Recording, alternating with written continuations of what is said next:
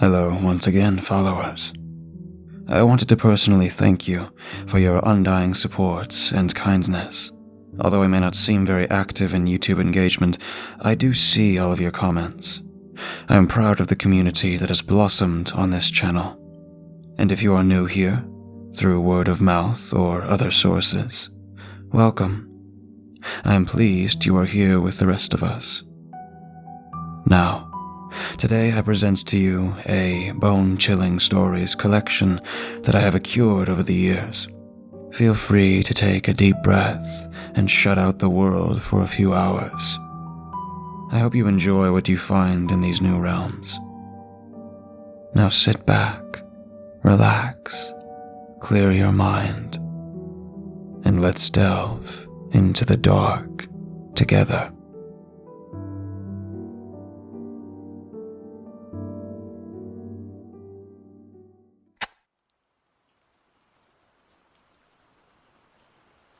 The hum of the air whooshing around the car accompanied my bored stares at the hours of towns, farms, and coastal highways. My focus was only occasionally broken by my little brother chirping up to once again ask our parents, "Are we there yet?" reminding me again why we were on this trip to begin with. My mom sighed, exhausted by what I'm sure was another migraine she was so often trying to smile through. Sensing her frustration, my dad chimed in with a quick, "Almost, buddy." If it weren't so numb from the hundreds of miles of road we'd already traveled, I would have almost said my dad even sounded excited to answer that question this time. The sun was high in the sky by this point in our journey, and the sound of cicadas flooded my ears as the car rolled to a stop. I peered up through my window to see Dad had pulled over at a small roadside diner. The place was obviously well past its prime, but judging by the amount of big rigs parked in the neat rows to the side and the scattering of cars out front, it was still doing pretty well. I hadn't even noticed how hungry I was until the scent of grilled meats and syrup wafted over me. The sound of bells chiming called the waitress to attention. "Hi there, guys. My name's Stacy, and I'll be taking care of you today," she said happily while walking us to our booth. Cole asked our mom if he could have pancakes, and she nodded, bringing a huge smile to his face. He was quite the people person, even at just 6 years old. His bright blue eyes and curly brown hair drew people to him. Even our waitress couldn't escape the 6-year-old's charm. He regaled her with the story of how our grandparents were going on a long trip and didn't need his big old house anymore, so he got to have his very own bedroom now. The next leg of our trip went much faster, helped no doubt by the full stomachs we had, helping to lull both of us to sleep. As I came to, inside of the car I was washed with a soft orange glow, and through the tree line I could see it. The house was a beautiful old Victorian-style home with a stunning garden, although at the time I couldn't have cared less. The car kicked up loose gravel as we made our way down the long driveway. Mom mumbled something about how I had been there once before, but I would have been way too young to remember. Dad pulled the car to a stop in front of the old house. Eager to get out and stretch my legs again, I was the first one out of the car. As my family began to unload themselves from the car, I walked towards the old house, hearing Cole call for me in the background. I waited briefly to let him catch up with me so we could explore the new house together. The structure loomed dominant against the wild gardens and stone paths that surrounded it. The two of us made our way laughing and racing to the back garden. The sounds of nature were new to me on this scale, and I found the buzz of the cicadas exhilarating. I even went so far as to tell my brother they were the sound of the sunbeams themselves. Following the stone path led us to the tree line of the forest. The stone path turned to packed dirt as the cool air from the shady forest floor enveloped us. "Austin, look!" Cole called to me, pointing down to an old pocket watch that he had found along the side of the path. He scooped it up quickly and inspected his new treasure to be sure it was to his liking. Mom called for us from the front of the old house and was just as eager to explore the inside as we were the outside of the house. I ran back to the car where our parents could be found pulling out our bags and setting them on the porch. Dad noticed the watch shimmering in Cole's hand and asked him where he had found it. We answered, and Dad shrugged, stating that Grandpa must have dropped it at some point and that Cole could keep it since, like the house, Grandpa didn't really need it anymore. "Why don't the two of you go in and find your rooms?" Mom said, seeming to now share in some of the excitement that I had detected earlier in Dad. Not wanting to get the second choice of rooms, I bolted into the house. Greeting me as I entered was a large, dark oak stairwell, curving and leading up to the bedrooms. As I ascended the stairs, I couldn't help but take in how dusty the place was. A thin blue-gray layer seemed to blanket every surface in sight. At the landing along the bottom of the wall was a large, ornate iron exchange vent cover, billowing cool, damp air onto me. I chose the room with the best view of the back garden and woods lining it. From my vantage points, I could even see the tips of the other similarly old houses peeking through the forest canopy. That first night in my new room, in our new house, surrounded by strange foreign sounds and creaks from the age of the house, left me with little sleep. As days went on and weeks passed, I settled in a bit better. The creaking sounds late in the night still woke me up on occasion, though. I always found myself growing frustrated with Cole. My things started going missing, and days later would show up somewhere in the garden where he now spent the bulk of his time. I'm not sure if it was from the isolation from other kids, or just because we finally had room to play for the first time, but Cole began talking to a new imaginary friend. This didn't strike me as anything particularly interesting, as he had had plenty of imaginary friends before, but this was the first one that seemed to stick for more than a day or two. The most interesting thing to me in the house was the large vents and the occasional small door cut into the walls, often leading to small crawl spaces or storage closets throughout the home. I could usually hear Cole talking through them, and although I knew there was no one actually with him, it always unsettled me a little. One evening, when I was helping my mother with the monumental task of dusting the home, I noticed small prints in the dust. Curious, I followed the prints, and each time the path would end at one of the vents or one of the little doors.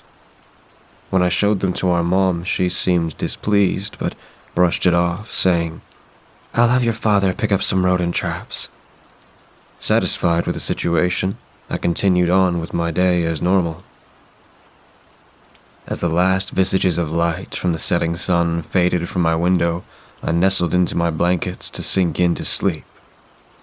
The sounds of the world faded, and weightlessness took over me, until I was forced awake by the sound of the stairs creaking, followed by the click of what I thought must have been the back door. I stood hastily, rubbing the sleep from my eyes, taking in my surroundings. The familiar sound of walking in on the stone pathway drew my attention to the back window. The moon was high in the sky, casting its cool white glow onto the world. As my eyes finally gained focus, I realized I was looking at Cole, slowly striding along the path in the direction of the tree line. Unsure of what to do, I ran to our parents' room to wake them up. Clearly annoyed, Dad hurried down the stairs and out the back door to stop Cole, while Mom rushed to throw on her old white bathrobe and followed soon after. Once back inside the house, Cole claims to have no memory of getting out of bed to begin with. Mom, still sounding a bit worried, stated he must have been sleepwalking. As the two of us were sent back up to our beds, I could hear the loud clicks of the old locks, and Mom scolding Dad for not being sure they were locked before he had come to bed. Over the next few nights, following Cole's sleepwalking episode, I felt as though I was always being watched, and that there were always eyes on me, no matter where I went. I also found myself losing things more and more often. This built up to me yelling at Cole for hiding my shoes along the garden path. Storming back to my room, I noticed one of the vent covers had shifted off. While I adjusted it, I heard a swift scuttle, and saw what I could have sworn were little legs jet into Cole's bedroom. I followed into Cole's room to investigate. The room seems to be completely empty. I noticed, however, that the glass on Cole's window was covered in small marks. Burned out from the evening, I trudged my way back to my bedroom and plopped down. I woke abruptly to the sound of scratching all around me. The sound persisted as shadows shot through the room, zipping across my bedroom walls in the moonlight. My gaze darted to my window, and there, staring back at me, were multiple small glowing eyes that met mine all at once. As quickly as I had been jolted awake, I felt my world go black as I fell to the floor. The following morning, I found myself lying on the floor next to my bed.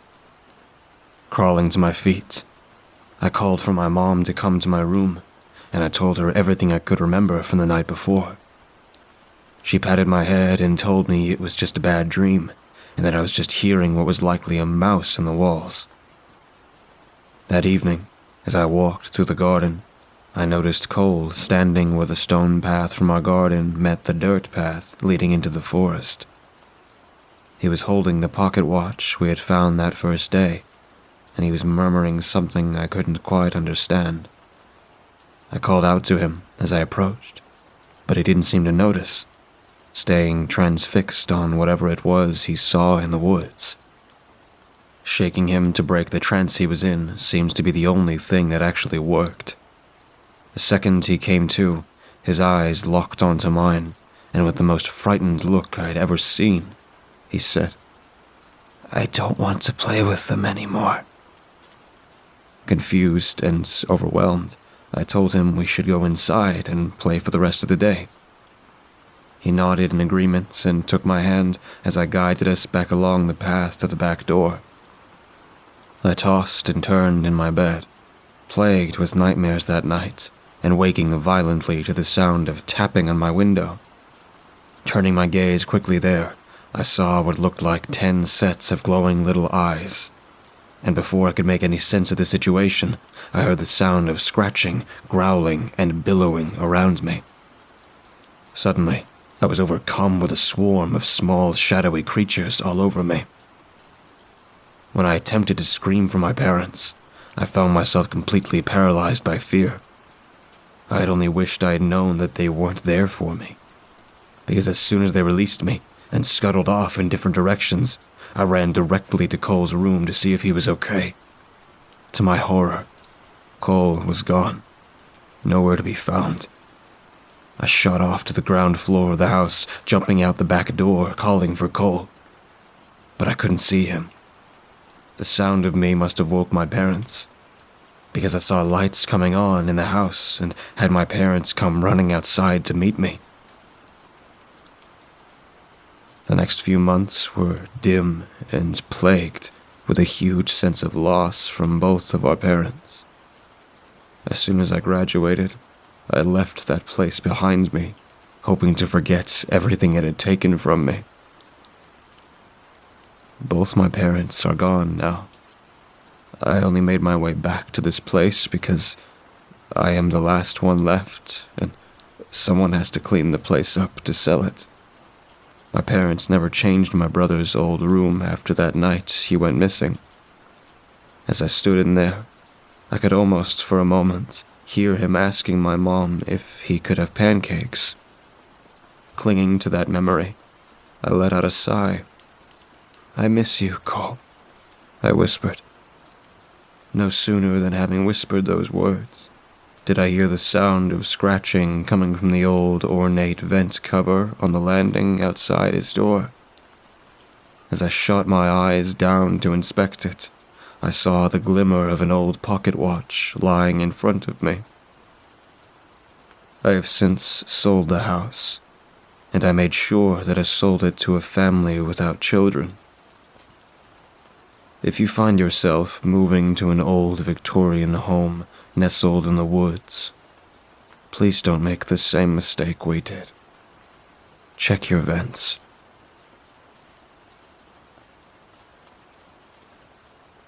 I live in a small, tight-knit rural community in the Scottish Highland Territories. Obviously, I won't disclose exactly where, but all you really need to understand is how out of the way we are. Miles and miles of road winding around endless hills, burns and lochs separate us from the nearest town where any brand-name stores operate. My mom and dad are farmers, but in a more rustic sense. Think subsistence farming, with a little bit of good faith selling and trading with the nearest neighbors. In the north of Scotland, cell phone and internet coverage is unreliable at best anywhere outside your own home. My aunt and uncle visit every now and then from Glasgow, and if I want anything, I can get it sent up here. We're not all that disconnected with modern-day technology and postage. But anyway, I only told you all that to give a little bit of context towards my situation, a feel for where we are. We have some sheep and chickens, but mostly our pride and joy has been our cows. We keep them happy, and they have plenty of space to roam and have good lives. We genuinely care about them. My dad especially. Even after 50 years of heading the farm, he still hates having to slaughter any of them. Big softy he is. Something most people don't know about cows is that they tend to stay in barns during the day if they have the chance, and then head out to pasture at night. One evening, about 2 weeks ago, we were at the table for a late dinner when we heard one of the cows crying out, louder above the usual bustle.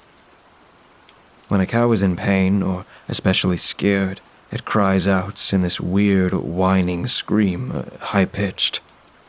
Me and my dad gave each other a look and grabbed our torches and ran out into the field with our collie, Kira, to try and see what it was. When we reached them, the beams of the old flashlights swept across the scattered herd, most of them moving and giving these scared moos. No matter how long you work on a farm, it's always unnerving being out there at night. All those big animals with their eyes reflecting with that ghostly green glow. Quickly, I spotted one amongst the herd, Nell, with a damp red glistening wound on the neck. Me and my dad spent a little time getting close to her, but it took a while because she was understandably skittish.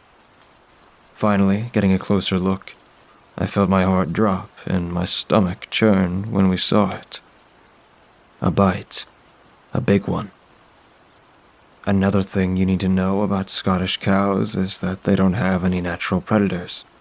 Foxes are too small, and the wolves and bears died off decades ago, so nothing could have or should have done this. We heard Kira growling, and turning the flashlight to her, we saw her low to the ground, baring her teeth, face pointed towards the far corner of the field. We turned our beams, and stood there, still as stone, was one of the cows. It was eerie seeing it just standing there, unmoving and staring back at us. Caught in the light, it wasn't hard to see that its lips and chin were wet with blood. My dad looked at it with his mouth partially open and eyes narrowed, placing a hand on my shoulder and stepping in front of me. It was Clarabelle, one of the larger of the herd who was a couple of months into her pregnancy. We'd never had aggression in our animals before, just the old nip and shove. "She must be sick," muttered my dad, before adding, "Take Kira inside." The words came through to me, but I felt frozen as still as that cow. She was looking dead at me, those reflective eyes a sheer pale green that bored into my soul and sent chills down my spine as I watched a single red bead of blood trickle down her lips.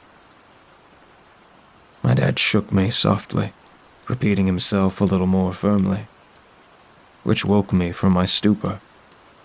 Nodding, I tore myself away from the cow's stare and pulled the disgruntled collie away and backed up to the house. It was only on that return trip that I realized how hard my heart was racing, thumping away in my chest. Something about the whole situation felt off, and I hated leaving my dad alone back there.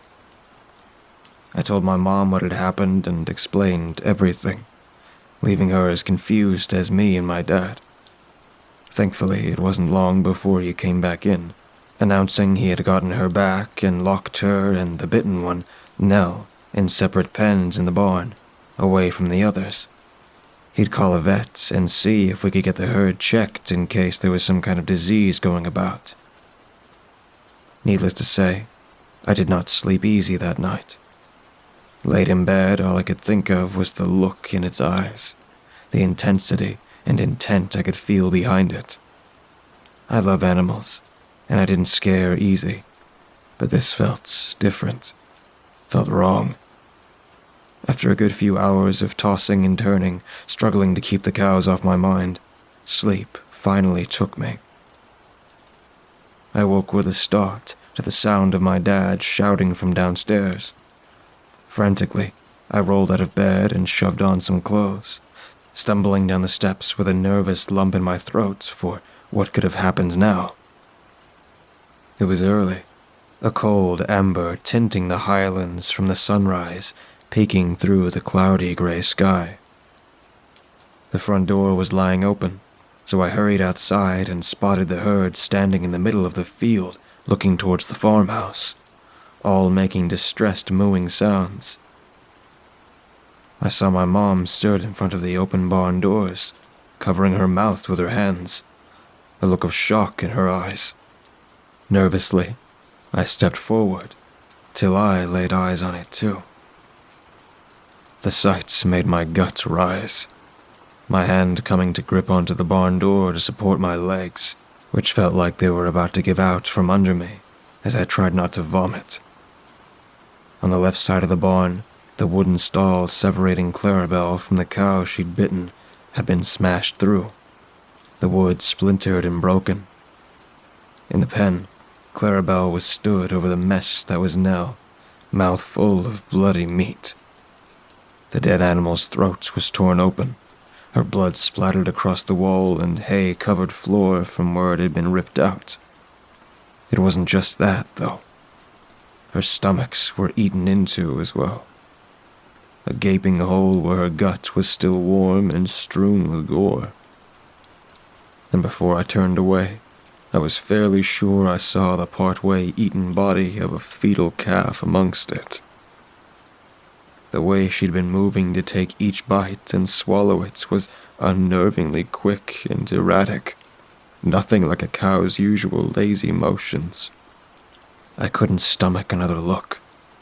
The sound of meat being torn and chewed by blunt teeth, the offensive coppery smell of the blood filling my senses as I struggled not to hyperventilate. It was then I heard my dad yelling, having grabbed a pitchfork and began to try to force Clarabelle back from the body, and it took him physically prodding her to even get her to step back. Speaking loudly, he told my mom to call our neighbor, Horace, to come round and bring his rifle. She ran back from the scene in a hurry, but I was still frozen as I watched my dad shout and fend back the bloodied animal. Clarabelle swallowed with a gross, gulping noise, and as soon as she had nothing left to chew on, she moved forward towards the corpse again. "Hey!" my dad yelled at her, thrusting forward the pronged pitchfork in an effort to scare the cow back, but she completely ignored him. She was strong, the strength behind her movements knocking the makeshift weapon out of my father's hands as she forced her way back to the corpse of Nell. When she finally reached it, she immediately bit down again into the pit of the dead cow's stomach. But when she'd opened her mouth, it was wider than I'd ever seen a cow's mouth open before. Clarabelle made this horrid noise, like someone with a hoarse breath breathing inwards. My dad took a few slow steps back, watching in horror as the terrible feeding continued. I was still stood in the doorway to the barn while this was happening, and glancing back to the house, I could see my frantic-looking mom looking out the window at us from the kitchen on the phone, talking to someone who I guessed to be Horace. I heard my dad mutter something, drawing my attention back towards the broken stalls. "What in God's name?" He had gone pale, a look of confused disgust and fear on his face. Instinctually, I looked to follow his gaze, and saw it too. I felt the breath leave my shaking body, limbs and chest going cold. I'd mentioned before that Clarabelle was pregnant, but we could see her belly distending. It was moving, shifting as something was pressing against it from the inside, her abdomen becoming visibly larger and the skin thinner as she fed. But the thing pressed against her from the inside. It didn't at all look like a calf. It looked like an arm, a hand pushing outwards for a moment. I took a few faltered steps back, when my dad turns to me and began storming away from the scene, moving past me and marching to the storage shed. When he re-emerged, he was carrying a jerry can of petrol, and the look on his face was terrifying. It was this God-fearing anger, like he was hellishly intent on righting what we could both see was so wrong. He walked right past me into the barn, and immediately began splashing it on Clarabelle and the stalls, the sound of her horrid breathy crunching and swallowing still permeating the chamber, the thing in her stomach still growing and convulsing. The smell of petrol and blood mixed potently as my dad emptied the can out into a trail which led past where I stood away a few feet from the barn. He closed the doors and pulled the latch, locking it before lighting a match.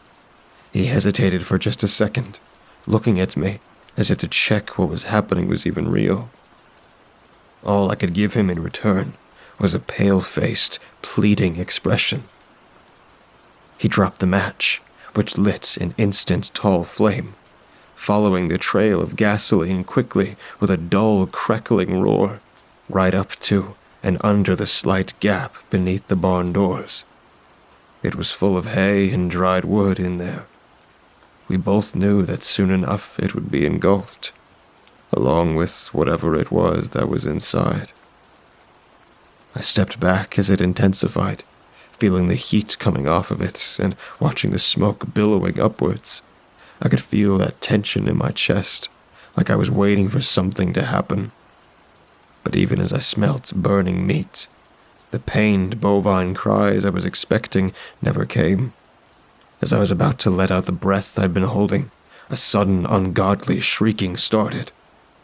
I ran as the sound burst forth from the flaming barn, even as my dad stood firm outside the barred doors. I ran as I heard the horribly pained mix of animal and human wailing from inside the inferno. I couldn't take it anymore. I ran inside the house, straight to the bedroom, dropped in front of the toilet, and was sick.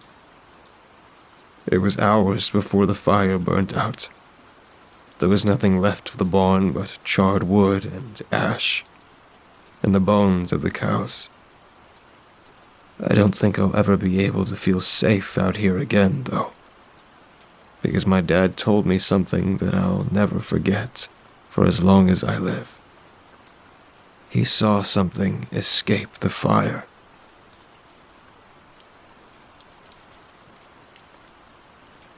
Pizza is the best thing humanity has ever come up with. We've been to the moon. We can instantly talk to people on the other side of the planet. We've even deconstructed the human genome. But nothing can even remotely compare to getting a slice of greasy goodness after a long day. Pizza is my comfort food. Good days, bad days, pizza will enhance my mood regardless of the situation. It's literally perfection. So it's no surprise that I'm pretty chummy with the Mom and Pop's Pizza shop down the street from my house. I live alone, so I've no excuse not to pick up a spicy pizza pie from them at least twice a week. On a bad day, I'll admit I can and will devour an entire large pizza all by myself. There's a connection my brain creates with bad things for me, which explains my poor taste in meals and people. But all that matters is that for a few blissful moments, I feel happy. The pizza shop owners know me by name at this point, and they greet me whenever I come in. Being their best customer, they offer me samples of new menu items, the occasional free drink, and will give me extra breadsticks with my order. They're an older couple in their late 60s, and they're the sweetest bunch of people I know. I would even prefer them over my biological parents, who have a tendency to judge my lifestyle of being alone and consistently introverted, which isn't a fair judgment to have. I've tried having friends and relationships before, but I always feel let down when they tell me all their woes, and I silently listen to everything they say. But when I vent to them, they tell me I'm overbearing. Even worse, they change the way they look at me, even though I don't look at them differently for what they've said. Relationships are just too much work, to be honest, and the idea of being locked in with someone that I'll grow to dislike makes me scared to try anymore.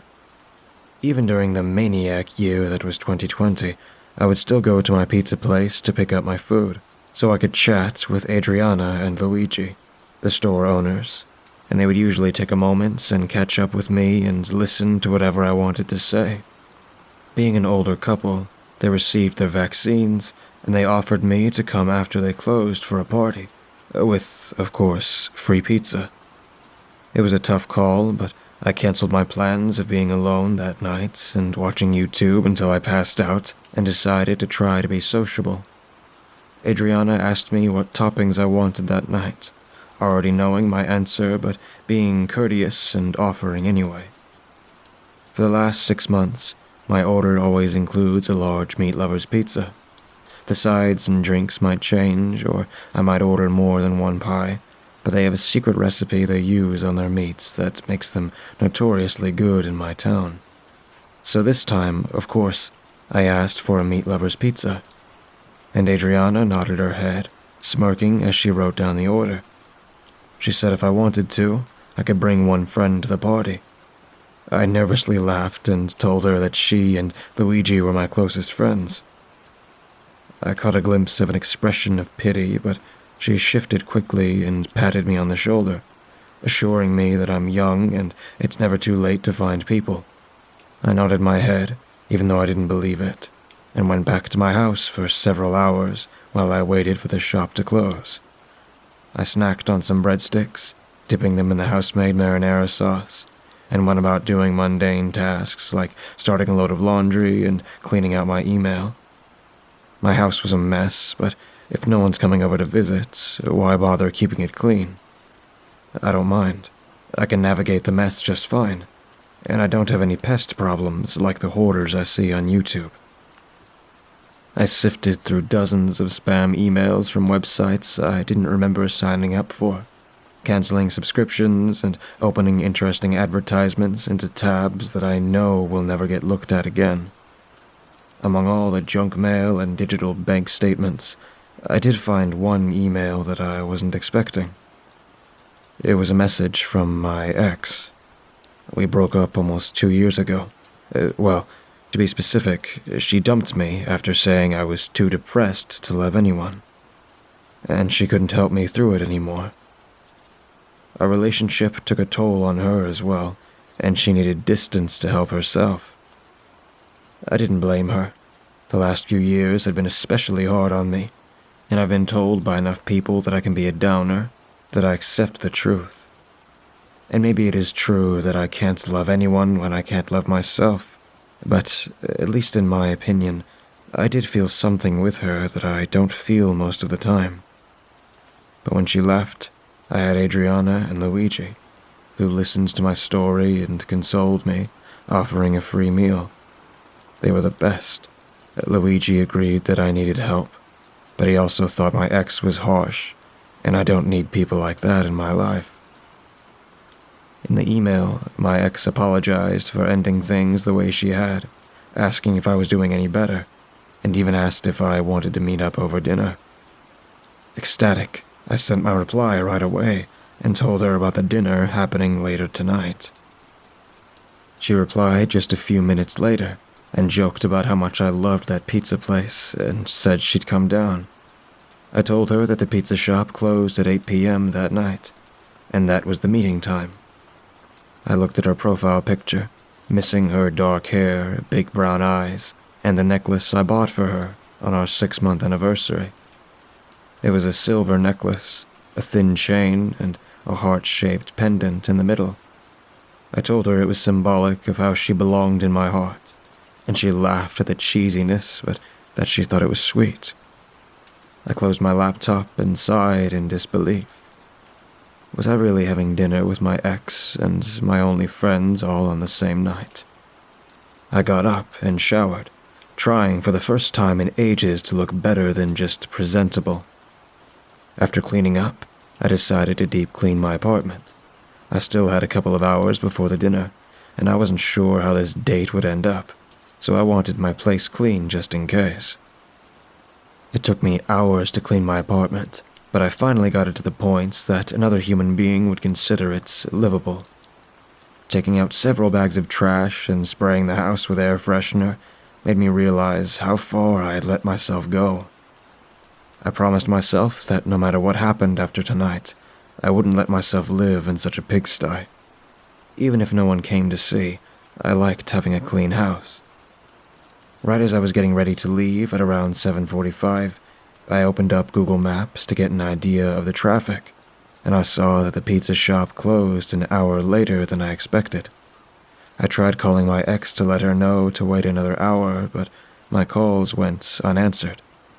Strange, but I figured that if she got there early, then she could wait a while longer until the shop closed. I sent her a text of my plans since I could use some extra time to get ready, and I really wanted to make a good impression on her. She knew that I could be forgetful and was usually understanding of mistakes like this. So, after another hour of getting myself and the apartment ready, I began my drive to see my ex-girlfriend at the pizza shop. The pizza shop was in the middle of a business district, so by the time I got there, most people had already left work, and several blocks were completely empty, just the way I like it. Luigi tells me they make enough money during the lunch rush so they don't stay open too late for dinner so that he and his wife can enjoy the evening. As expected, I pulled into an empty parking lot, save for Luigi's vintage Chrysler. I can't begin to tell you how much he loved that car. He tells me that he does all the maintenance himself, but my ex's car was absent from the parking lot. I began to panic. Maybe she didn't get my text and thought I stood her up. I walked inside the pizza shop, hearing the familiar jingle of the bells over the door, and Adriana greeted me as usual. I asked if my ex came through, and Adriana nodded while polishing an empty glass. She had come in, asked where I went, and took off after about 20 minutes. I was devastated. This might have been my last chance at mending things with her, and I blew it big time. Luigi came out from the back room with my requested large pizza, as well as a plate of wings, a side of breadsticks, and 3 beers. They consoled me about what happened with my ex-girlfriend. Adriana tried telling me that she had a bad attitude and seemed more than eager to get out of there, but it was still hard for me. But I immediately felt better after biting into that first slice of Meat Lover's pizza. It was cooked to perfection, as always. There's something about how they season the meat that is so unique to this pizza shop. I've never found anything that can remotely compare. And today, the toppings tasted notably fresh. We laughed and ate the meal, and before I knew it, we finished the whole pizza, and I was a couple of beers in. I excused myself to the bathroom. I had a pretty weak bladder, and when I started drinking, I needed to pee almost immediately. As I sat down to do my business, I took my phone out and tried messaging my ex again. I noticed that none of the messages had been marked as read. I wasn't sure if she had blocked me or simply hadn't opened my text. I decided to call her to explain what had happened and maybe reschedule for another day.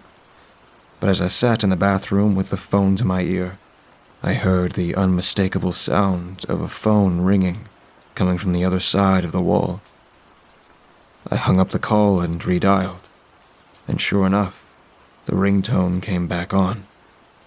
I heard the sound of a chair getting shoved, a door being pulled open, and my call went to voicemail. Something was definitely fishy here. I came out to the bathroom and tried calling the number back, but this time it went straight to voicemail. I asked Luigi what was going on, and after failing to convince me that nothing was wrong, I pushed my way past and headed into the bathroom. They have a large walk-in freezer where they keep their perishables. This freezer also backs up to the bathroom, so common sense told me that this is where I heard the phone ringing. Adriana begged me not to go into the freezer since it was a health code violation to have non-employees contaminate the food, but I ignored her and went inside. I flipped the light switch on and saw carcasses hanging from the roof. I shivered at the sight, but I realized that they were cow and pig carcasses. This was a restaurant, after all, and I was jumping to conclusions. I called the number again, going straight to voicemail. Adriana stood in the freezer doorway, asking what I was expecting to find, and I shrugged and said I was sorry for ignoring her warnings. She forgave me and asked me to join them back at the table to start desserts when I got back. I agreed and stood up to return to the dining area when I caught a glimpse of something from the corner of my eye. I looked back into the freezer. All the way in the back, muddled by fresh blood, I saw something shiny. I walked over to investigate, and I realized it was a thin necklace with a stylized, heart-shaped pendant on the front.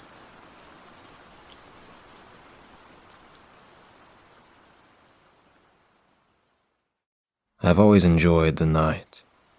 Staying up late into the thick dark of the evening, going for a drive while listening to music and having a cigarette, watching TV shows or movies in the blue light glow of the television set, ordering cheap and greasy food from hole-in-the-wall establishments lit by buzzing neon lights, drinking beer or whiskey or wine until my head swims, smoking weed or alternating my consciousness in some less usual way. These have all been habitual pastimes for me for many years. By myself or with friends, I love the late hours and the quiet electricity they hold, the slight feeling that I should be in bed, that I shouldn't be out. The whole world is asleep, but not me. It gives me a hint of misbehaving, of being bad, even if what I'm doing is quite plain. I don't care. I love it. But out in the night, strange and dangerous things dwell. I suppose that's part of the allure of it, the heightened risk that we recognize down at the core level of our being, deep within our DNA. Once the sun sets and the darkness falls, the chance of death at the talons or teeth of some stealth and unseen predator, the chance that the world will swallow you whole, like an insignificant little morsel, never to be seen again, is at least tenfold that of daylight. We all know this. It's why so many of us are afraid of the dark. It's why so many of us are, like I said before, excited by it. We venture out into it regardless. Bathed in pale moonlight, we risk life, limb, and lucidity. Most of us make it out just fine. Some of us, though, pay a dear price for our hubris. Some never return. Some do, but whether this is the most desirable fate is not always so clear. I'll tell you my story and let you decide. It was the late fall of 2006. I was still young, reckless, and sure of my immortality. But all of that had started to wane. College was over. I had done my traveling throughout the far corners of the earth. run out of money, and been forced to return home to my sleepy little town seated at the foot of the Berkshires in the far western end of Massachusetts. My high school friends had all moved on to bigger and better places. The few acquaintances remaining had begun to grow older, start families, lose their passion for life, and fade into the dull gray background of small-town existence. After places like New Zealand, Australia, Fiji, and Thailand, this was a cold and depressing limbo for someone with my taste for living. Life as I had known it was coming to an end. It was time to move on to the bleak and grinding continuance pined for by so many lifeless individuals, without so much as an iota of imagination to spur them forward to greater things. I thought I was destined for greatness, but no. Maybe I was just another victim of the self-esteem movement. Just another poor sap who thought he would be a rock star or movie god. Just another sad story of disappointment. It hurt. It really hurt. But coming to terms with it was important. So important that I decided to completely ignore it. I spent my nights driving around aimlessly, listening to strange albums full of weird songs, smoking pot and sipping cheap whiskey. I just wanted to feel rebellious and free again.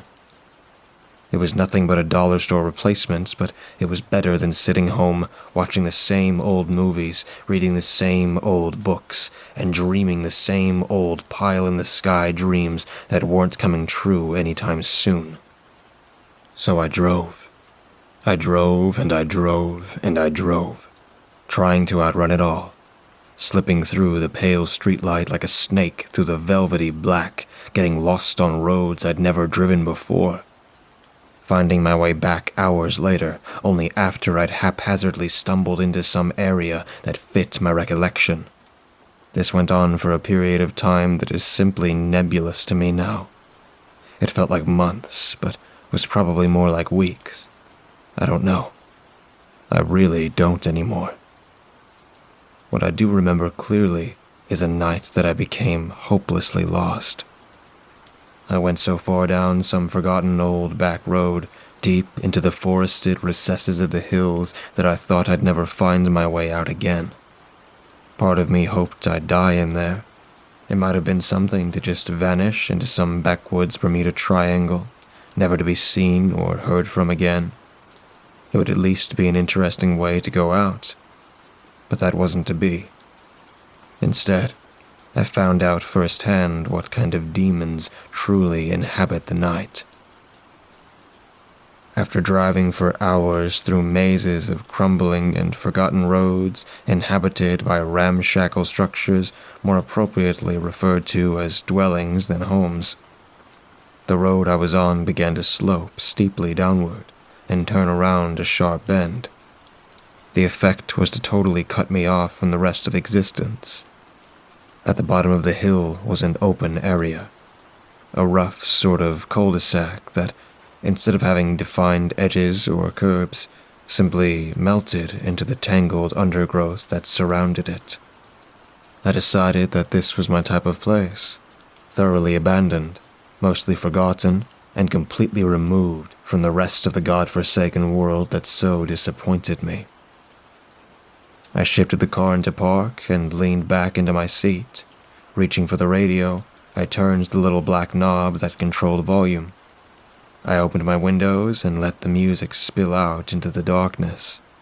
It was a kind of drug-fueled jazz that sounded like noise to all but the trained ear, and instilled a feeling of approaching chaos and doom in the listener.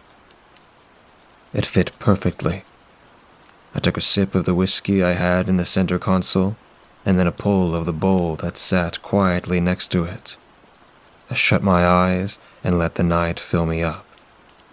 I had no idea how to get back home, or if I'd even recognize the way if I stumbled upon it in my current state of mind.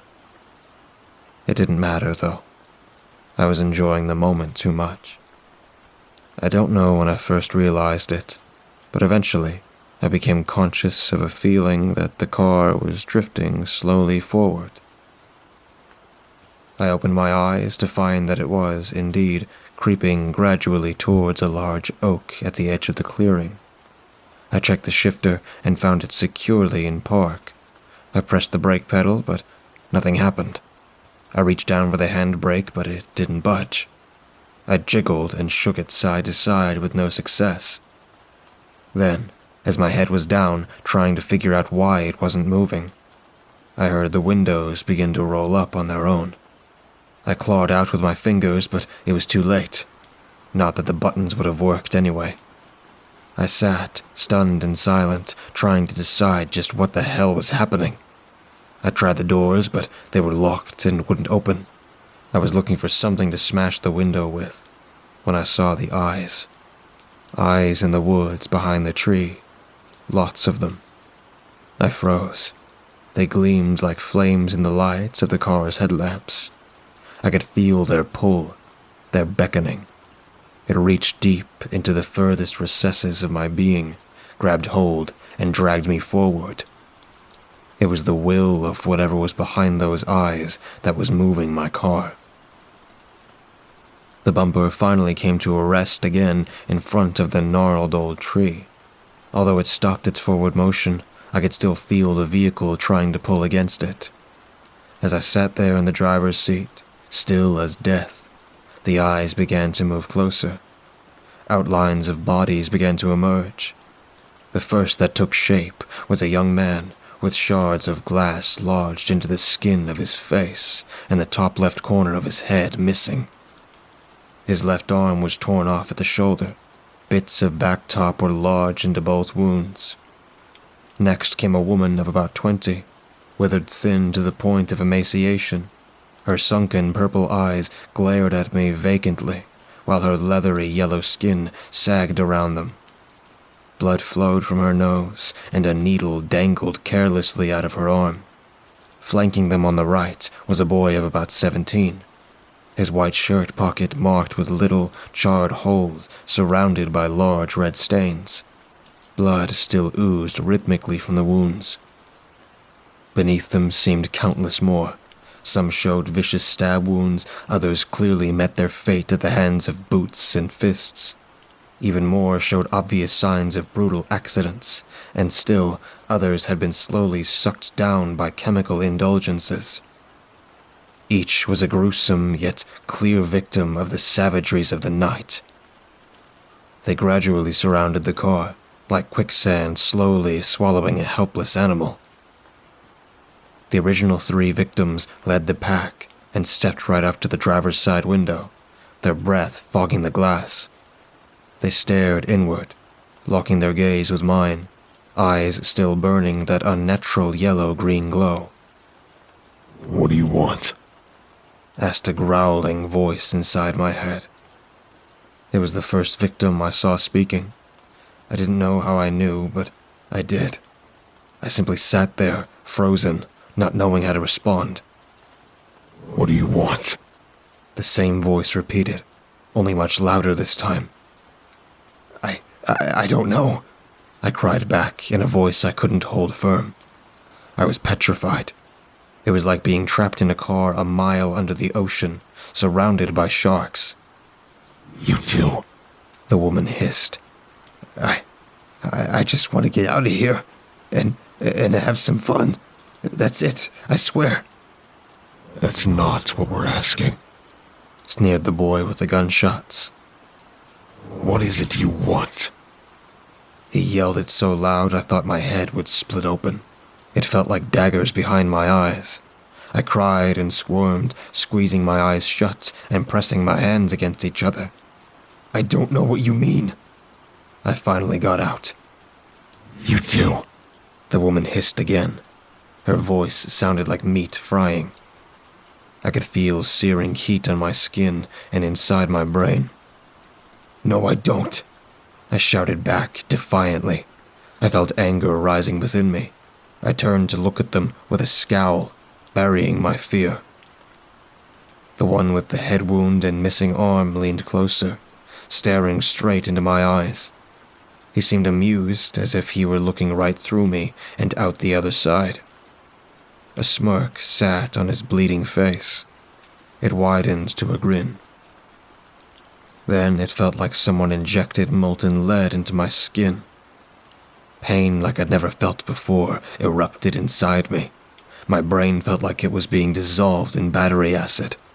I clawed my jaw so hard I chipped teeth. I squirmed and writhed and tried to scream, but nothing came out except stranded little whimpers.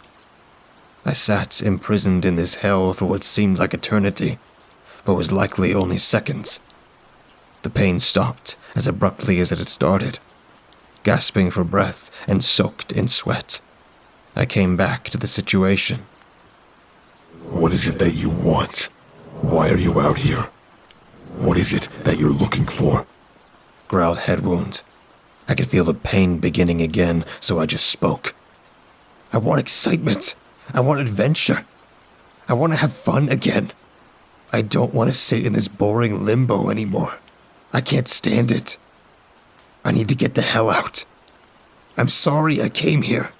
I'm sorry. The atmosphere became very quiet, like someone turned the intensity down from a few pitches to a low, foreboding hum. It was somehow worse this way. Headwound grinned again. So did Needle and Gunshot. So did every single one of them. It sounds like you want to be one of us. Headwound said in my brain. No, I didn't. I don't want to be like you. I want to live. You want to live? Yes, Then stay out of the night. he said again with a smirk. It's ours. It belongs to us. To our kind. His words echoed in my head as if underwater, as if I were drowning. Okay, I will. I promise. I'll never go out again. Just let me go, please. Then they all stood back. They stood still, gazing off into the distance as if deep in thought. One hive-mind jury working together as one to return its verdict. Then Headwound leaned forward and smiled again. We don't believe you. I'm telling you the truth. I mean it. I'll stay in. I'll be better. I mean it. Your kind never tell the truth. He grumbled. We know. He showed his bloody grin again, then looked around at his grim compatriots. But we'll give you one chance. Thank you. Thank you. Oh God, thank you. I practically prayed to that disgusting thing. However, we must take payment for your trespassing. Otherwise, how will you learn? What? What do you mean? I didn't know I was trespassing. I'm sorry. My pleading screams went unanswered. Instead, they all took a large step back, but kept their burning yellow eyes fixed on the car. I felt the pull on the car increase exponentially, pressing the bumper against the tree with staggering force. At the same time, my body was pinned to the driver's seat, as if strapped to a gurney with leather belts. I couldn't move below the neck. The pull on the car kept on growing and growing. I could feel the force multiplying, as if something were feeding it rocket fuel. The front end of the car began to crumble. The hood creaked and folded like an accordion. The sound of twisting metal rang in my ears. In spite of it all, the car kept moving forward, the enormous dent in the front end moving closer and closer to the driver's seat. The dashboard cracked. Jagged lines spread through the cheap, thin plastic like bolts of lightning. I watched as the steering column shifted unnaturally to the left, pushing forward towards my leg. The car kept crushing itself against the tree trunk. The steering column inched closer to my knee. I tried desperately to move, but my legs may as well have been made of stone. Panicked, I thrashed my head from side to side and screamed like a madman. None of that made one lick of difference. The steering column slowly drove itself into my kneecap. I felt the pressure build, the ache intensify. I screamed louder, with all my will.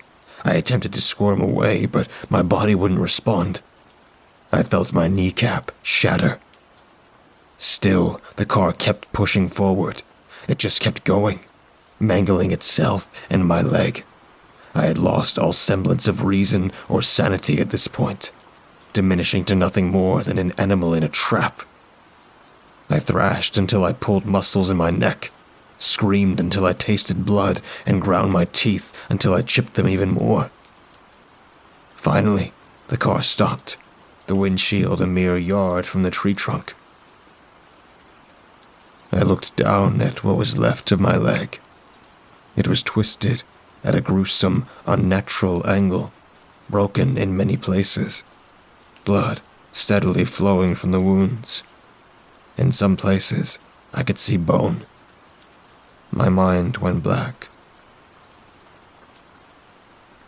I drifted in and out of consciousness until the rescue team arrived. They say I called them on my cell phone, but I don't remember doing so, nor can I figure out how I was able to convey to them where I was. The herd of ghosts were gone by the time they arrived, having disappeared at some point during my brutal wait. One more piece of the story that I don't remember. The firemen, police, and paramedics all just assumed I had crashed the car. It certainly looked that way, and I sure wasn't going to try to tell them the truth. In the end, I was brought to the hospital and stabilized. My left leg had to be amputated. It was just too mangled to be saved.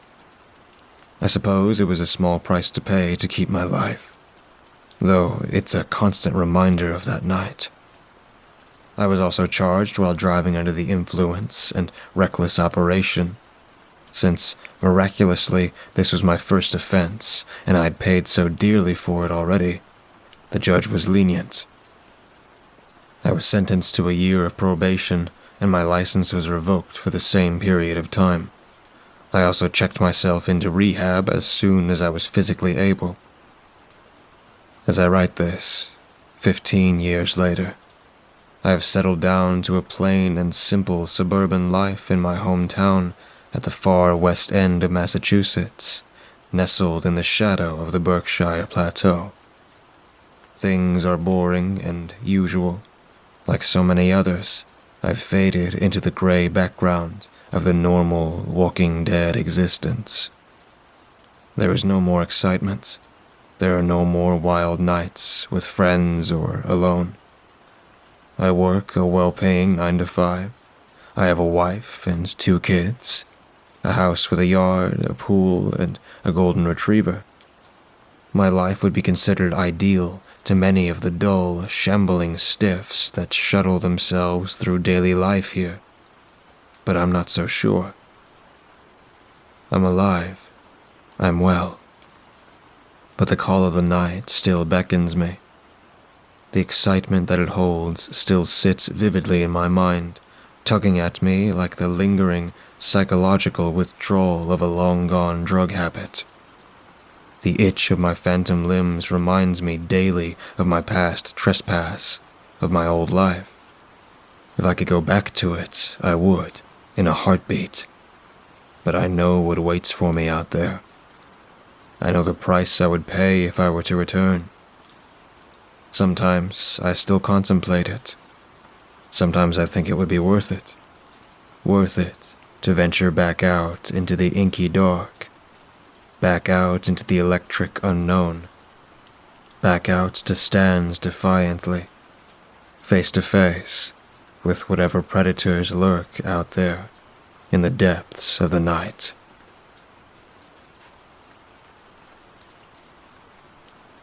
The handwritten sign plastered to my door was not something I could miss. Rent due on Monday. Don't be late this time. Living with my best friend's sister had been working out reasonably well, and to be fair, I felt terrible about being behind on rent so often.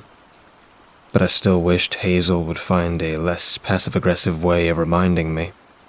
If only my parents had bought me my own place after I'd graduated college, I'd get to be the one behaving like an overprivileged prick, I reflected. before tearing the sign off the door and entering my bedroom. I flopped down onto my bed, exhausted after another morning of fruitless job searching. I knew I would have to face facts. Things were getting tough, and I would simply have to accept anything that came along, sooner rather than later. All I had to show for my efforts today was that interview at the fast food place scheduled for next week. As I got comfortable, I heard a crunching sound in my pocket and remembered the flyer that I'd been given earlier. I took it out and looked at it again. I'd been handed this piece of paper by some random guy as I was leaving the subway. I'd taken it more out of politeness than anything else, fully intending to throw it in the next garbage can I came across. Now, actually, taking the time to read it, I was glad I hadn't done that. There were scarcely any details, but there was enough information to pique my interest. Exciting job opportunity for the right candidate. Excellent pay. No experience required. Call this number. Well, I am at the point where I just need to do something to bring money in, so why the hell not? Hopefully this was said just loud enough for Hazel to overhear. Anyway, what harm could it do to give a number a call? I thought to myself. And so I dialed the number. The person on the other end picked up immediately. "Good afternoon, Mr. Featherstone." A female voice, not particularly unpleasant to the ear, but not hinting at any emotion either. "Yes, hello. Wait a minute. How do you know my name?" "This is the Mr. Featherstone who received our contact details in the tube station earlier today, is it not?" "Yes, but—" "We're happy that you have chosen to get back to us so quickly, Mr. Featherstone. We would like to schedule an appointment to discuss this opportunity with you later this afternoon. The location is only about a 10-minute walk from your apartment. Will 2:30 this afternoon be good for you?" How does she know where I live? I mused. This was all extremely weird, but those two words, excellent pay, were enough to motivate me. "Sure. Yeah, that's fine." "Good. Please come to the following address at that time. Mr. Elliot is eager to meet you." What harm could it do to go along? I thought to myself. It was just another corner, after all. What the hell am I doing here? I thought, sitting in the lobby of an old but elegant office building, which was indeed only a few minutes away from where I lived. The men at the front desk had ignored me, apart from pointing in the direction of the bench I was now sitting on. The building was so nondescript that I could honestly say I had never even acknowledged its existence, despite having walked past it hundreds of times in the last couple of years. However, I didn't have much time to ponder this, as I was soon greeted by the imposing figure of the gentleman who had requested my presence. "Mr. Featherstone, so nice of you to come at such short notice." Call me Mike, please." "No, I shall stick to Mr. Featherstone. Mine is a business that requires formality. I'm sure you'll come to understand this soon enough." This was a man to not be messed with. That much I could tell. "Now, do follow me to my office." Again, this was non-negotiable. Mr. Elliot was already halfway there. I broke into a light jog, not wanting to seem rude by lagging behind.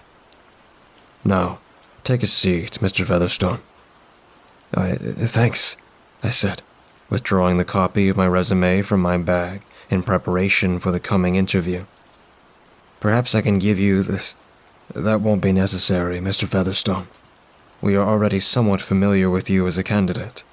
We don't make offers such as this to random strangers." Okay then. Thank you for—" I was once again cut off. "This is not an interview in the conventional sense. I will explain our requirements. I will discuss the financial compensation. Then, you should be given time to consider this information before coming to a decision." Mr. Elliot then looked directly into my eyes, pausing his little speech. "Okay, Mr. Elliot." I was at a complete loss as to what to do or say at this point. "Good. Now here's my offer to you." "Hazel, are you in there?" I asked, knocking on her bedroom door. A few seconds later, she groggily opened it. "Mike, you know I work nights. Is it important?" Damn, I'd forgotten about her shift work. Sorry, Hazel. I just wanted to pay up for what I owe. Here you go." I handed over an envelope stashed with my, for once, not overdue rent. "Jesus, Mike. In cash? Did you rob a bank or something?" I couldn't help but smile. "Not quite. Look, something's come up, and they paid me in advance for my first gig. So, there you go." "I don't think I want to ask any more questions, do I?" Maybe not. I couldn't help but feel a little sheepish. Handing over a sizable wad of cash must have looked a little odd, I had to admit. Don't worry, though. It is legit. Hazel gave me a slight smile in response, the first time she'd done that to me in a long while. "Thanks, Mike. Oh, and sorry about the note earlier. You know how I can get sometimes." "Think nothing of it." She widened her smile, then closed her door. Things were looking up already. All I had to do now was wait for the call. 2 days, Elliot had said. Friday evening, just before midnight, at the address given. It all sounded simple enough. I would be working as a personal assistant to an exceptional client of Mr. Elliot's, and would be there for a short period to help him out in whatever way necessary. This would be a one-off occasion, after which I would not see that particular client again, unless requested to do so. As a gesture of goodwill, I had been paid in advance for this first assignment. He hadn't been kidding when he said the pay was good. If this went well, I was at the very least out of financial trouble for a while. Of course, the goodwill gesture did come with a caveat. Even if I decided to quit after the first assignment, I'd have to go through with this one job, whatever it entailed. Now, time to wait and see what adventures Friday night would bring. Where was this place? It wasn't that the address had been hard to find, it was just that I couldn't imagine anyone wanting to be here, let alone some exclusive clients of Mr. Elliot. This was smack in the middle of the city's most dilapidated industrial estate. I'd gotten an Uber to as close as possible, but even the driver wouldn't bring me all the way to the door. I'd had to walk the last half mile or so and was in real danger of being late. What was going on here? I approached the door, feeling more than mild trepidation. Before I had the chance to knock, the door was opened, and a giant of a man stepped out to greet me. Hi, I'm... Once again, I didn't get the chance to finish my sentence. "First door on the left. Get changed and await instructions. Be quick about it." The security guard then bundled me inside and slammed the door behind me. I found the room and entered. Whatever I might have expected to see, it certainly wasn't this. A full hazmat suit. This thing was the real deal, too. I was starting to get more of an idea as to why I had been paid so handsomely. No job requiring me to wear this would be easy or pleasant. "I'd make sure you put that on properly, Mr. Featherstone." I recognized that voice. I was starting to understand that it was also one I was never likely to forget. "Mr. Elliot? What the hell are you doing here?" "As I stated, a significant client of mine has need of your assistance. He can be found on the 3rd floor. Your assignment is merely to perform what I like to refer to as post-task completion." What? If his intention was to confuse me, it was certainly working. Think of it this way. If someone were cooking a meal, the meal itself would be the fulfillment of the task. Sitting down with a loved one, cutting into that steak, and enjoying a nice glass of red is what the whole experience is about. Of course, no one wants to think about washing the dishes afterwards. Nonetheless, the dishes need to be cleaned. This is what I mean by post-task completion. So, I'm here to clean up afterwards. Yes, Mr. Featherstone. Indeed you are. The creepiest smile I had ever seen slowly emerged in Elliot's expression. Now, as this is your first assignment, I'll be accompanying you to make sure all goes smoothly. I had a feeling I wasn't going to be washing dirty dishes. I followed Elliot to the elevator. He pressed 3, and we began our ascension. Mr. Elliot exited and made his way to a door some way down to the right. As previously, I found myself having to half-jog to catch up. He stopped at the door, turning to me with a look as cold as death on his face. Time to honor our agreement, Michael. There was something about Mr. Elliot's use of my first name that utterly terrified me. He then proceeded to open the door. Hi, Mike. How was your first day? Hazel had an overly comfortable habit of walking around the apartment scantily dressed, to the extent that I had to, more often than not, mentally remind myself that this was my best friend's sister. Not tonight, though. My mind was elsewhere. Rough shift. I don't really want to talk about it. Oh, sorry to hear that. I hope it gets easier from now on. Thanks.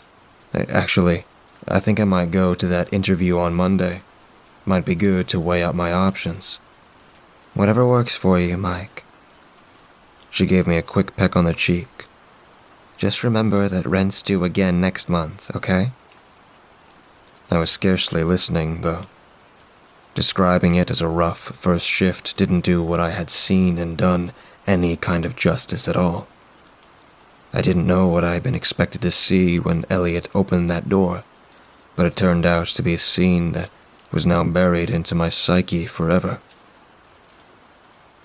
This'll be a pretty tough cleanup, so take as much time as you need. Just make sure you do the job properly. And at that, Elliot had turned and left. The room was poorly lit, so it was hard to make out what that coppery brown mess was that coated the walls. I'd followed Elliot's advice and put the suit on properly, meaning I was also using its breathing apparatus. Had I not done so, I would have by now recognized the stench of fresh blood. My eyes met a figure, dressed in what appeared to be a full butcher's garb, slowly but precisely removing what were clearly the last few remaining chunks of flesh from the corpse in front of him. Its arms and legs were strewn across the floor. The head had been removed and tossed aside. The butcher turns to face me. I guess my accountant here has ripped me off for the last time, he said with a sarcastic chuckle. Only fair I get to rip him apart, don't you think? Indeed it is, my good friend. I twisted around to see that Mr. Elliot had appeared at the doorway. Let me introduce you to my new junior associate, Mr. Featherstone. He'll be performing cleanup duties this evening. Good luck with that, kid. The butcher then slowly exhaled, stepping back from the remains of the corpse and started to make his way out of the room. Make sure you do the job right. I don't want a single trace of this scumbag left when you're done. That is our guarantee, as always. Mr. Elliot then stepped aside to allow this murdering psychopath to exit the room, leaving me to survey the whole devastating scene.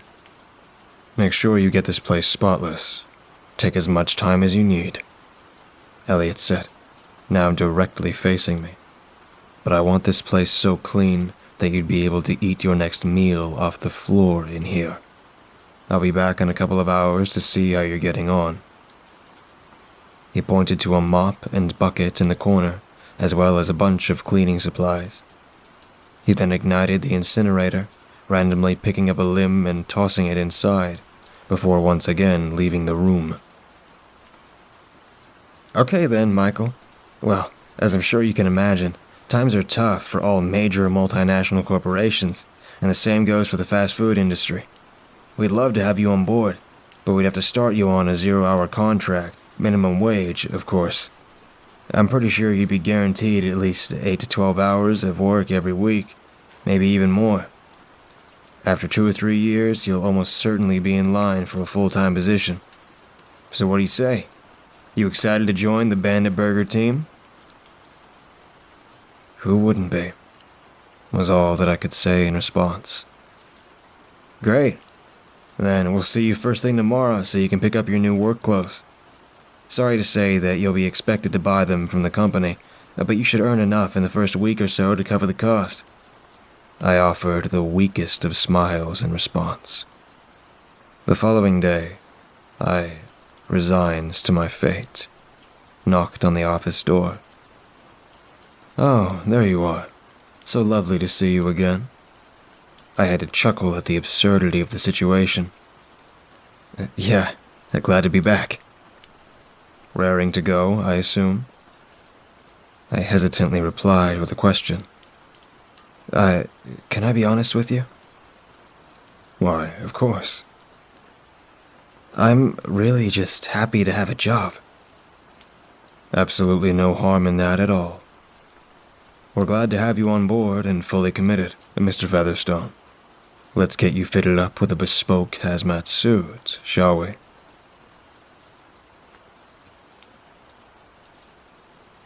I'm a bit of a nerd. I tend to hold on to that pretty tightly, since I don't really have anything else to go with. I don't have any friends, and I'm not athletic in the slightest, so I spend most of my time online watching fail videos on YouTube. I guess it's fun, but really, I just want a way to fill the time.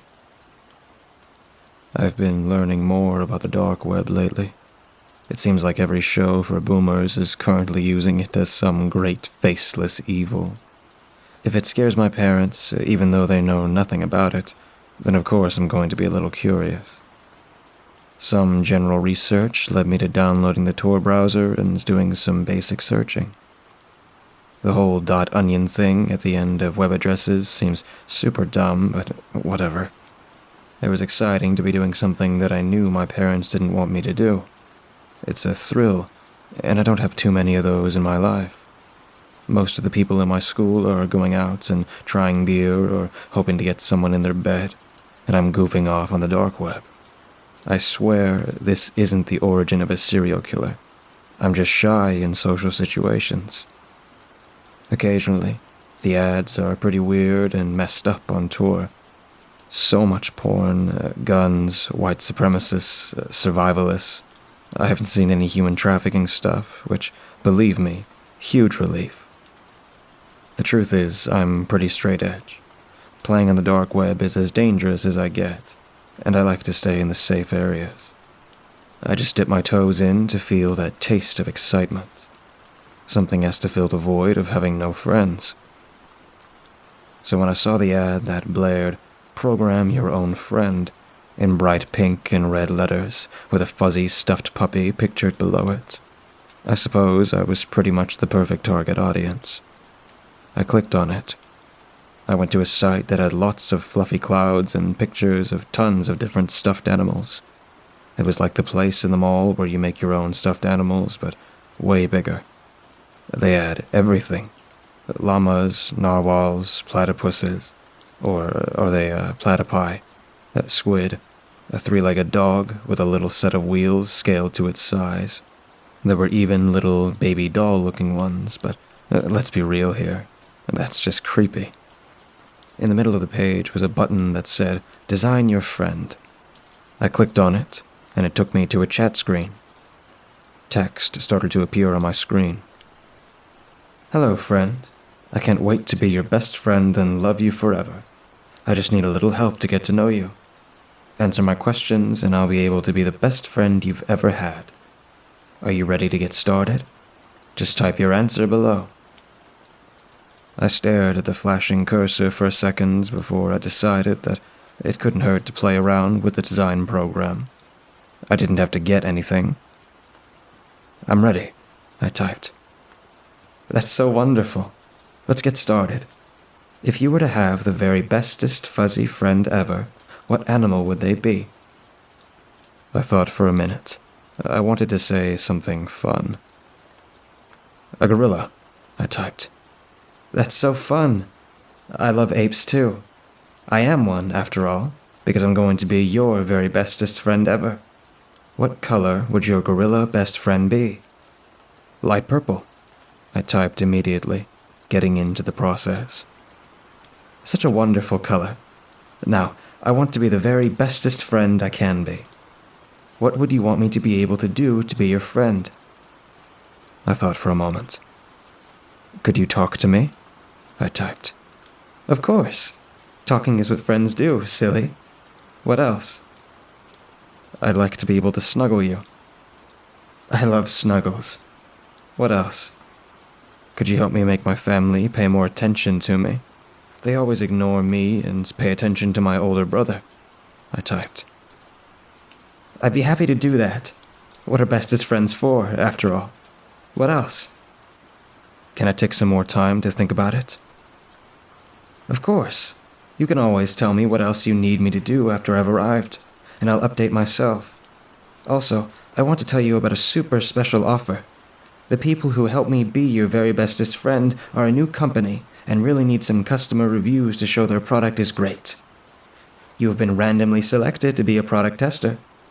If you're willing to leave a detailed review of why I am the very bestest friend ever, then I can come be your friend for free. Is that okay?" I was so into the whole thing, and my fingers answered almost as if they were on autopilot. "Yes." "Wonderful. If you give me your address, then I'll be there in 2 to 4 business days." I hesitated for a second, leery on giving out my address, but I figured it was public information anyway, and it wasn't like I'd given them my name, so it was probably okay. And honestly, I wanted a new friend. I typed in my address. "I can't wait to meet you. This chat will automatically close." A couple seconds later, it did. The wait was agonizing. I rushed home from school each day to see if I had a package, terrified of explaining it if my mom checked the mail first. "Don't worry, Mom. I just gave our address out to a random website on the dark web. It's totally no big deal." Yeah, right. Finally, 3 agonizing business days later, when I checked the mail, there was a large box with our address. There was no name, although I hadn't given them one, so that makes sense. No return address either, but what else could it be? I ran up the stairs to my room and plopped the box down on the floor. Grabbing scissors off my desk, I sliced the box open. Inside, there was a large purple gorilla and a single sheet of paper. I grabbed the gorilla out of the box.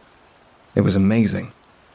It was so soft and squishy, and while I could feel thin wires running through it on the inside, there were no hard, chunky pieces in it like in all other talking, snuggling stuffed animals. I loved it already. "Hi," I said to it. Nothing. "Are you my new best friend?" Nothing. This was disappointing, but I guess it's still a cool stuffed animal.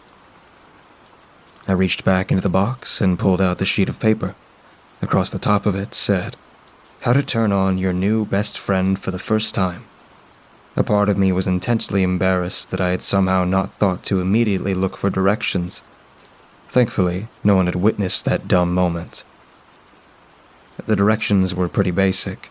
There was a key phrase I had to speak, made up of random words that wouldn't usually be heard together so that he wouldn't get turned on by accident.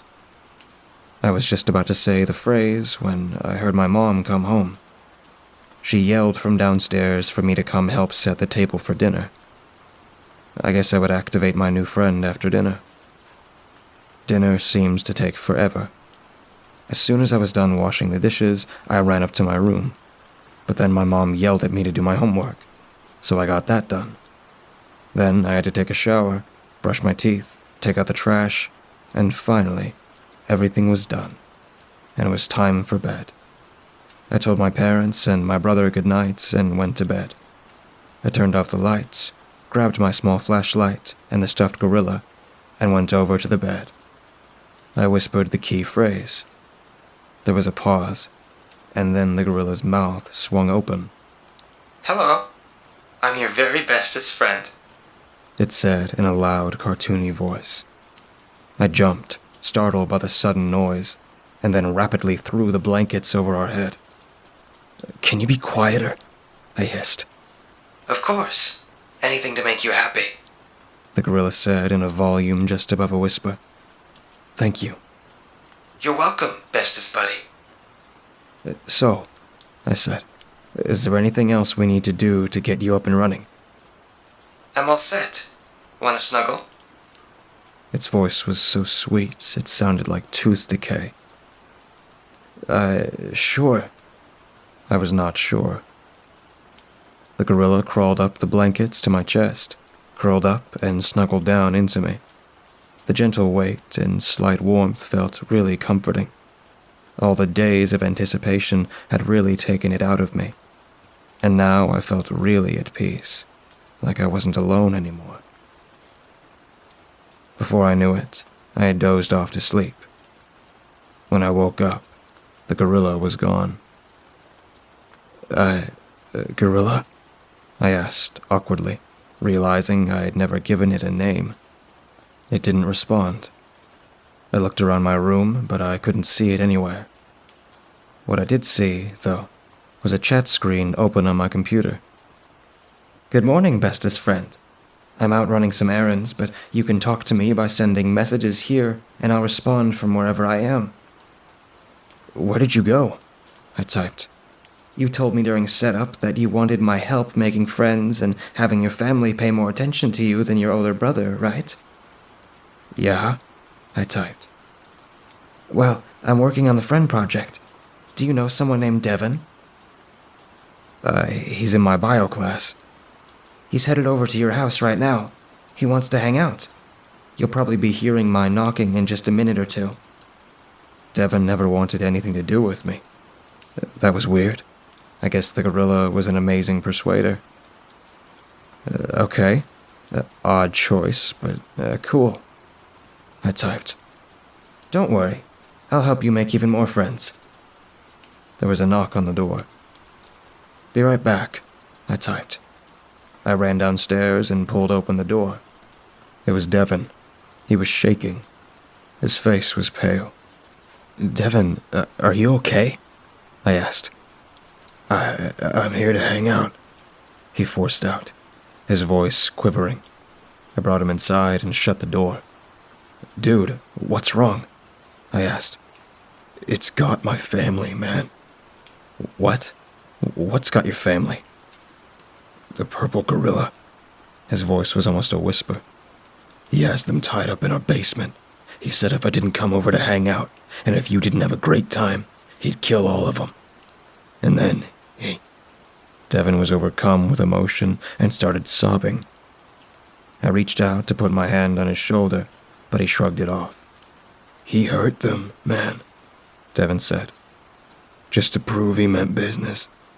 He hurt them. There was so much blood. It was everywhere."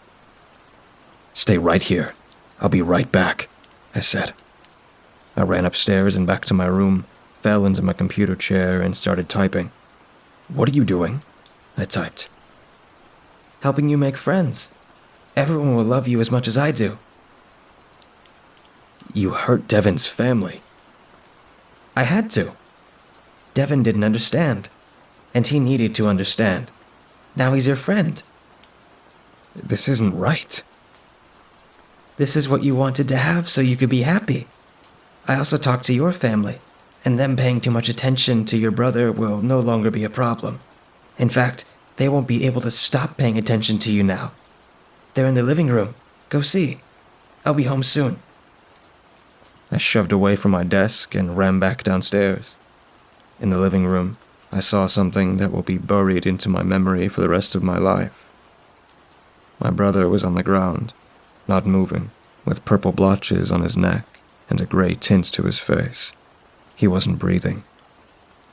My parents sat in chairs, ropes tied around their arms in midsections, tape across their mouths. They seemed to be looking at everything very intently. It took me a moment to figure out why. The gorilla was right. They wouldn't be able to stop watching me without eyelids. The front door opened, and the light purple gorilla walked in. "Hello, my very bestest friend," it said. "I hope you liked your surprises. I would be very sad if you didn't like them, and I don't think you'd like me very much when I'm sad." And with that, the light purple gorilla turned and walked up the stairs.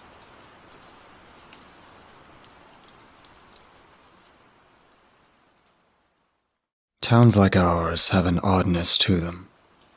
Unlike the living growth of urban cities and suburbs, our town's heyday lies behind it, not ahead. As such, we find ourselves occupying a space defined by what it was, rather than what it is. New construction is few and far between. Business and restaurants inhabit the often century-old buildings of town like the commercial equivalent of hermit crabs. The few blocks of houses that extend from the town's center are reminiscent of an era lost to time, as it is only the modern cars and satellite dishes that remind us that we are, in fact, not lost to time ourselves. I've been our town's resident tree guy for the better part of 2 decades. I fell into the job by sheer happenstance, as my wife's father was retiring from his own tree-cutting service right after we got married. After a few months of learning the trade, he left me to start out on my own.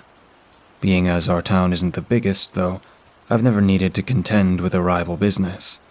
As such, my work was, and still is, fairly quiet and simple. With few exceptions, I can work at my own pace, and the pay is decent. As the only tree service in town, jobs are fairly regular, and in this industry, it isn't like people can choose when they need a tree removed. When a tree decides to go, there is little a resident can do besides call me. Most of my work takes place close to the town's center, as the farmers outside the city limits usually have the capacity to handle things on their own. Such was the case when I was called out to the Hinson house, just a block or so from the center of town. Like the rest of our community, the Hinson house is no different in it being from another era. In fact, no one in this community has carried the last name Hinson in at least 50 years. I'm not sure when the house was originally built, but it doesn't stand out amongst its immediate neighbors as exceedingly new. Aristocrat Row is what the locals call the once ornate mansions of Galliard Street, a reminder of the wealth that left town generations ago. Many of the houses now lay in ruin or squalor, as their symbols of status have eroded alongside their paint jobs. A few houses remain in decent shape, though. The Howard's Law Office comes to mind, as does William Eggert's physical therapy practice. There are also a few families that have bought houses along the row with the intention of restoring them to their former glory, with a wide variance of success. A man by the name of Malcolm Mitchum is the one who gave me the call, as he and his family were among those who intended to renovate one of the houses. When he told me he was the new owner of the Hinson house, I knew immediately what work he needed done. The Hinson house has a behemoth black oak in its front yard, right up near the front of the property. To my memory, it is the only tree on the entire property, but what it lacks in company, it makes up for in size. It's one of those trees that changes the entire world around it, as in the summer, its canopy near blocks out the sun. It has to be one of the oldest trees in town, and certainly older than the house itself. I remember about a year ago we had a nasty lightning storm that killed a few trees throughout town. When the spring came and the old tree bore no new leaves, I suppose Mr. Mitchum had rightly concluded that his tree had also fallen victim to a lightning strike. "You must be Mr. Malcolm," I remember asking him, upon pulling into their narrow gravel drive. "That's me, all right," laughed the man. He was at least 5 years my younger, and had the type of smile that made you feel abundantly welcome. He was a fairly small fellow, both in height and build. I remember thinking it was funny to see a guy wearing a button-up shirt on such an occasion, seeing as it was a hot day and he was working in the yard. "You're a lifesaver for helping us get this mammoth out of here. I hate to see such a piece of history taken down, but nothing lasts forever, right? It's all part of the job. I'm glad you called me before I started shredding limbs. I've seen too many people and too much property damage on account of dead trees." "Oh, I'm most certain of that. I mean, this tree alone has already claimed enough lives to warrant its removal." I was a tad puzzled by the man's comment, as I figured I'd know about any instance where falling limbs and trees had harmed a townsperson. "Really? How's that?" The man seemed excited by my question, as his expression turned to one of enthusiastic gratification. He knew something about the property that I didn't, which, as a lifelong resident of this town, was an uncommon situation for me to find myself in. "Oh, well, my mother used to work at the library here in town, and when my wife and I told her we had bought the house, she pulled together a few newspaper clippings from their archives. As it turns out, this plot was the site of the first county jail. They said it was chosen because this exact tree was perfect for hanging. The town's first sheriff was even quoted in the paper, stating, it was as if that tree knew its purpose even before we did, as if it grew with the express purpose of serving the hangman. I'm not sure how many people were hanged there, though I imagine it was more than one." "I had no idea. That's fascinating," I replied. I was generally uninterested in history, though I found this story to be particularly fascinating. "Yeah, and there's more. About 50 years ago, one of the last Hinsons came out here and flung a rope around one of the higher branches. He proceeded to climb up the tree in broad daylight, and with a leap from the tree, he hung himself." "Wow, I've never heard that in my life. That is incredibly eerie." I was slightly disturbed by his story, though assumed it was likely just that, a story. I was quite sure I would have heard such a tale growing up, had it been true, though I suppose it is possible the town kept it quiet. "There was one final tragedy here. Some while ago there was a child playing on a swing over here. You know, one of the ones made from a board and rope. Well, no one was quite sure how it happened, but his folks came out one day to find that, well, the tree was unfortunately unwilling to cease its role as a hanging tree, if you understand." Now, this makes me a bit sick. This, I knew, was no tall tale, as a vivid memory from grade school crept into my mind's eye. Some boy I had gone to school with, I think he was a bit younger than me, had been tragically killed from what I was told was a swing accident. I was too young to know where the boy lived, and though the town was in shock for at least a year, I never recalled knowing anyone who really knew the family. I think they might have been from out of town, but nevertheless, parents were hesitant to let their children play on the swings while I was growing up. He looked less excited now, and possessed an appropriately solemn look on his face. I responded, "Well, I should have it down and out in a day or two, weather permitting. After that, your yard'll have enough sunlight to maybe plant a garden. Regardless, you'll never know this tree was here." His smile returned as he responded, "Oh, wonderful. I'm glad to hear you can make quick work of it. As for seeing it again, though, my wife and I actually have some plans for it." "Oh? And what's that?" "Well, we were curious if you might keep the logs a little longer. My brother owns a sawmill a few towns over, and we're hoping to incorporate some of the wood into our renovation, an homage to the house's history." This was not the first time I had had a customer request wood from a felling, and I was more than happy to oblige. "That is fantastic. I hate seeing old trees like that one fed to the wood chipper, and black oak can make for some stunning woodwork. I'd be more than happy to leave the logs sawmill ready." "Ah, wonderful. Thank you so much again. I think my wife and I just aren't ready to let the old thing die just yet.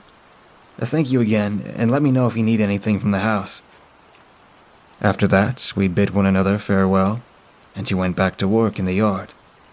I called up my only other employee, Jonah, and waited for him to arrive. The tree was a formidable adversary, even to the untrained eye. The diameter has to be at least 15 feet across, and the massive branches spindled upwards at least 100 feet. There were no leaves on the behemoth, which left its skeletal structure looming above the estate unobscured. The black bark of the monster contrasted starkly against the overcast sky, granting the momentary illusion that the world was in black and white. We started cutting as soon as Jonah arrived with the equipment. He's a much better climber than myself, and made it to the top of the tree in no time. As he started cutting into the first branch, I could hear the chainsaw straining against the wood. After a solid minute or two, he was finally able to drop the first limb. I walked over to the fallen limb and noticed just how dark the actual wood was. Normally, oaks have a lighter brown hue to them, but this wood seemed a dark, rich ebony. The rest of the tree was similarly difficult for Jonah and me to tackle. Twice, Jonah got caught in his harness and almost fell out of the tree, or worse. Our saw chains were coated in a thick, tar-like sap that we couldn't clean off, forcing us to buy new chains after the job was complete. When we were finally done, I had noticed that Jonah looked somewhat paler than usual. His face drained of its usual tan color. As I was walking towards the Hinson house to get Mr. Mitchum, I heard Jonah start gagging behind me. I turned around just in time to see him throw up all over the ground, the black sap still covering his hands and shirt. "Come on, Jonah. Let's get you home, bud." "In you go." I helped him into the cab of my truck and drove him back to his little place a few blocks away. "Call me once you're feeling better, man. You must have just picked up a bug or something." He nodded and gave me a weak thumbs up, before ultimately vomiting into the garbage bin beside his house. I didn't see Jonah after that. I mean, I most definitely heard from him, calling every day to make sure he was okay. After almost 2 weeks of being terribly ill, he seems to be on the mend. I called him one afternoon and he sounded excited to return to work. However, when he didn't show the next day, I went to call him again, only to find he had blocked my number. I later learned from his mother that Jonah had skipped town that evening to go live with a distant relative for a little while. His family seemed concerned and upset, though it wouldn't be the first time I have seen someone in this business up and leave in a hurry. It was strange, though, as Jonah was a good worker, and always talked fondly of living in town. All the same, life continued, and it wasn't long before I had hired help again. As for the Hinson house, I didn't hear much after I took that tree out. Malcolm and I exchanged pleasantries. He paid me in cash, and that was essentially the end of it. From time to time, I would be working on a job in the neighborhood and see the Hinson house looking more and more inhabitable as their renovation progressed. It was early autumn when I got the news about Mitchum's. Some people are just sick in the head. Born that way or raised that way. I don't know. But it's terrible all the same. My friend Eric stated, cupping his coffee between his hands. You did some work for that guy, didn't you? Who the hell would have thought a little fella like him was capable of such awfulness? You ever feel weird around him? No, not at all, I replied. Granted, I only talked to the man a handful of times. He didn't strike me as the type to renovate a house. I remember that. But then again, he didn't strike me as a suicidal murderer either. Well, the sooner the town can put it behind us, the better. This town's too small for tragedies like that. I nodded in agreement. No question about that. Say, what do you think's going to become of the Hinson house now that it's vacant? Oh, I imagine once the realty company ensures there's not a trace of those two left in the house, they'll put it up for sale again. They'll be lucky to get a fraction of what it's worth, given the baggage that sicko left there. Mercilessly killing your wife and yourself with a crowbar? People don't forget that type of stuff quickly. It'll be a bargain, that's for sure. But you won't catch me dead anywhere near that place. Yeah, no question it'll be hard to sell. You know, me and the missus are looking for a new place, now that the little one's grown out of the crib. You wonder if... Eric squinted at me and set his coffee down before smiling. You're a crazy bastard for even considering it, partner. But I suppose if you three can stomach living in the murder house, it might be worth the deal. It just might be, partner. Just might be. The house was a steal, more than I even cared to admit. The Mitchums had completed their renovation almost entirely before their unsettling demise, and the Hinson house had been almost entirely restored to its former glory. A modern kitchen was the only real departure the renovators had from the Victorian elements of the original house. Ornate mantels, doors, and sconces adorned the house in wonderful Victorian fashion, and each room felt a portal to a different time. The entryway boasted an impressive staircase and banister, and in the grand foyer, a wooden oak floor so black one might mistake it for ebony. Say what you will about that nut. He did a fantastic job on the renovations, I said. Don't mention him anymore, darling. That part still freaks me out. I want this to be our house, not theirs. My wife scolded me. You're right. This is our house, not anyone else's. And hey, I had a hand in this renovation, if you do recall. This stunning floor was milled from a tree felled by yours truly. I did indeed know that, as will every dinner guest we ever have, I'm sure. She laughed and rolled her eyes. The dreams started the first night we slept there. And to be honest, they haven't stopped since. In the dream, I stand out in the yard, looking back on the house. That is, I looked back where the house should be, but there is nothing there. I stand where the old tree was, and I can't move besides the sway that comes with a strong gust of wind. I woke up last week and went downstairs to see my boy playing in the foyer. He had his toy cars and was using the lines of the floorboards like traffic lanes.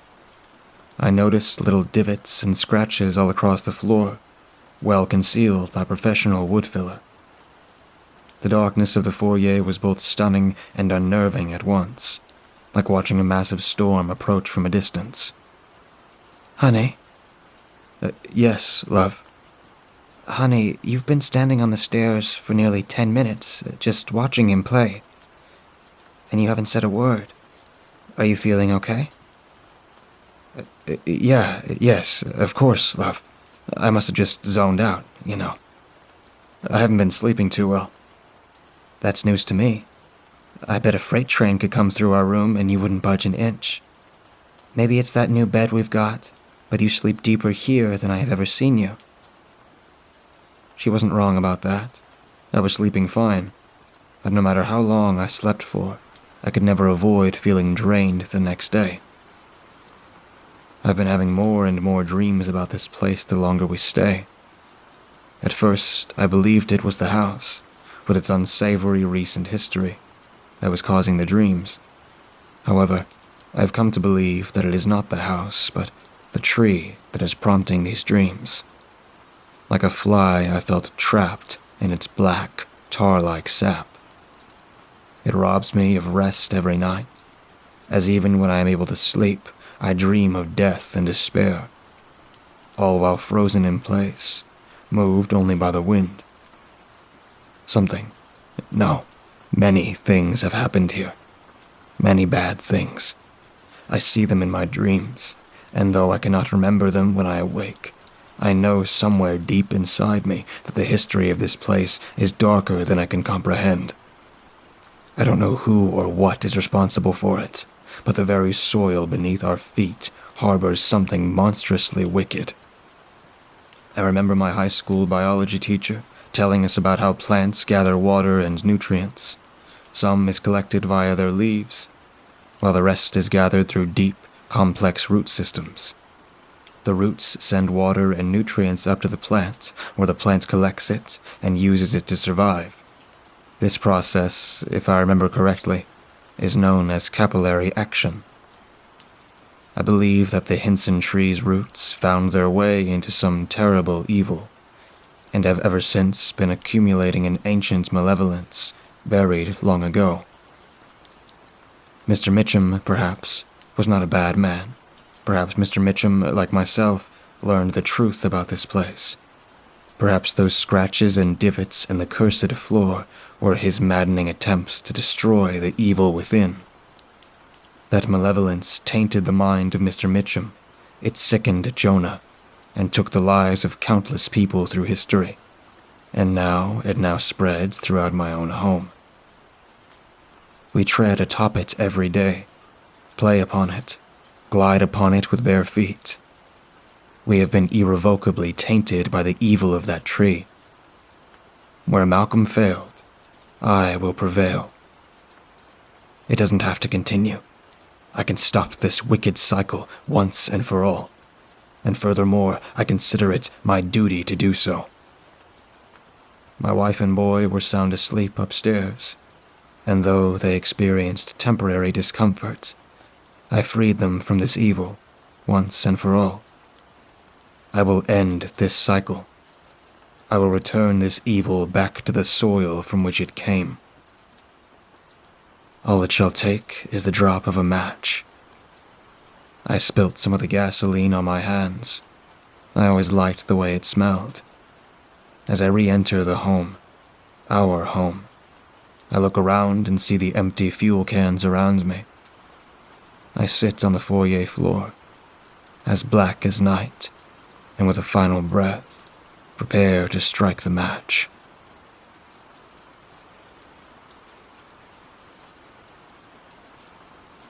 I know I'm not supposed to allow this information to get out, but I'm really afraid and lost. I'm a sheriff. I've been working in the force for 15 years, and I am admittedly petrified with fear.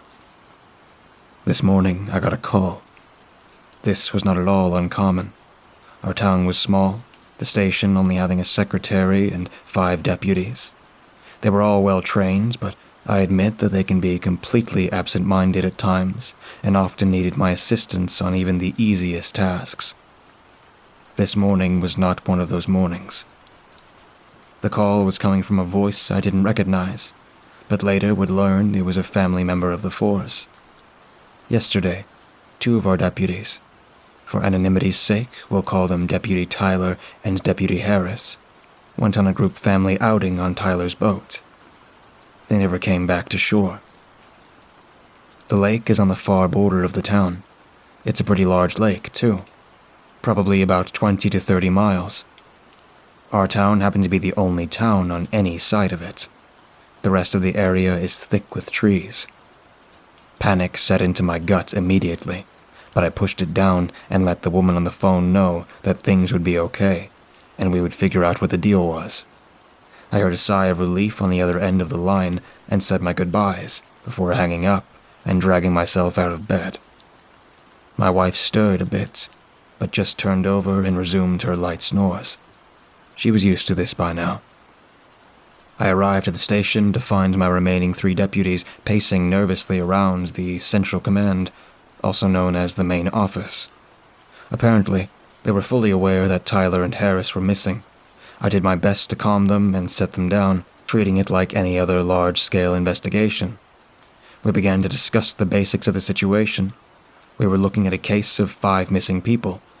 Harris, his wife, his 12-year-old son, Donnie, Tyler, and Tyler's latest fling.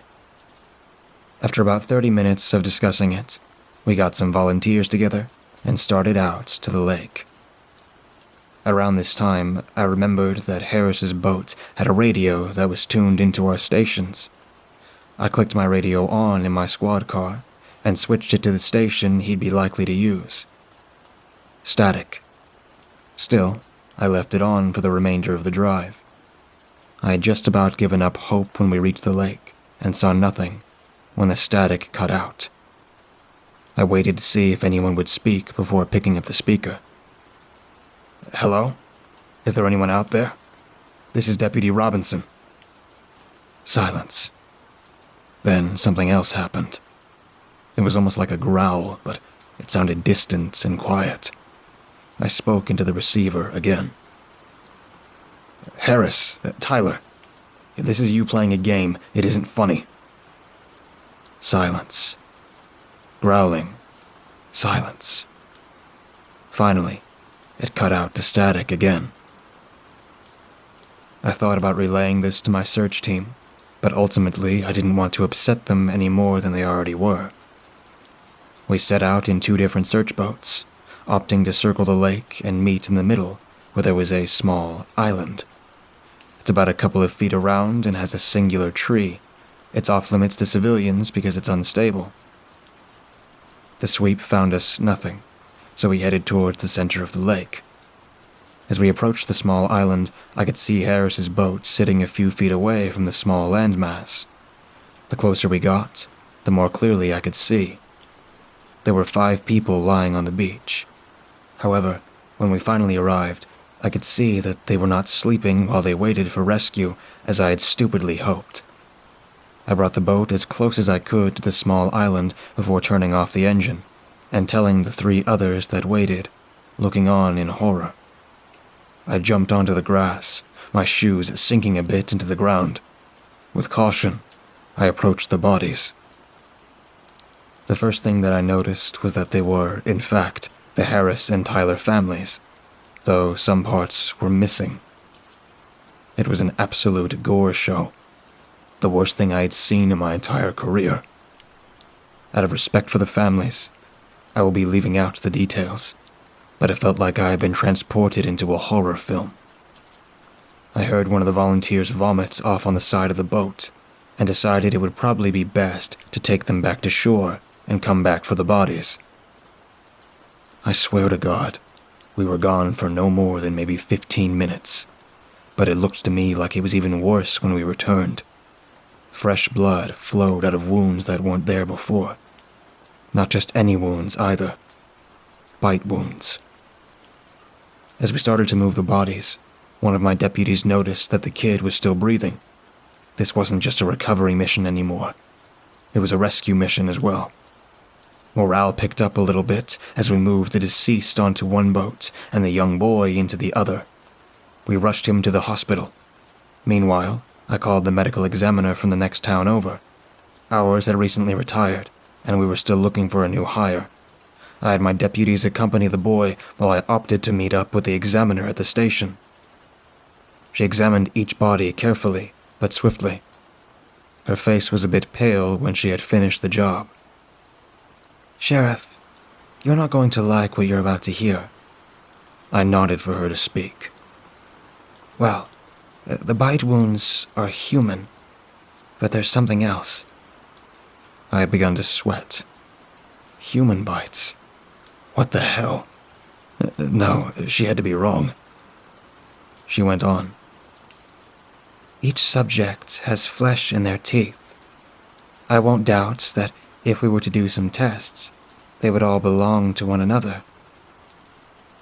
For the first time in my career, I was dumbfounded. Right afterward, I got a call from the hospital. The kid died within minutes of arriving. They asked if they should send the body to an ambulance, and I said yes. The examiner only took minutes on the body, but confirmed that he, too, had flesh in his teeth. The medical examiner highly suggested that we call the FBI or the CDC. I've been sitting at my desk for hours now, and I feel like I'm losing my mind. I made the call about an hour ago. Both organizations are sending someone out. I keep trying to wrap my mind around this, but I just can't. They still had plenty of food on the boat from the day before. What would cause a group of human beings who were missing for less than 24 hours to eat each other? I am currently writing this update from a hotel room in the next town over. The past 3 days feel like a bad nightmare. Currently, I am breaking the law posting this. I wasn't going to update, but I don't think that any information on this will get out to the public otherwise. Only hours after posting my previous entry, a representative showed up from the CDC. She explains to me that the FBI had ultimately decided not to send anyone out unless it was a serious issue, which they currently didn't suspect it to be. This confused me. How the hell was 5 people performing cannibalism on one another not a serious issue? 2 of my 5 deputies are dead, and it's not a serious issue to them. The woman, named Teresa, and I sat down over a few cups of coffee to go over the medical report the examiner put together for each body. She requested that I send everyone at the department home, and I complied. All 5 bodies had an unknown toxin in their systems. It hadn't come from the food, so the origin was marked unknown. Teresa frowned at the files before stacking them neatly in a pile. "Call your deputies back up. The search team, too. You were all out on that lake. If any of you are sick, we cannot risk further spread of infection." She stood up, grabbed her cell phone from her pocket, likely to call her team to move in and prepare for testing. Within 2 hours, everyone besides 1 volunteer were present and tested. Teresa approached me, a worried look on her face. "You all seem to have tested clean, but we can't proceed until we've tested the missing volunteer, Morty Edwin. You need to get in contact with him immediately." I tried his cell several more times, but to no avail. Morty was an older man, in his mid-60s. He could barely operate the touchscreen of his phone, but he still never missed a call. My youngest deputy, Kraus, and myself decided that we would stop by his place and make sure he was okay. We arrived at the house, dark and looking deserted. However, both cars were in the driveway. Knocking on the door, we heard crying inside. We knocked once more and slowly entered the house. Immediately, I saw the blood. The light peach carpet was spotted with red blackness. Miss Edwin lay on the floor. Parts of her were entirely consumed. Eyes, paled with age, stared blankly into the footrest of the old recliner nearby. The crying drew closer as Morty moved into view from the kitchen. He had an old sawed-off in hand. Entire chunks of flesh were missing from both legs, and it seemed like he was struggling to even stand. He was crying. Even worse, he was chewing. Blood trickled down his chin as he looked at us with pleading eyes. He swallowed and spoke. God, why am I so hungry? I don't want to be hungry anymore. With that, he turned the sawed-off on himself and blew his brains out. We called into the department and let Teresa know, and she said that we needed to come back immediately to be quarantined until they were sure we weren't exposed. We spent the rest of the night locked in a sealed office, praying to God that this all would end. The next morning, several more units from the CDC showed up. Teresa explained that in order to make sure that whatever this was didn't spread, they would have to visit every home and test. Throughout the next day, almost 24 families were found in their homes, just as Harris and Tyler's families were.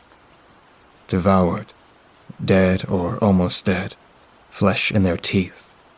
About 200 more people, out of only 1,000, mind you, tested positive for traces of the toxin and were quarantined. A group from the FBI showed up only hours later to evacuate the healthy people. Most citizens were too afraid to resist, but there were a few that had to be arrested. My family and I were asked to leave as well. We've been at this hotel ever since. A lot of other worried and frightened families are here. The rest that couldn't afford hotel rates are being housed in the local high school gym. I've been getting calls non-stop since we left, mostly from Teresa, checking up and making sure that we're all still feeling all right.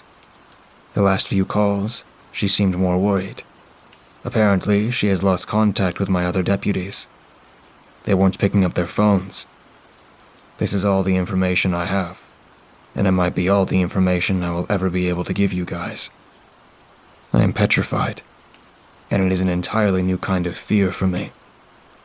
I worry for my family and for my friends.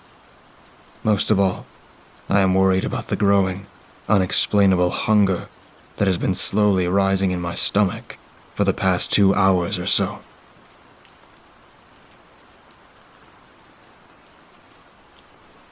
I sat in my seat located on a Boeing 747, heading for Germany from LAX.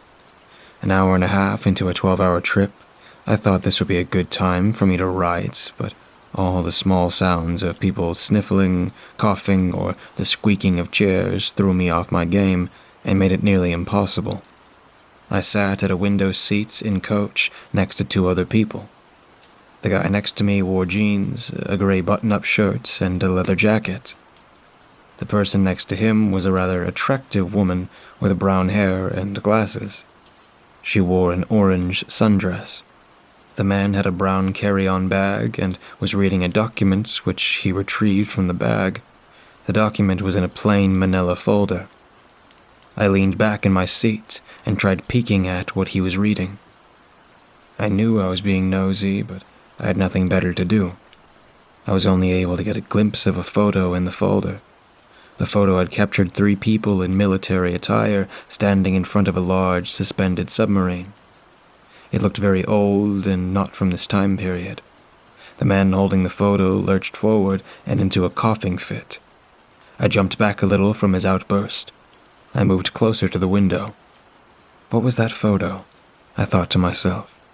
The man sat back and leaned deeper into his seat. He turns to me. "Sorry about that one, man. I'm choking on the air. You know how it is," he said while chuckling a little. "Yeah, I understand where you're coming from. So, what brings you from the States all the way to Germany?" I asked, trying to dig up some more info on him. "Work. I'm a photographer. My sister's getting married and she wants me to take pictures. She thought Germany was always a beautiful place, so she picked to venture there. What about you?" he said. He slid the folder he had back into his bag. "My grandfather found out that he has Lou Gehrig's disease, so I wanted to visit him one last time," I told him. "Lou Gehrig's? Jesus, man. That's a terrible disease. Never knew anyone personally that had it, but did a photo shoot with a family. They just had a newborn daughter, but they also found out the dad got Lou Gehrig's. They wanted photos of the 3 of them together before he passed," the man said. He sounded genuine. So was he really a photographer? That doesn't explain the photo of the military-looking people in the submarine. I was lost in thought for a moment, but I snapped back when I saw he was raising his hand towards me. "Name's Jesse," the man said. I thought about shaking his hand, but I remembered his coughing fit from earlier. "Liam, I'm a bit of a germaphobe," I said to him. He lowers his hand and nods his head. I turned back and faced forward. I grabbed one of the magazines near me and began reading. Only an hour and 3/4 in, and I'm reading a Sky Mall magazine. This is gonna be hell. 15 minutes of page flipping later, and I heard a soft wheezing coming from next to me. I looked over to see my newly formed acquaintance had turned a sickly pale color. A small amount of blood trickled from his left nostril. Jesse, your nose is bleeding. You don't look good, man," I said to him. I couldn't figure out if he even heard me until he lifted his left hand to his nose. His index and middle finger touched the blood. He grumbled something and stood up. Jesse walked, well, more like stumbled his way towards the bathroom. I settled back into my seat, trying to get comfortable. I grabbed my earbuds and plugged them into my phone. I put on some narrated no-sleep stories and listened for a while. The story was about a group of friends being hunted by a creature known as razor shins. I looked down towards Jesse's bag. I wanted to peek more at the folder, but the girl that was sitting next to Jessie was awake, and I didn't want to be shamed for searching through someone else's things. A loud gunshot awoke me from my slumber. I looked around, searching for the shooter. I heard the narrator describe as the main character shot Razor Shins with his father's old hunting rifle. The gunshot was a rather realistic sound effect in the story. I paused the sound, then checked my watch, and noticed that 30 minutes had gone by. Jessie's seat was empty, and the lady next to it lay soundly asleep. I sat up and stretched my body. Jessie's bag and coats, which he left when he went to the bathroom, looked like they haven't been disturbed since 30 minutes ago. Has he been in the bathroom all this time? I thought to myself. My eyes were locked on the bathroom door until I noticed someone walking up to the door. The lady was short and had blonde hair. She sat a few rows down and came on board with a man. Her left ring finger had a ring on it, so I assumed it was her husband. She approached the door and knocked on it. She lowered her hand and opened the door. It was almost like one of those snake-in-a-can gag gifs. Though, instead of snakes launching out, Jessie launched out. Blood seemed to leak from his eyes, mouth, nose, and every orifice I could find. He leapt onto the lady and knocked her to the ground. Jessie looked 6 foot, while the lady was only 5'5" at most. Jessie let out these horrific grunts and screams which echoed through the cabin. The lady screamed, but her screams soon turned into gurgled cries for help as Jessie sunk his teeth around her throat. What the hell? I said out loud. At this point, everyone in the cabin was awake and looking at Jessie devour parts of the lady. A man jumped up and reached for his pants. From underneath his shirt, he pulled a handgun and pointed it at Jessie. I don't think he fully understood what he was looking at. Jessie was kneeling, a mess of gore, and was eating the lady's left arm, which was only connected to her body by a few strands of muscle and tissue. The man fired one shot directly at Jessie. It tore his head apart, sending blood all across the carpet of the plane. The gunshot rang out. I went deaf for roughly a minute. As sound came back, I was greeted by screaming and crying. Some of the passengers started vomiting. "Everyone into business class. Just stay calm. I'm an air marshal and the situation's being handled," the man said. He spoke with a thick accent. After he spoke, the stewardess and stewards began moving the passengers into business. I quickly grabbed my laptop and Jessie's bag before I was escorted into business class. Business only had about 15 people in it, but with our group, the number of passengers jumped to 33. I sat down in one of the seats. The air around me got harder to breathe, and it felt like I was choking. I tried to calm down, but the man that was sitting next to me not even an hour ago just ate a woman and lies dead in the same plane that I'm stuck in. I looked around and noticed the man that the lady was sitting next to. He was sitting on the floor, curled up. He was completely shell-shocked. One of the ladies, which was sitting near the bathroom door, had gotten blood on her face, most likely from the splatter of the bullet hitting Jessie. The air marshal entered the business class and shut the doors connecting us to coach. "I need to talk with the pilots. We're going to make an emergency landing at the nearest airfield. Are there any nurses, doctors, or medical professionals on board?" he said, while looking around. The lady in the orange sundress raised her hand in response to his question. "I just graduated med school. I think that I could help," she said. The air marshal nodded his head.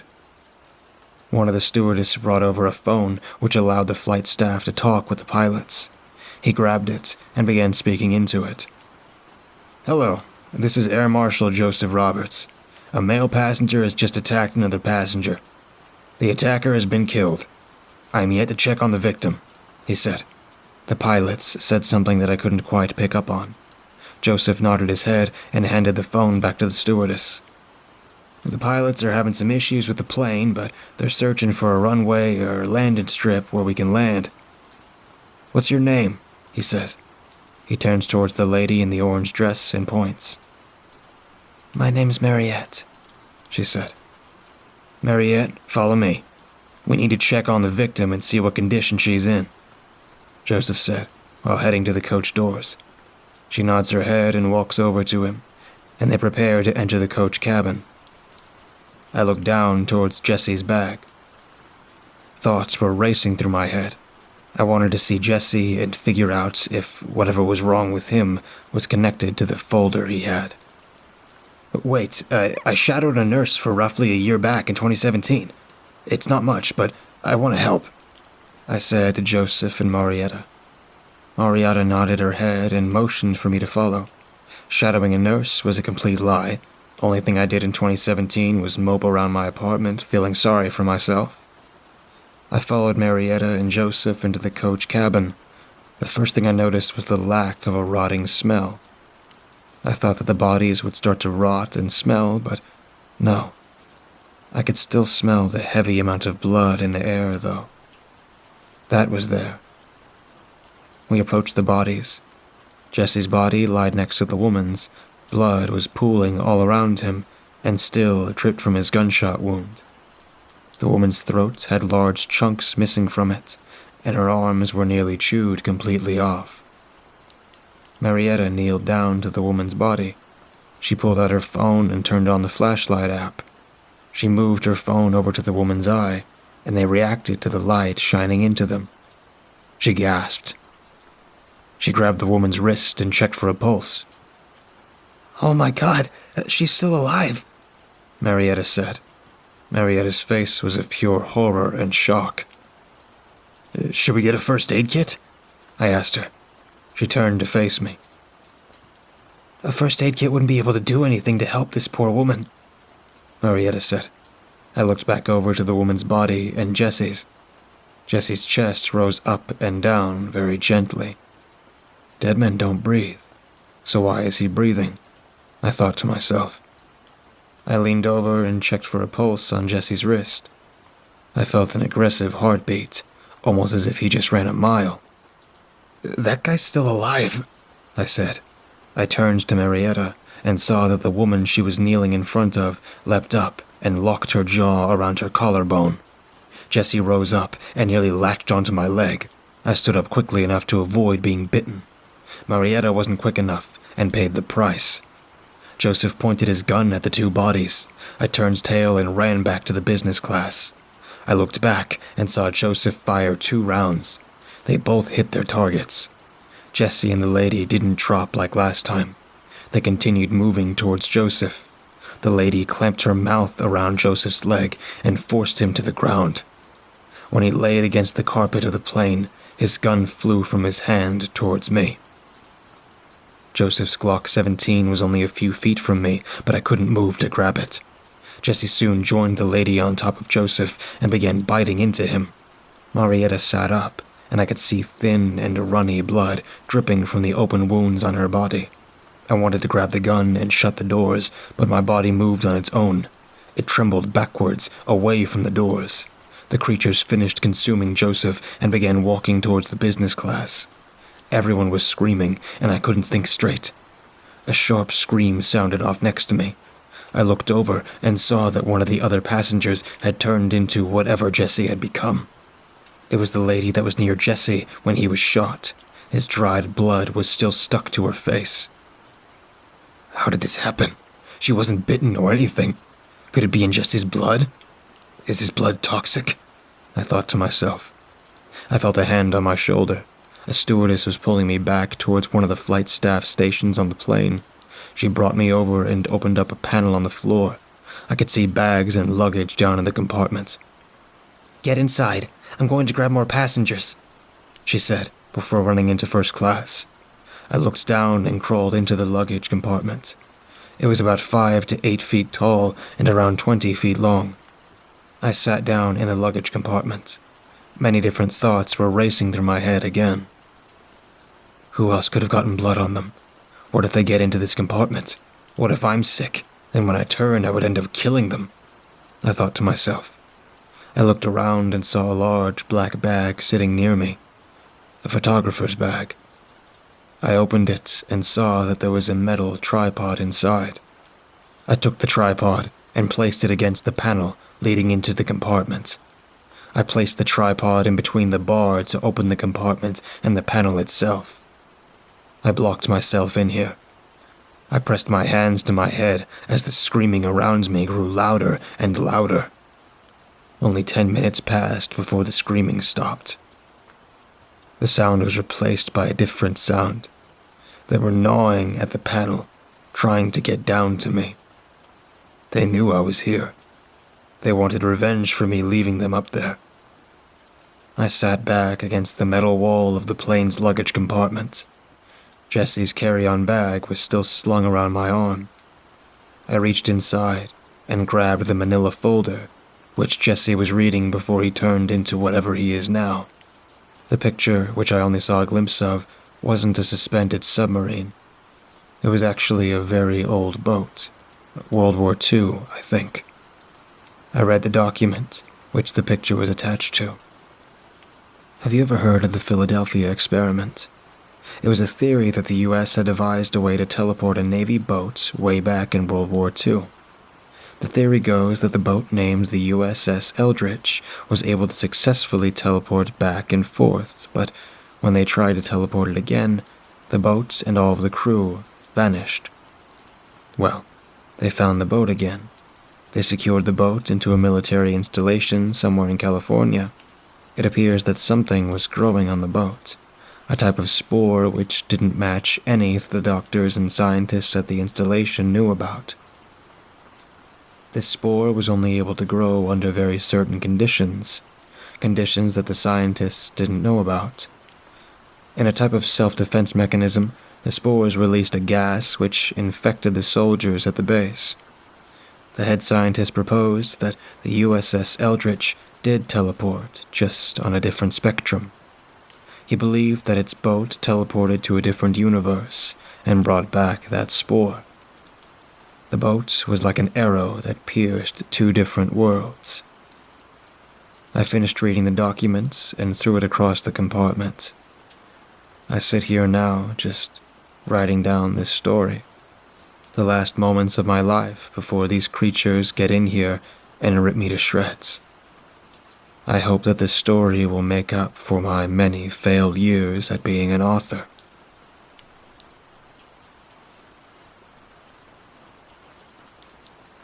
It gets very dark early this time of year this far north. By 4 p.m., the sun is already set, and dusk is upon us. Definitely not the ideal conditions for a girl who looks as young as I do to be walking home alone.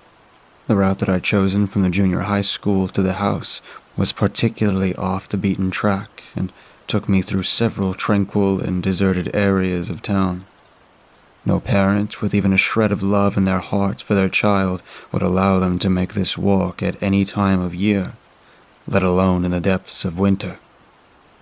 It was just after I'd passed the cemetery and was about to turn onto the path through the woods that I became aware of his presence. At this point, he was what you would consider a safe distance behind me. I didn't want to turn around and look directly at him. Still, I could tell from the heavy footfall of his steps and the excited nature of his breathing that he was about 30 or 40 feet away. There were no other people around, and this road was a dead end with no houses on it, meaning that the chances of someone driving by were minimal. I was acutely aware that it was just him and me. Despite many thoughts running through my mind at that moment, one above all was controlling me. If the situation is going to go down the way I think it will, I need to make a move right now. I started to increase my pace, not so much that it would be immediately apparent, but enough that I would significantly increase the distance between him and me. Unless, that is, he really was following me and altered his speed to keep up. Sure enough, within a couple of seconds, I sensed him breaking into a slow jog in order to catch up and close the distance between us. Okay, Carmela, time to make a choice. Do I run, or do I turn and confront this man? I was right at the head of the woodland park at this point, so I decided to turn around. Hello, mister. Can I help you with something? Are you lost? I detected the slightest hint of surprise that I'd acted this way. Still, He quickly regained his composure and continued his slow approach. Hey there, little girl. I was just out here looking for my dog. I think he went into those woods. You want to help me find him? He was smiling at me now. What's your dog's name? I asked. What? Your dog's name. What is it? If I'm going to help you find him, I need to shout his name. Yeah. His name's Fred. Was he surprised by my question? Reddy hesitated because he needed to make up a name. Well, I'm kind of scared of dogs. I think I'm just gonna go home. Sorry, I can't help you. Can I at least walk you home? Which way are you headed? It's dark out here and not safe for little girls like you. He was edging ever closer to me now, and had a big, creepy smile plastered across his face. I live just on the other side of these woods. Trust me, I can make it there just fine. I'd still like to walk with you, if that's okay. I mean, I'm sure my dog is in there somewhere. His icy blue eyes were laser-focused on mine now. It almost felt like he was trying to hypnotically control me with his gaze. If you really think Fido is in there, I guess you should look for him. Fido's a crazy old mutt, he said. I'm sure I'll find him in there. There is no dog. This man definitely means trouble. Time to take action. I turned and started running into the woods. While I had a couple of seconds head start on him, the fact is that the body of a 13-year-old girl can't run as fast as a fully grown man. He caught up with me ridiculously fast, so quickly, in fact, that we were still within view of the road. The street lamp gave off enough light for us to be seen by a passerby if one were to approach. What'd you run off for? He asked. I'm not gonna hurt you. Sorry, mister. I just got scared at the thought of your dog running around in here. I got bitten by something pretty nasty when I was younger, and the thought of it happening again freaks me out. Okay, I understand. Let's keep walking, and I'll keep you safe from any stray dogs. Hey, are you hungry? I have some food I could share with you. Let's find a nice place to sit down and eat. What do you have? I was kind of hungry, as it happened. Delicious homemade spaghetti and bolognese sauce. Let's go a bit further into the woods, then I'll share it with you. He didn't have a bag with him, and there was no way he was hiding some container full of food in his pockets. This was ludicrous. No thanks, mister. My elders say I'm allergic to garlic, so I shouldn't eat Italian food. Okay then. Let's just keep walking. His heart rate was increasing, and the adrenaline was kicking in. I could smell the excitement oozing from his pores. Here, let me hold your hand. You'll be safer that way. He didn't wait for me to respond, grabbing my hand in his clammy grip. He was a strong one, it was apparent. There was no way a regular girl of my height and frame would be able to escape this man. We walked on and were soon far away from any streetlight and any semblance of safety. Soon, things were going to take a turn very much for the worse. He clearly sensed this too, letting go of my hand and standing in front of me to block the path. The disingenuous smile had gone now. Okay, little lady. Fun time's over. Well, for you anyway. My fun's just about to begin. He withdrew a set of handcuffs from his pocket and dangled them in front of my face. I seriously doubt that, Johnny. This was the part that I always loved the most. The look of utter shock on these monsters' faces when I first called them by their name. I'd seen it dozens of times before, and it never grew old. Now for the next part. He'll be rocked back for a few seconds before trying to reassert his authority. Wait, what? How do you... I didn't let him finish his question. Johnny Mutton, pedophile, rapist, and child killer. We've been tracking you for a while. Wow, he looked stupid still dangling those cuffs in front of him. Guess what? We found you. Just watching the cogs of a regular human's brain slowly turn was not my favorite part of this whole game, though. Come on, work it out already. Then you can pretend it doesn't matter, that you're the boss here, and we can get down to business. Well, I don't care what you think you know. Oh good, the bravado had returned. It was always more fun when they still thought they had the upper hand. I'm still gonna torture you, rape you, then leave little pieces of you scattered all over the forest.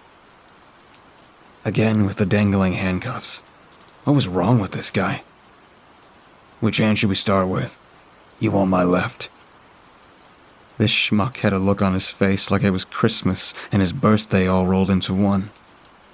He advanced and roughly placed the handcuff around my left wrist. Things are gonna get real ugly now, little lady. He was smirking. He genuinely believed he was still in control. At least we can agree on something. All right, let's get this over with. I was going to make this quick. This piece of garbage wasn't even worth toying with. I grabbed the other end of the cuffs and clasped it around his wrist. There was no way he was going to escape me now. What are you doing, kid? You think that's... I jumped up and sank my fingers deep into his neck. I would feast on him later, but for now, ripping out half of his jugular would lead to a suitably painful death. I climbed off of him and spat out the chunk of flesh onto the ground in front of him. In his shocked state, he actually bent down and tried to pick it up. He thought that would fix his lethal wound. I wasn't going to allow this monster even that tiny crumb of false hope, though, and dragged him away into the middle of the clearing. Any last words, Johnny? This was a little cruel of me, with the fact that this guy was choking to death on his own blood. I didn't have much sympathy, though. He let out a pathetic gurgling sound, looking up at me pleadingly. Sorry, didn't catch that. He was as white as a sheet now, and not long for this world. Time to monologue. You guys just don't put in the effort anymore. I mean, for God's sake, I only got into town last night. I was obviously indisposed during the daylight hours, meaning I know you had zero time to prep this. I still remember the old days when sickos like you would at least put in the effort. You know, a couple of weeks of following your victim, regular drive-bys, watching the home through binoculars, learning the names of friends. But you just spotted me and decided there and then to act on your impulses. Pathetic. It didn't even occur to you how dumb it would be for a girl to be walking through the woods on her own. It took me less than 2 minutes to lure you in here. His breathing was extremely labored now. He had moments left. Okay, fair enough. Nobody expects one of our kind to look the way I do. But, hey, like I said, you should have put in the legwork.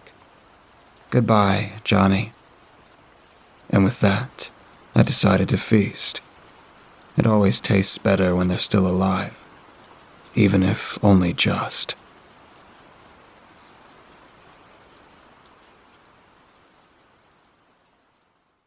A scout was told by enemy soldiers that they'd shoot him as soon as he stopped playing the piano. He wasn't paying attention to anything else. He was too busy trying to figure out just how out of tune the piano was and how much he would have to tighten every loose string to correct the pitch, which didn't spoil his enjoyment in the least.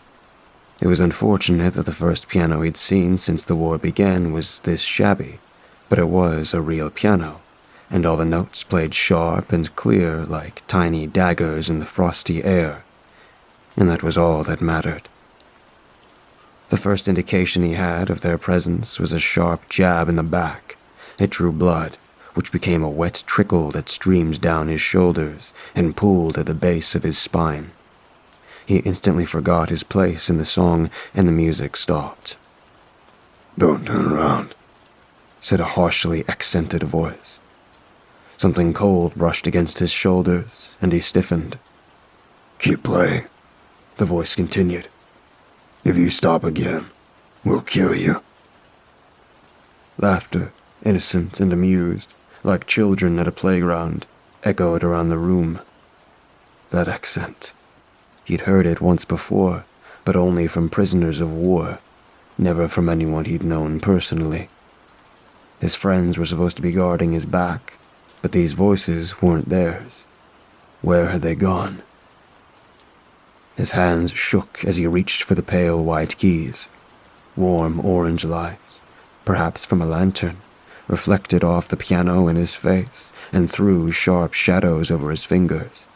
His vision blurred. His hands were cold, and he couldn't reach his coat. These soldiers wouldn't listen to any pleading. He wouldn't either, if he had been in their shoes. If he wanted to live, he had to impress them, which meant he had to play. On and on, forever. His life would only end with his music. Beethoven's Moonlight Sonata came to mind first. The tension in the room dissipated as the first notes rang out, clear and strong and confident. He'd been playing this song since he was a boy, and his mother had played it before him. Just as it had lulled him to sleep in the evening, he prayed it would lull these soldiers, whoever they were, to let him live. "What's your name?" the voice asked. He paused and started to turn around. "It's... Don't stop," they warned in unison, jabbing him again with their bayonets. He slammed the next chord a split second off the beat, terrified of dying before he'd even started, and kept right on going as if he hadn't stopped. The laughter behind him increased, this time with a touch of malice. "Are you going to tell us your name?" they asked, and the shadows from the lantern light jumped up and down. They were trying to confuse him, or maybe they were simply laughing too hard to hold it still. He kept his mouth pinched firmly shut and shook his head. He didn't dare get distracted. A wrong note jumped out with glaring dissonance and earned him another sharp jab.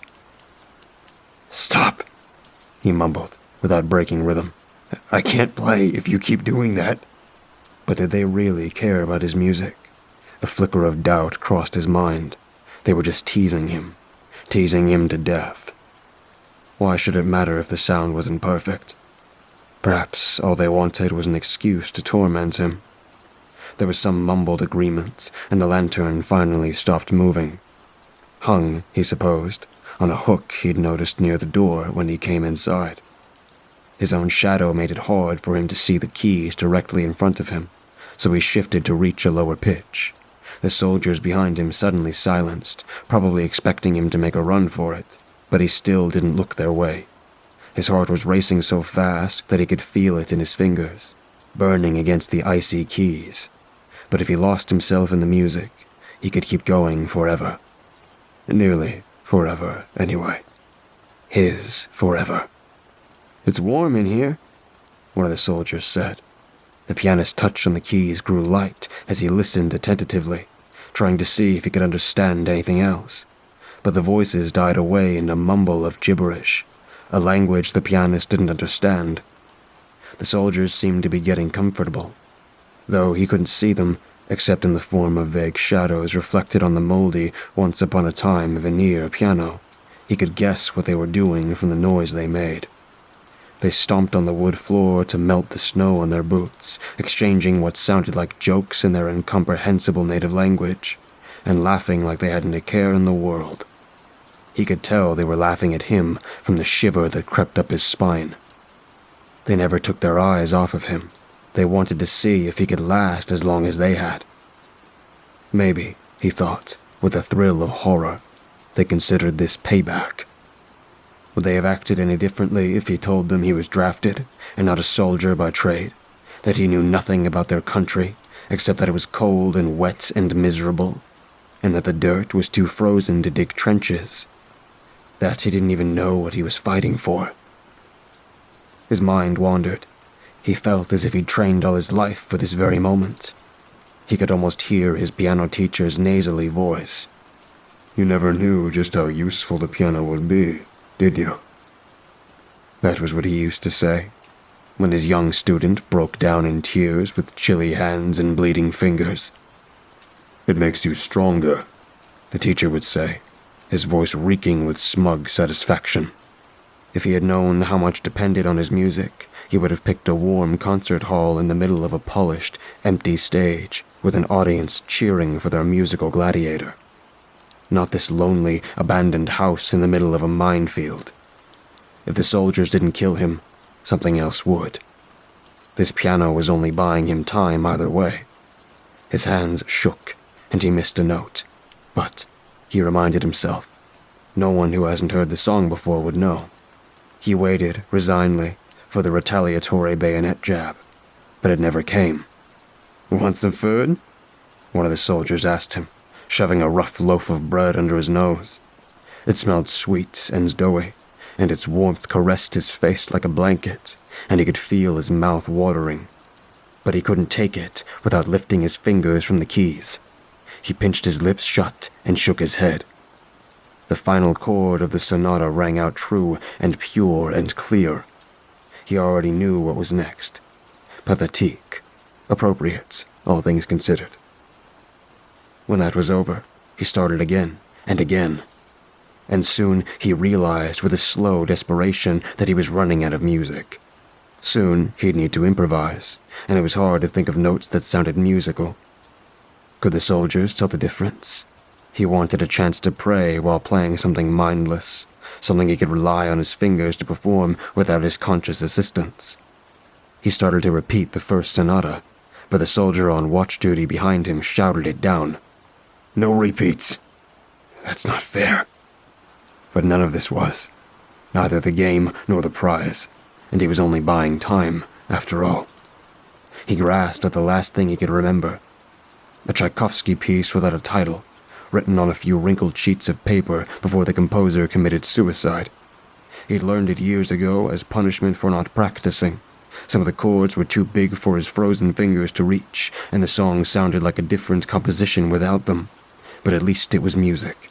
He could pray for strength now that he didn't have to think about what he was doing. From here on out, if repeats weren't allowed, the great musicians couldn't help him anymore. He was on his own. He wished them goodbye, and his fingers hit a G sharp instead of an F. The soldiers behind him stirred, but didn't say a word. And once the piece was finished, he kept going. The first tune that came to his mind, oddly enough, was frantically happy. It forced his hands to move so fast that they finally started to warm up. The soldiers behind him grumbled restlessly, seemingly irritated that the music had changed, but still, nobody spoke. He was succeeding at keeping up the illusion that he knew what he was doing. Must be succeeding. He couldn't fail.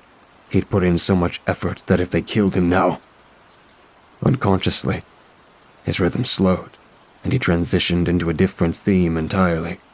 He stopped thinking for a split second and hit a horribly wrong note. The soldier on guard smacked his shoulders right where he'd been stabbed, and he jolted with the pain that shot through his arms all the way to his fingers. He slowed down even more to give himself more time to think. His music teacher would laugh if he was watching. "Performing poorly under pressure," he'd cackled. "I always told you to rehearse more, but you wouldn't. You said you were too busy. Well, look where it got you."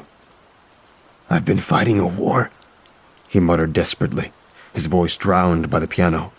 And besides, he was practicing now, making up for all the time he'd procrastinated when he was young.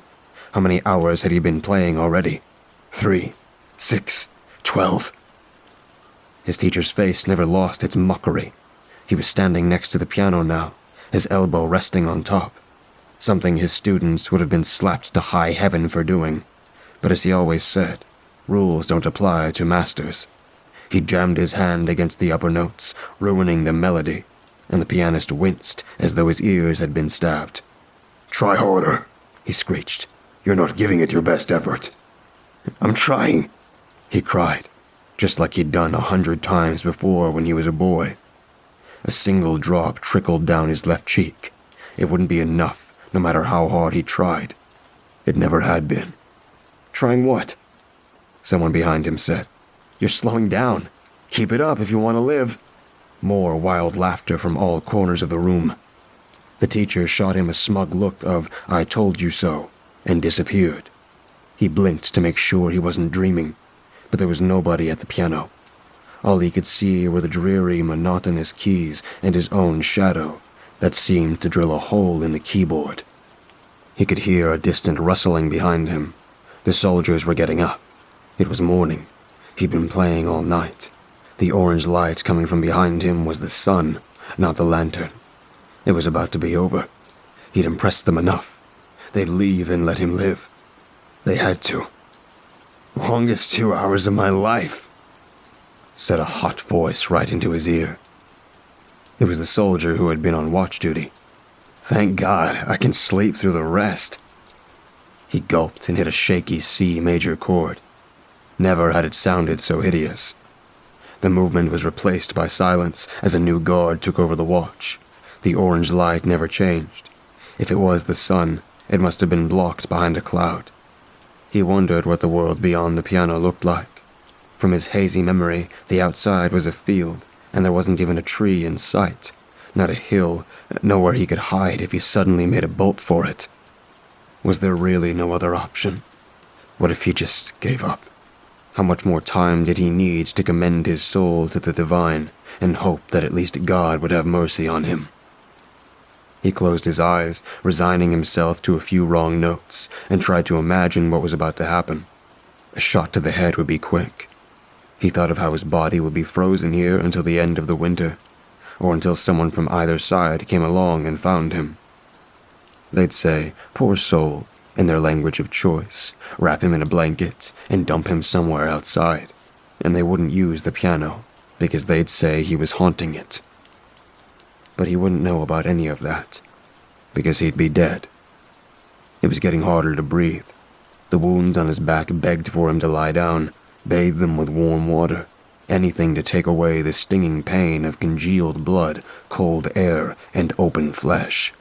He wondered if he could take one hand off the piano and reach around to touch them, and let heat from his sweaty hands ease the soreness. No, he couldn't. "Please let me stop," he sobbed, still playing, resting his exhausted head against his chest. "I'm begging you. Please let me go." "You can stop whenever you want," someone said. The whole room exploded in titters, and he heard the familiar click of a bolt-action rifle. Even the littlest sound of the barrel brushing against someone's canvas jacket sounded louder to him than the piano, which he could barely hear anymore. Something cold touched his ear, and he kept playing, dodgily closing his eyes. So what if the notes he hit were wrong? The worst they could do was kill him. Now, he could swear the orange light had gotten a little paler. It was sunlight, soft and warm on his tender shoulders. The soldiers were starting to move around, yawning audibly and stretching, their jolts cracking in the cold. They started a fire, which popped thinly and produced waves of smoke that made his eyes water. He wanted to rub them. He couldn't take his hands off the piano. He was starving and thirsty. The smoke dried out his mouth, and his lips were stuck together. He couldn't open them to get a drink, even if there had been anything to drink. Flakes of dry skin were peeling off his knuckles and floating gently down to the keys below. Hard to see against the whites, but glaring and annoying against the black. They broke the pattern he was now so used to. He made a game of trying to brush them off with his fingers while he was playing. Then he smelled it. Food. Cooking meat and some sort of savory herb he couldn't quite identify. A soup, probably. Steam. It wafted around his nose and made his eyes water more, this time mixed with tears. And for that matter, what was stopping him from giving up, scarfing a last desperate mouthful of soup before the soldiers could kill him? He licked his own tears, but the salt only made his mouth drier. Since he'd become a soldier, he'd been constantly imagining his own death so vividly and so often that he almost felt he couldn't survive without thinking about it. Whenever he found himself remotely in danger, near an edge looking down the barrel of an enemy gun, barely missed by a shell, his mind flipped to the worst outcome. He fell. The bullet struck him. Shell landed nearby. In any case, he died, and he made peace with that possibility.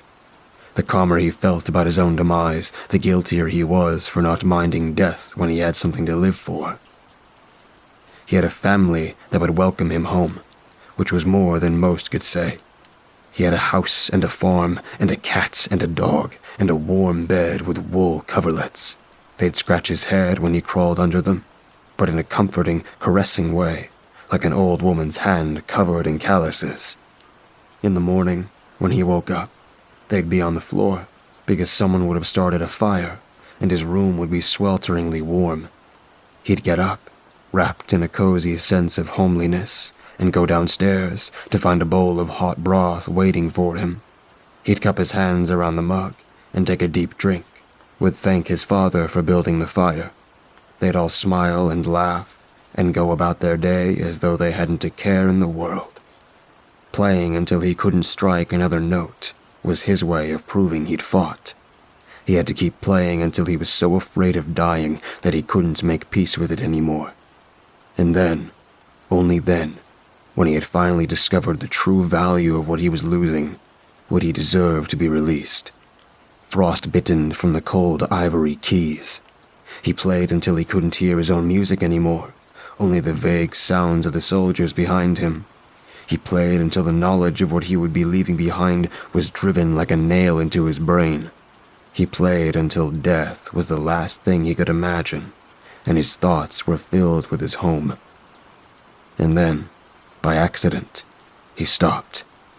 His hands dropped to his knees, and when he tried to lift them again, they simply wouldn't move. "Hell!" cried someone from behind him. "The longest concert of my life." A deep, choking misery crept up his throat, and he felt a tear run down his cheek. Another and another. He smiled because, at least, he wasn't afraid of dying, and still had hope that he wouldn't. And he cried, burying his face in his hands and sobbing like a child, because his hope was founded on nothing but the mercy of his persecutors, who hadn't yet shown any remorse. And he cried because his arms were so stiff that his shoulders felt wrenched out of joint, just from the tiny movement he'd made to drop his hands to his lap. No matter what happened, at least he knew he'd fought all the way to the elusive end. A hand on his shoulder forced him to turn around and look straight up into a pair of warm, brown eyes. The man was grinning on one side, and his grip radiated cheerfulness. I'm impressed, he said. The pianist smiled wider through his tears. Thank you. I've been playing since I was a child, but this is the first time I've played for anyone else. You're a pianist fit for nobility. If only we didn't have to kill you, said the soldier. He really did seem a little regretful, but his hands showed no hesitation as they unbuckled his holster and pulled out his revolver. He loaded it with painstaking slowness. The pianist watched, occasionally lifting his hands to his eyes to wipe away the tears so they didn't freeze on his cheeks. He felt as if he'd earned a badge of honor. He was terrified, and pure fear had never felt so sweet. For, driven into a corner, he finally realized the magnitude of what he was giving up, and he was proud of himself for the first time since he could remember. He had finally earned the life he'd lived by fighting so bitterly to keep it. Were these soldiers really angels in disguise, sent to drag his downcast mind back into happiness? The last thing he saw before he closed his eyes, letting the moisture pool behind his eyelids, was the soldier's friendly smile, and somebody behind him giving him a thumbs up. He heard their laughter right up to the last minute, and he smiled in response. They weren't mocking him. They were encouraging him. He played for more than 24 straight hours before collapsing in tears, at which point the soldiers, somewhat impressed, laughed and promptly shot him point blank. When I was 18, I came in contact with Elijah, who stole cars for a small profit. The thing is, I don't have a job, and I sure as hell couldn't go to my parents for money, so I started joining him on these ventures. He must have been at least 15 years older than me. We met at night and would circle big parking lots trying to score a car. We were fairly successful for about 2 years. One night we were both able to score a car and were celebrating in a bar. It was then that Elijah told me that he knew of a job, but it wasn't going to be our usual MO. "If we play it right, it'll be an easy score," he told me while chugging his beer. "All we have to do is break into some old dude's place and steal a painting." My curiosity rose up in a hushed voice, and I asked him, how much would this painting be worth?" He let out a small chuckle and lowered his voice in a whisper. "Millions, my friend." I don't consider myself a greedy person, but the thought of making millions in one night was enough to get me to agree. "The painting was rumored to be destroyed long ago. Currently it's in possession of an old man on the outskirts of town," he whispered. Looking back on all this, I should have asked more questions, but the thought of making millions in one night was enough to make me forget all reasoning. Curse our foolish minds for ever thinking we were going to find such riches without paying a price for it. 2 nights later, I was waiting in a parking lot where we'd meet, lighting a cigarette. Judging by the condom wrappers and needles lying around, we weren't the first to realize this place was abandoned. My cigarette was almost fully smoked when Elijah arrived. "Why'd you bring your car?" He just looked at me and shrugged. How else are we going to transport the painting? I guess he had a point there. After we reviewed the plan one last time, we decided it was go time. We would go in and find the old man's bedroom, where I would stand guard, making sure the old geezer wouldn't wake up, while Elijah searched the house. He promised me there would be no violence involved whatsoever. Worst case scenario, if the man woke up, I would tell him not to move, and if anything went wrong, we'd just rush out of there. It was about a 5-minute walk from the lot to the old man's house. We walked in complete silence. There was an uneasiness in my guts already, as if I subconsciously knew what was going to happen inside of that house. We got to the house and climbed the front gate. This wasn't a house as much as it was a mansion. I kept thinking to myself that I wouldn't even find the bathroom in a house like this, much less the painting. Elijah got the front door open in almost no time.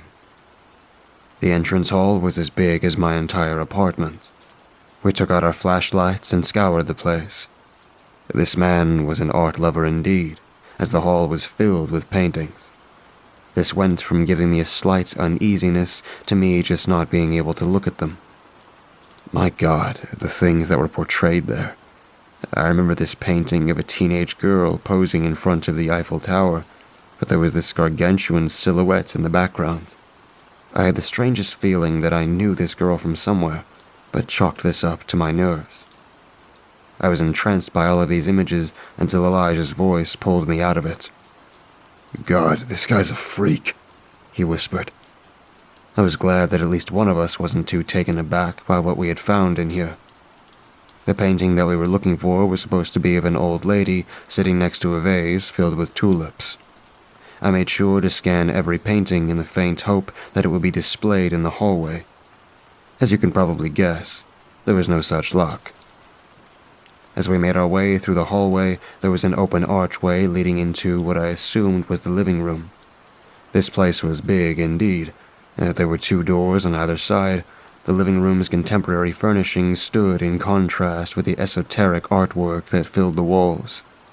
I took slight glances at the paintings, not wanting to look at them for too long. I don't think I've looked at most paintings for more than 5 seconds. Some of these images still haunt me today. One such was displayed right above his fireplace and freaked me out beyond belief.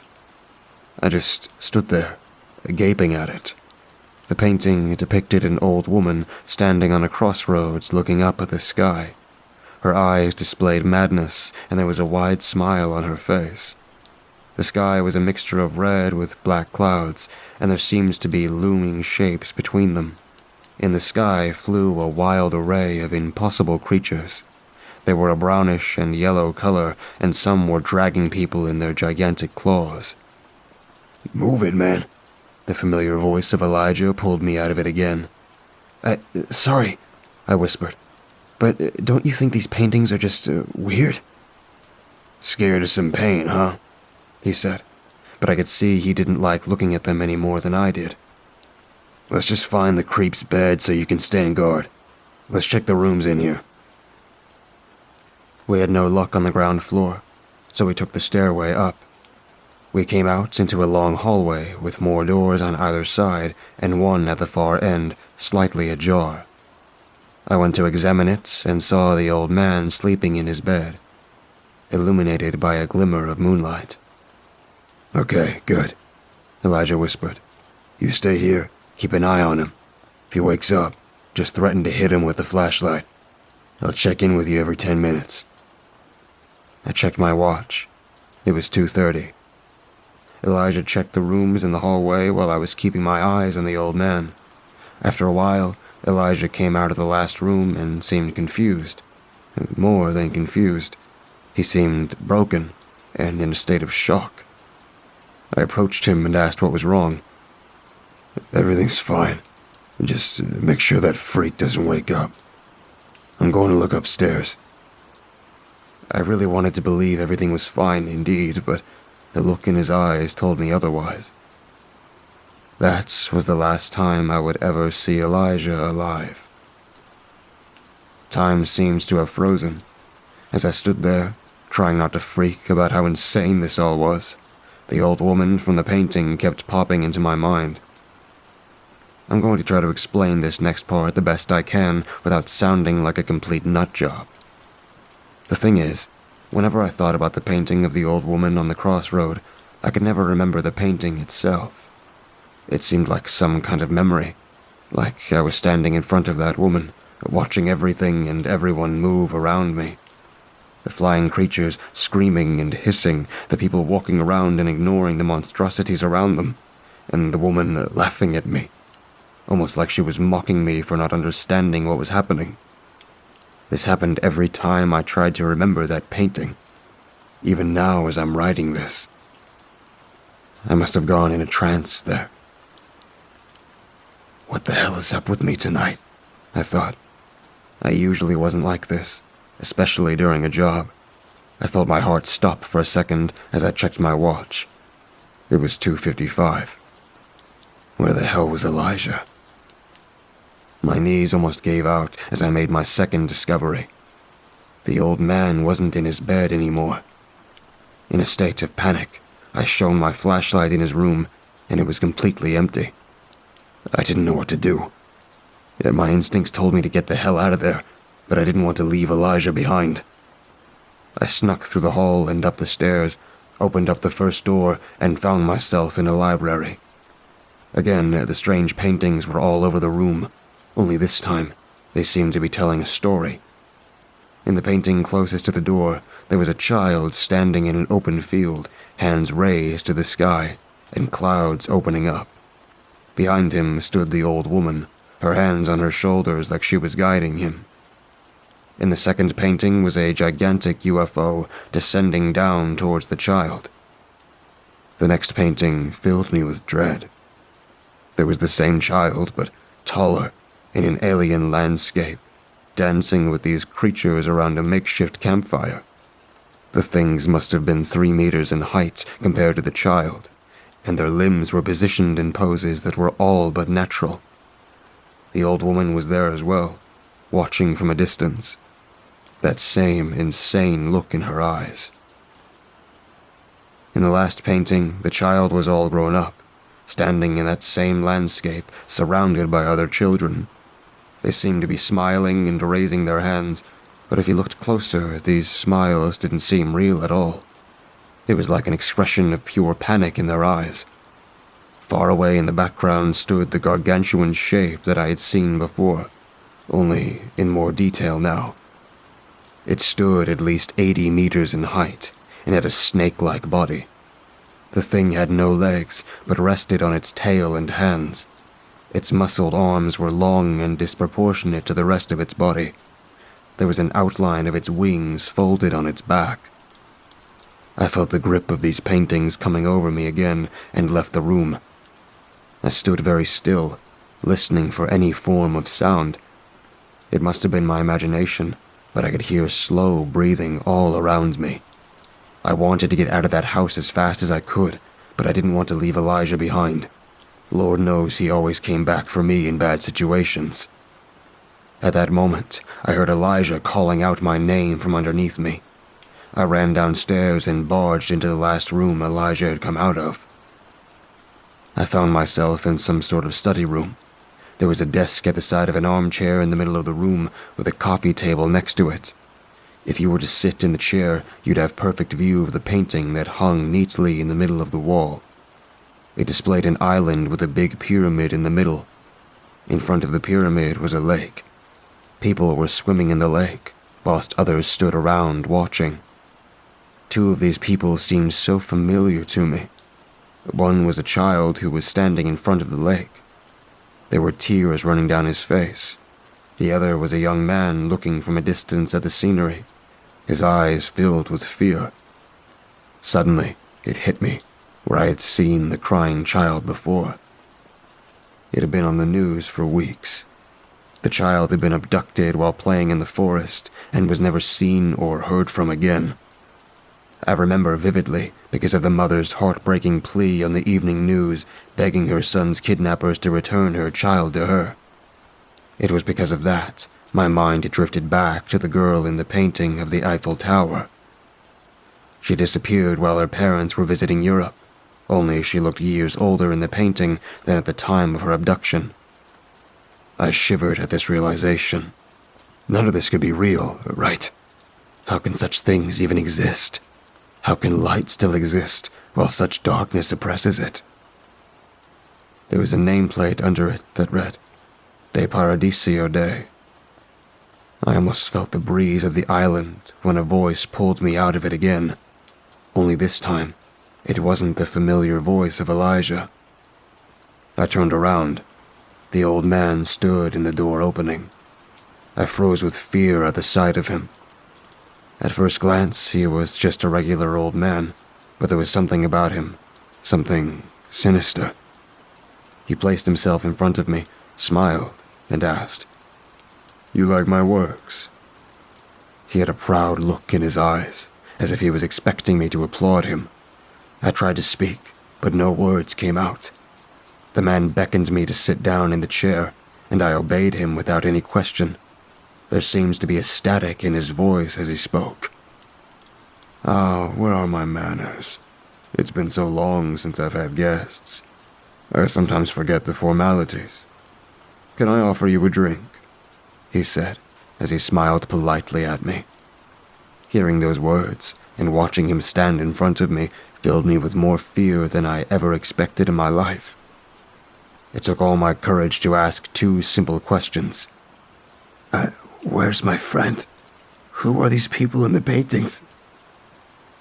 The old man chuckled. I'm afraid your friend has grown weary. He decided to let his eyes rest for a bit. As for the people in the paintings, you can consider them as my private collection. I was like you once, an ignorant child who didn't understand the universe.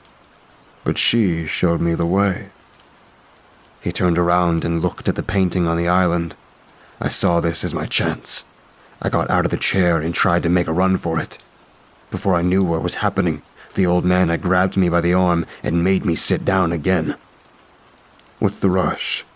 You come in my house in the middle of the night, awaken me from my slumber, and don't even have the manners of sitting down for a nice chat.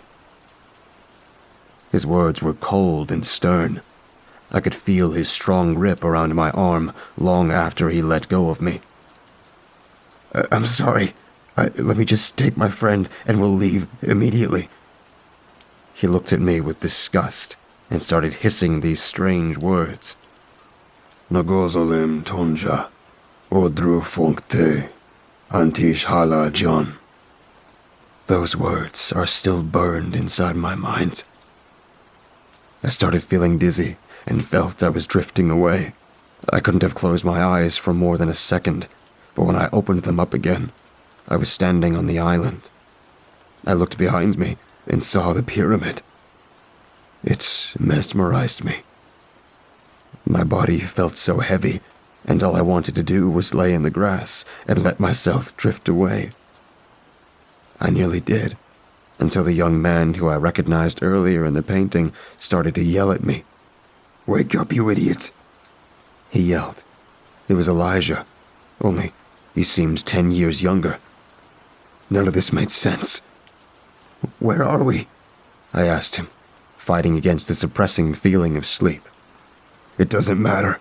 You need to wake up and get out of that house," he screamed. I found myself closer to that warm embrace of sleep.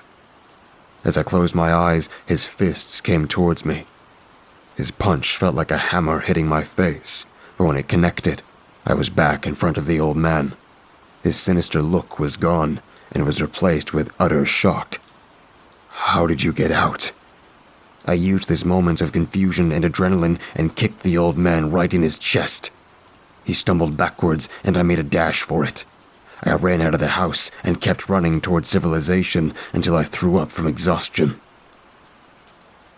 The guilt I felt for leaving Elijah in that cursed place never subsided. Weeks later, I saw a missing person article in the newspaper with Elijah's picture, only his name was displayed as Morgan Fletcher. I guess I never knew him as well as I thought. I've thought about going back to that cursed house ever since. 35 years later, I'm still thinking that. 10 years ago, I got as far as the parking lots, but fear always got the better of me. I never went to the police. There was no way in hell they would have believed me. I would have taken this story to the grave, but yesterday, I saw a news report of 3 teenage kids that were last seen hanging around the area of the house and disappeared without a trace. I have the worst feeling that the old man is behind it. Curse our foolish minds for ever thinking we were going to find such riches without paying a price for it.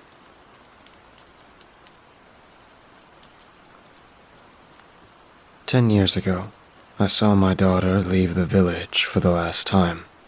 Her hand firmly clasped her mother's as she was led away towards the Sweetwater River. There she would continue to be raised within a cult from then until her death, knowing no one other than the other slaves around her, and, of course, the entity they call their prophet. My wife joined the cult before our daughter was born. She didn't give me an explanation, she just jumped up and left one day. Before vanishing into thin air, she promised me that she would bring our child to the village with her to purchase silk for the Sweetwater weavers. We agreed not to make direct contact, but to simply trade in the same area for as long as we could, so I could see my girl as she grew. I had to learn to love from a distance. One day, I heard her ask my wife if they were going to bring a gift back to Sweetwater for her father. My blood boiled. Someone else had been helping my wife raise my daughter. I went over to approach my wife, but as I did so, I was stopped by an elder of the cult who had been watching us from a distance. I was struck in the knee with a metal staff and left there helpless while he informed my wife that they would have to leave the village immediately.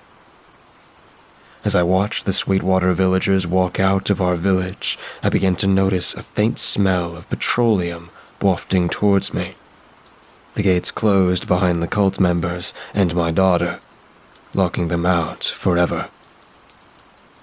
I was about to get off my knees and stumble home when I noticed the petroleum smell was getting stronger. I tucked my head and saw my village being attacked by people wearing red material around their wrists. They were throwing us to the ground, tying our wrists together, then dumping buckets of petroleum on everyone. I dropped down and rolled into a ditch behind me, laying completely still so as to not be found. As I lay there, the smell of burning flesh flooded my nostrils. I heard the deafening screams of men, women, and children suffering in agony as they went up in flames. I was distraught. After a couple of hours, I heard the attackers heading back to their cult through the village gates, talking about how they would tell the others that we no longer wanted them here, and that if they showed their faces in town that we would kill them. I thought I'd never see my daughter again. When I was sure that the cult members were far enough from our town, I got out of the ditch and immediately began looking for survivors. There were none.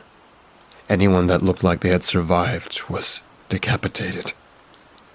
I decided at that very moment I would plan to bring the Sweetwater cult to its knees, but I needed help. For 10 years, I sustained myself on canned food and water from the well as I plotted my revenge against the Prophet. I took books from the library on demonology, the occult, and the history of the Sweetwater River. I left the empty village on my daughter's 21st birthday, promising myself that I could do this and that I would tell her everything in due time. I spent 3 days on the river, eating nothing but fish and wild mushrooms that grew on the banks. Halfway along the journey, I lost an oar, so the last leg of the voyage was even more grueling than the first. As I approached the edge of the Sweetwater village, I noticed someone standing there. A girl in her early 20s. She was holding a small rose that she had just plucked not even a few minutes ago. I stared at her, and she stared at me, before she carefully approached the boat. I stopped paddling for a second and placed down my oar. As she came closer to me, I recognized her face. She had the facial features of my wife, but ash blonde hair just like mine. It was my daughter. Because my wife left before she gave birth to her, I never got to hear her name. I couldn't possibly tell her I was her father without knowing anything about her. She'd never believe it. Instead, I climbed out of the boat and pulled her into a hug. Instead of asking who I was, however, she stumbled back a few feet, and then, without looking back, she took off running. I felt like I'd scared her away.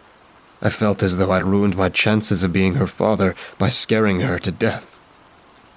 I watched her run for a good few minutes before sitting back down in my boat. I had decided to rest and scan around the area. That's when I finally saw it. That thing they call the Prophet was standing there, watching something, just like a hawk watching its prey. I quickly tipped my boat sideways and filled it with water until it sank, and then I hid in the river, with my head just poking out of the water. I didn't want it to see me. I didn't want it to get me. After I made sure it was gone, I reached beside me into the sunken canoe and grabbed my bag. Then I climbed up the bank and sprinted into the Sweetwater woods. For 3 days I camped out there, scoping out the village and watching everyone's daily and nightly routines. The Prophet does not sleep, and he has multiple people working for him around the hours of 12 a.m. to 5 a.m. Then the villagers wake up and begin their everyday regime. On the last night, I saw something walking from their hut out to the church. It wasn't one of the elders, nor was it a night shift worker. It was a villager, with ash blonde hair. She was carrying with her a sack, a cat, a lit candle, and a jar of something. I tried to get a closer look, but I couldn't. All I could see was her scarlet dress, blowing gracefully in the night wind. I watched as she approached the gates of the church. The church doors slid open ever so slowly without a sound, and the Prophet stepped out of them. He led the girl round the back of the church into the graveyard, where they keep the punishment pit, and I didn't see them for the rest of the evening. I did notice, about 5 minutes after they vanished, that familiar smell of burning flesh and petroleum. I thought it was best to hide for the remainder of the night. I woke up the next day to screams coming from the hut that the girl had left from yesterday. I crawled along the edge of the woods towards her hut to get a better view of the commotion. As I did so, my wife stepped out of that, but it had hit me like a ton of bricks. The Prophet saw me, he saw my daughter and quickly disposed of her. I couldn't believe it. I got up and ran to my spot where I hid my belongings and gathered them together. That night, I snuck into my wife's hut. I climbed through my daughter's bedroom window and crept up to the door, opening it just enough to see into the living room. There, sat at the table with her head in her hands, was my wife. I didn't have my head screwed on properly at the time, so instead of waiting until she went to bed, I decided just to walk out of there and confront her. I knew it was a terrible time to do such a thing, but it wasn't okay either. I needed answers from her. We talked all evening over a bottle of wine, and I explained to her all about how I was going to rescue them and take them home, even though there was nothing or nobody left to return to. That's when she slid some things across the table to me. It was my map, my ring, and 12 coins from my pocket. My daughter must have taken them from me during our embrace. My wife then proceeded to pull out a note from her dress pocket. I read the entire thing aloud. It described some kind of nook in the forest she had seen, and how she planned to camp there long enough to convince the prophet she was dead. From there, she would run the entire length of the forest edge until she hit the crossing on the river to the village. I spent the night with my wife and her new husband, and the very next day we decided to sneak into the woods to wait for our daughter, but she never came. Something was up. We were all thinking the worst, although we tried so hard not to. That night we came up with a plan, and as best as we could, put the plan into place. My wife and her new husband went to distract the prophet with promises of competence and evening and nighttime shifts, while I snuck into the punishment pit. The pit has a large metal covering on it, inscribed with paragraph upon paragraph of Latin writing, detailing the rites of the demon prophet. It took a few minutes to slide it off the pit, but once I was able to, I slid down the ladder, all the way to the bottom.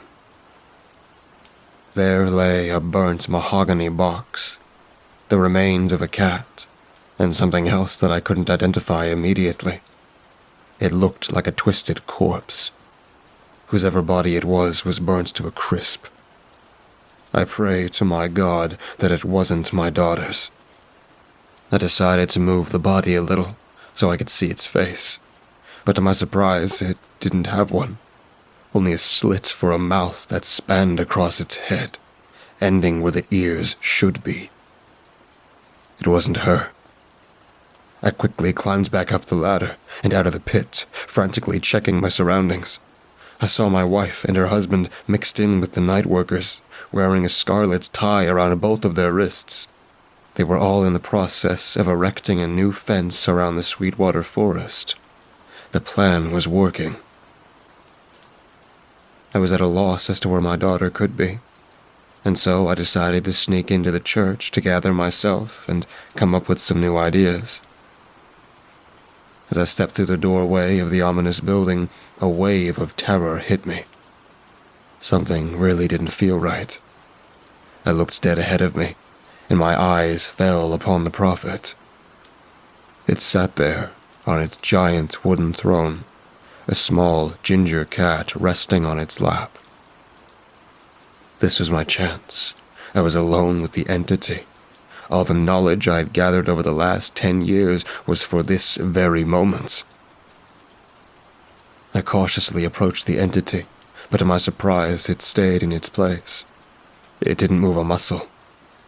When I finally got close enough to strike, I pulled out a small dagger that I had made from the remnants of a crucifix that I had stolen from my village cathedral. I forged it above the fire that was fueled from the excess jars of petroleum the cult members left behind. I was about to strike when the prophet raised his hand and stood up, causing the cat to fly off its lap and out of the church.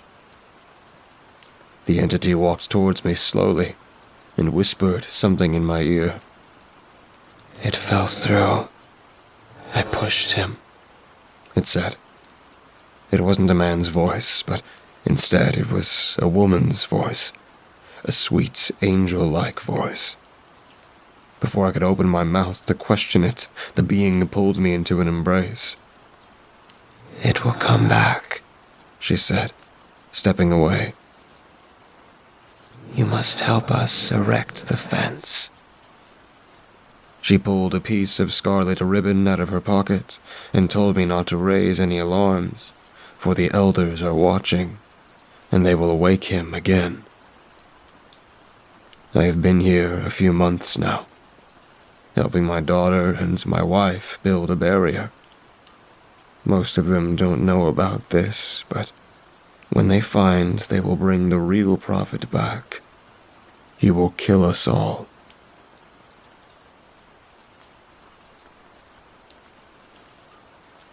Every person has the right to choose if they wish to accept a mission, as no assassination should be performed unwillingly.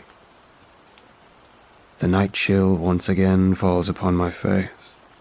I suppose one gets used to the night and everything it has to offer, as the dark is not our foe, but a most trusted friend. The streets are quiet. I walk with no great worry in my step, the high profile of my targets doing nothing to deter me. Kill Princess Evelyn. These would have seemed like harsh words when I first joined. I remember not understanding the calmness of their faces and their eerily content voices as they trained me. I knew the jobs had to be done, that people paid for our services, but it meant more than that to the members. With years of experience behind, one could almost be forgiven to not care about moral standards or righteousness. The guild is not always employed to get rid of notorious criminals or evil tyrants, like a cat does not always hunt the evil mice. Though its huge walls are visible from a distance, only now does the castle come into full view. Its gray, closed gates lie on the western side, towering even above the walls in its impenetrable visage. I angle my advance such that I head for the eastern wall, making sure the guards stationed on top of the walls don't spot me. I arrive near the wall, and profiting off the fact that no guards seem to be actually patrolling the perimeter, I throw my grappling hook. Slow in my ascension, I catch glimpses of the starry sky, the millions of eyes urging me to continue climbing on and on until I reach them. The wind washing through the crowns of the trees brings me back in the moment. With a final pull of my arms and throwing my leg over the edge, I land on top of the cold stones of the wall, shrouded by idle shadows. In front of me lies the castle's courtyard. I ignored the kitchens, the stables, and the guardhouse, instead fixating my gaze upon the keep that lies to my right, at a far distance. A mighty structure, such that a tiny shadow infiltrating its great halls would be almost invisible. Locked back doors are no impediments to even slightly dexterous hands. I move quietly through the dark, icy passages, heading to one of the higher floors, where my target is located. The closer I get to my destination, the more tense the atmosphere is, as if the very air serves as a warning. As I pass a window on the third floor, a horrified scream rings in my ears, coming from the town below. Utter fear is conveyed with every note of the voice. The scream continues for a second before it's suddenly silenced. Though focused on the task at hand, I can't help wondering about its cause. I ascend a final stairwell. The darkness here seems deeper, heavier. But the dark is not the thing that worries me about this place. It's the footsteps that echo somewhere in the distance, the slight scratching sound behind me that disappears as soon as I turn around, the void-like depths of the stairwells that whisper to me. I wander the floor searching for the right room, with only a vague idea of its location. It takes me a while to notice, but silence is absolute here. If the other floors held the sound of the wind or the snoring of people, the contrast is staggering. This only serves to amplify the scraping sounds that come from an invisible source. I place my hand on the hilt of my dagger. It's soothing. Though a mere tool, it has helped me countless times before, and it shall not fail me now. Do not turn around. A faint, rugged voice suddenly speaks from behind, followed by a chuckle. My blade is drawn before the sentence is finished, my cloak flowing around me as I turn around. No one. Perfect silence follows. Are phantoms of some kind roaming this place? If so, could such a spirit be forgiven for being reckless enough to oppose me? I spent another few seconds scanning the dark before I continue. Turning around another silhouette of a corner, I'm surprised to see an open door, with faint light coming from within. I definitely passed this door before, and it wasn't open. A trap. I stop and listen, waiting for guards to surround me at any moment and throw me in a dungeon. Nothing happens. Only now do I realize that, except from the ones patrolling the walls way outside, I've never seen a guard in the keep. Would guards not be stationed at the entrance at least? Though unusual, it is of no consequence. I sneak up to the door. Judging by the highly ornate door, I am in luck. This might be the exact chamber I was searching for. I enter the faint glow of candles as I walk in the doorway. There was a young woman inside, surrounded by royal furniture. She stands by the open window, staring at the night, with her back turned to me. This is too easy. I take a step forward, the sound of which causes her to turn around. Who are you? She says in a frightened voice. Recognizing her as the princess, I say nothing, but I notice trails of blood adorning the floor. Are you here to kill me? She continues, with a sudden calmness. The blade represents an extension of your very being. Use it as such. I remain silent, drawing my dagger instead. No use in talking to this soon-to-be gone. She freezes and stares at me as I slowly approach. But, if only for a second, I see something else in her eyes. There is something else behind her fearful gaze, waiting to attack. I knew it. I lunged forward, aiming directly for her neck, but she pushes me to the ground with unexpected force. The time it takes me to get up is enough for her to return to her true appearance. Dark eyes deep set in a small round head stare at me instead of her once blue eyes. Haphazard, graying strands fill the head that once held long, blonde hair. The creature towers above me, and its sharp claws rival my own dagger's edge. I jump back, and it instantly lunges and reaches for me with its long, slender arms. As I dodge, the creature spins with inhuman speed out the door and into the maze of shadowy corridors. Its beast-like screams get farther and farther away. Now I do understand the lack of guards, the scream, the bloody trails in her room. Does everyone in the keep know of this? Are there more, hiding right here, in this very building? I do not hesitate as I rush to the open door and step into the shadows beyond. I remain perfectly silent as I walk through the winding corridors, dagger in hand, searching for the unchained creature.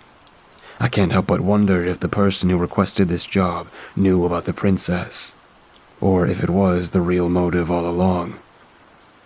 After a while, the scream-like sounds have stopped, and silence lays itself across the whole floor, but only temporarily. The scratching sounds have returned, more aggressive this time, and taking longer to disappear.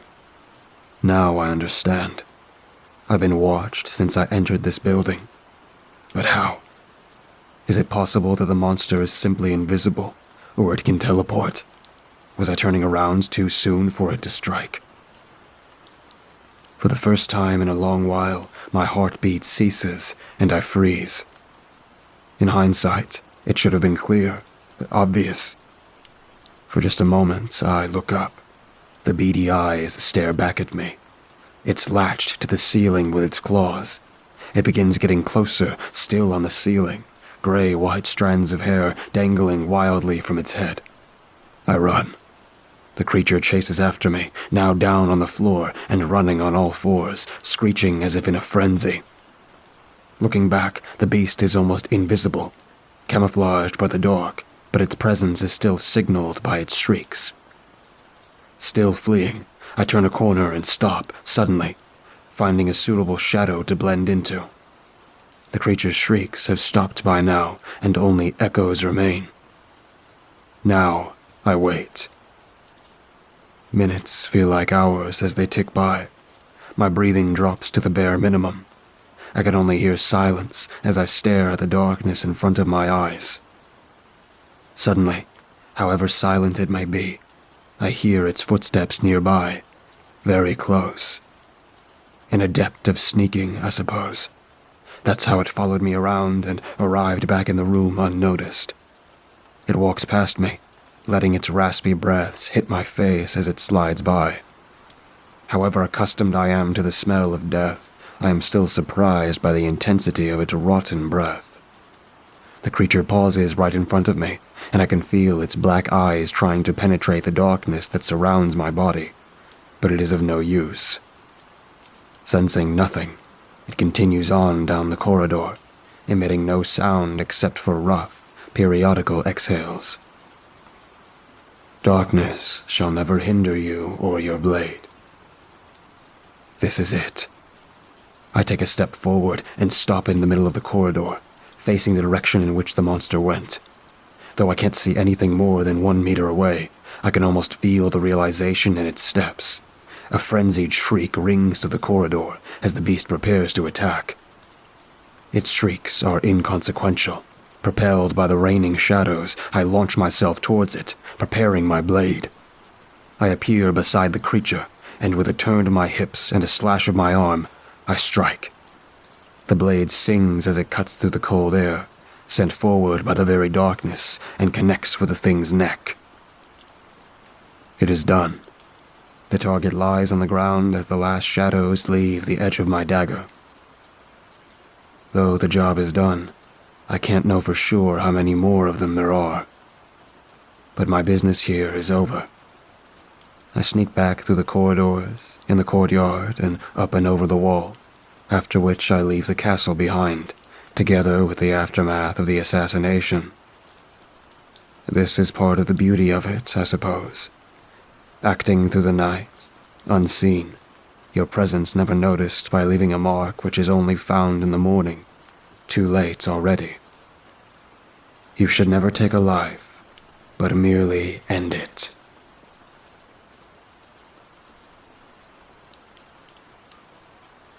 It started 2 days ago.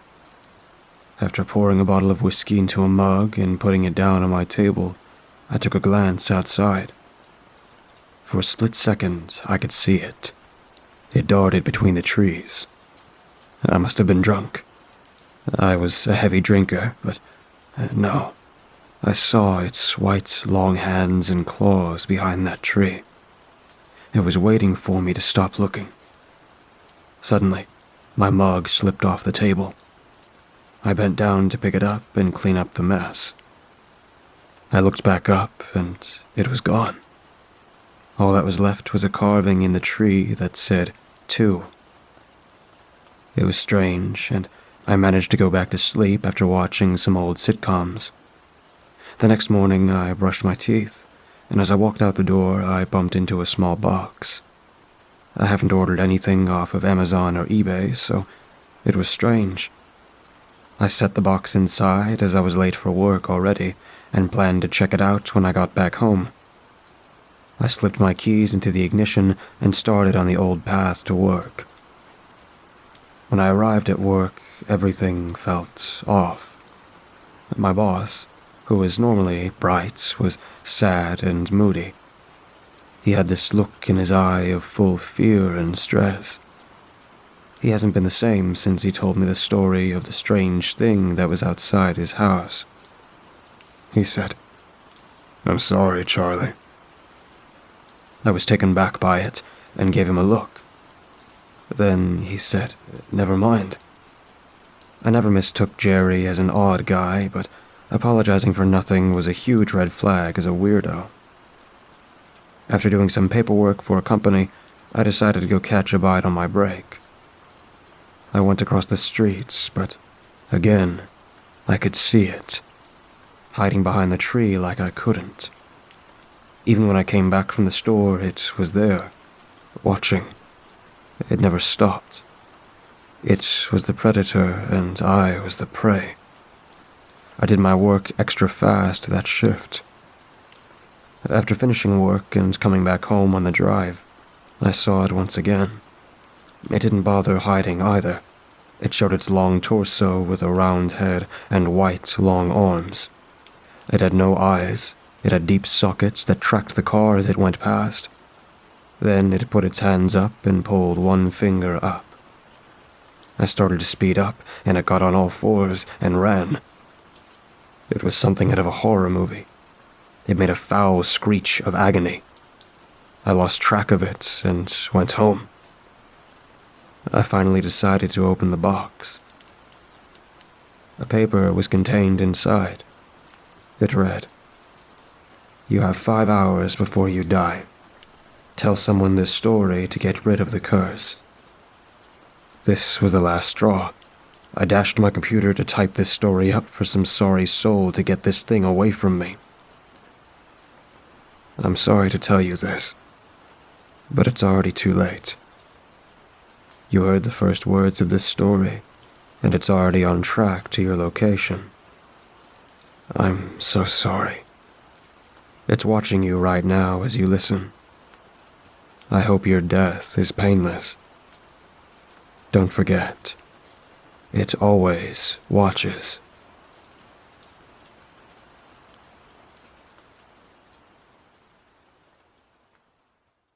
Why do we even need the guns? Was the first question I asked as my supervisor went over the protocols.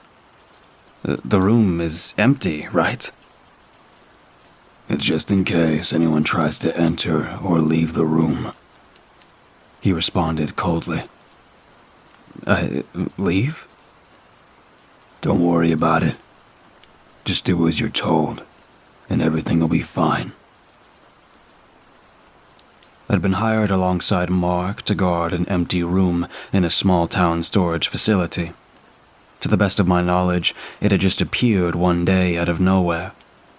Since then, only 3 people had gone inside, all of which died within a minute. During their short visit into the room, a camera had been set up, delivering a constant live feed through which we could observe the room. Though nothing had ever been seen within, an eerie aura surrounded the place. The walls were made from an unidentified metal, and the door didn't have any obvious way of opening. It either opened when touched, or remained closed. Either way, our orders were simple. Keep people away from it. 24 hours a day, each day of the year, the room was guarded by one of 3 teams. While the job was exceptionally boring, it paid enough to keep us from asking too many questions. We were only to contact the team leader, Dr. Henderson, if any activity was recorded within the room, be it actual movements or just sounds heard through the door. Other than that, we were left to our own devices, which meant we could mostly slack around and talk. Every now and then, we'd hear faint sounds coming from behind the door. To me, it sounded like a distorted music box playing an old tune. It was one I remembered my mother listening to as I grew up. Beyond that, I could hear someone sob quietly, the familiar yet distant sound of an old woman crying. Mark, on the other hand, swore up and down it was a young boy laughing. Though he couldn't name the boy, he too said it felt eerily familiar. Still, the cameras showed nothing. We just contacted the team leader as commanded, who always seemed utterly uninterested during his visits. "Sounds again?" he asked. Yeah, Mark tried to explain, before getting cut off. It's not important what you hear, as long as the screen remains empty. Just keep your eyes peeled. Let me know if anything changes. Years went on like that, and we stood, posted in front of that empty room. The metal door that separated us from unknown horrors remained untouched, and as far as we were concerned, nothing would ever change that. We followed orders, got paid, and that was it. At least until we heard someone knock from the other side of the door. Hello. Please let me out. I don't want to be alone anymore. The voice of an elderly woman said. It sounded like the same woman I'd heard sobbing over the years. The tune of that music box kept playing in the background. Those two facts really reminded me of my mother, which was an impossible thought, as my mother had died years earlier. "Do you hear that?" I asked Mark, who seemed transfixed by the sound himself. Yeah, He responded, with barely a whisper. "I'm calling the doctor. He better hear this," I said, as I redirected my attention towards the empty screen. I picked up the emergency phone and pressed 1. It prompted an alarm that immediately alerted the team leader. We'd already been through the procedure enough times to make it an unimportant event. Still, something was different. Despite the sounds we'd heard over the years, no one had ever knocked on the door. oh God, it can't be. I heard Mark say in the background. I turned around to find him pale as a sheet. His face was drenched in sweat. As his eyes were fixated on the screen, I took a few steps closer, just to make sure my eyes weren't deceiving us both. There was something inside the room. At first, I couldn't tell exactly what it was. It looked sort of like a deformed chair, as if someone who'd never seen a piece of furniture before had been instructed to put a chair together. On top of it lay a music box. Before we could discuss the thing that had appeared inside the room, Dr. Henderson entered the storage facility wearing a tired expression on his face. Report, Was all he said as he greeted us. "There's something inside the room. It's I tried to explain before another bout of knocking shut me up. The sound seemed to wake the doctor up a bit, though he still didn't look too concerned. He at least decided to stick around. It wasn't until he got a glimpse of the live feed before he froze dead in his tracks. no, He mumbled. With that, the image on the screen got replaced by static. Whatever was in the room had interfered with the feed. Just let me out. It's so cold in here. The voice said through the door. I could see the doctor getting more nervous by the second. The blood had drained from his face, and pearls of sweat had formed on his forehead. He picked up his own phone, ready to call for reinforcements. But, just like the live feed, the phone refused to work. "Hey, Doc, what's going on?" I asked. Mark hadn't spoken a word. He just stood there, hypnotized by the static-filled screen in front of him. You two, stay here. I'm gonna get a cleanup crew. Our doctor stuttered. Don't open the door. Just stay here and make sure nothing gets in or out. He rushed out of the building as he continuously tried to call for help with the broken phone. Once gone, Mark and I gave each other a quick glance before another knock redirected our attention to the door. "Did you see him?" Mark asked after a moment of silence. Him? What are you talking about? He nodded. It was Alexander. It was my son. Your son that went missing 7 years ago? I asked, confused.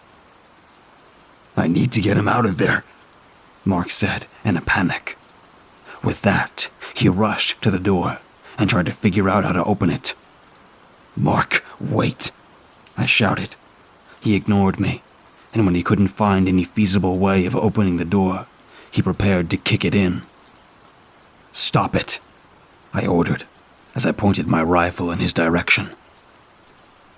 Please, he's trapped in there, Mark pleaded. It doesn't make any sense, Mark. Your son is dead. How could he possibly be inside that room? I can't lose him again. I just can't. His words were oddly rid of emotion, as if his words weren't his own. Mark, you're not yourself. Please, just calm down and let me deal with this. Surprisingly enough, he complied with my demand. Still, I needed to get him safely away from the door. While I didn't have anything to tie him down with, there was a closet around the corner I could lock him inside. Just take a few steps back and come with me, I said, carefully. He nodded without arguing, and I started to relax. I lowered my rifle ever so slightly and gestured for him to move away from the door. I turned around, and before I could react, he picked up a chair and threw it at my face. One of the legs hit me in the eye, and I immediately fell to the ground. As I lay there in agony, Mark took the opportunity and jumped on me. Then he swiftly hit me over the head with his own rifle. While I was in a haze, Mark tied me to the same chair he'd thrown at me. I didn't even know where he'd gotten a rope from, but I was absolutely stuck. Mark, don't do this. The doctor will be here to help any second. By then, the knocking had turned to hammering, and the pleading voice was screaming to be let out. Mark had tears streaming from his face. I knew we weren't hearing the same sounds, but I needed to get through to him. Please, I begged. Whatever is in there, it is not your son. Shut up. I need to do this. He was clearly crying, yet his words carried no emotion. Again, he tried to open the door. That time, he merely had to touch it, before it just swung open. On the other side, it only revealed a pitch-black void of darkness. For a moment, Mark just stared at the emptiness.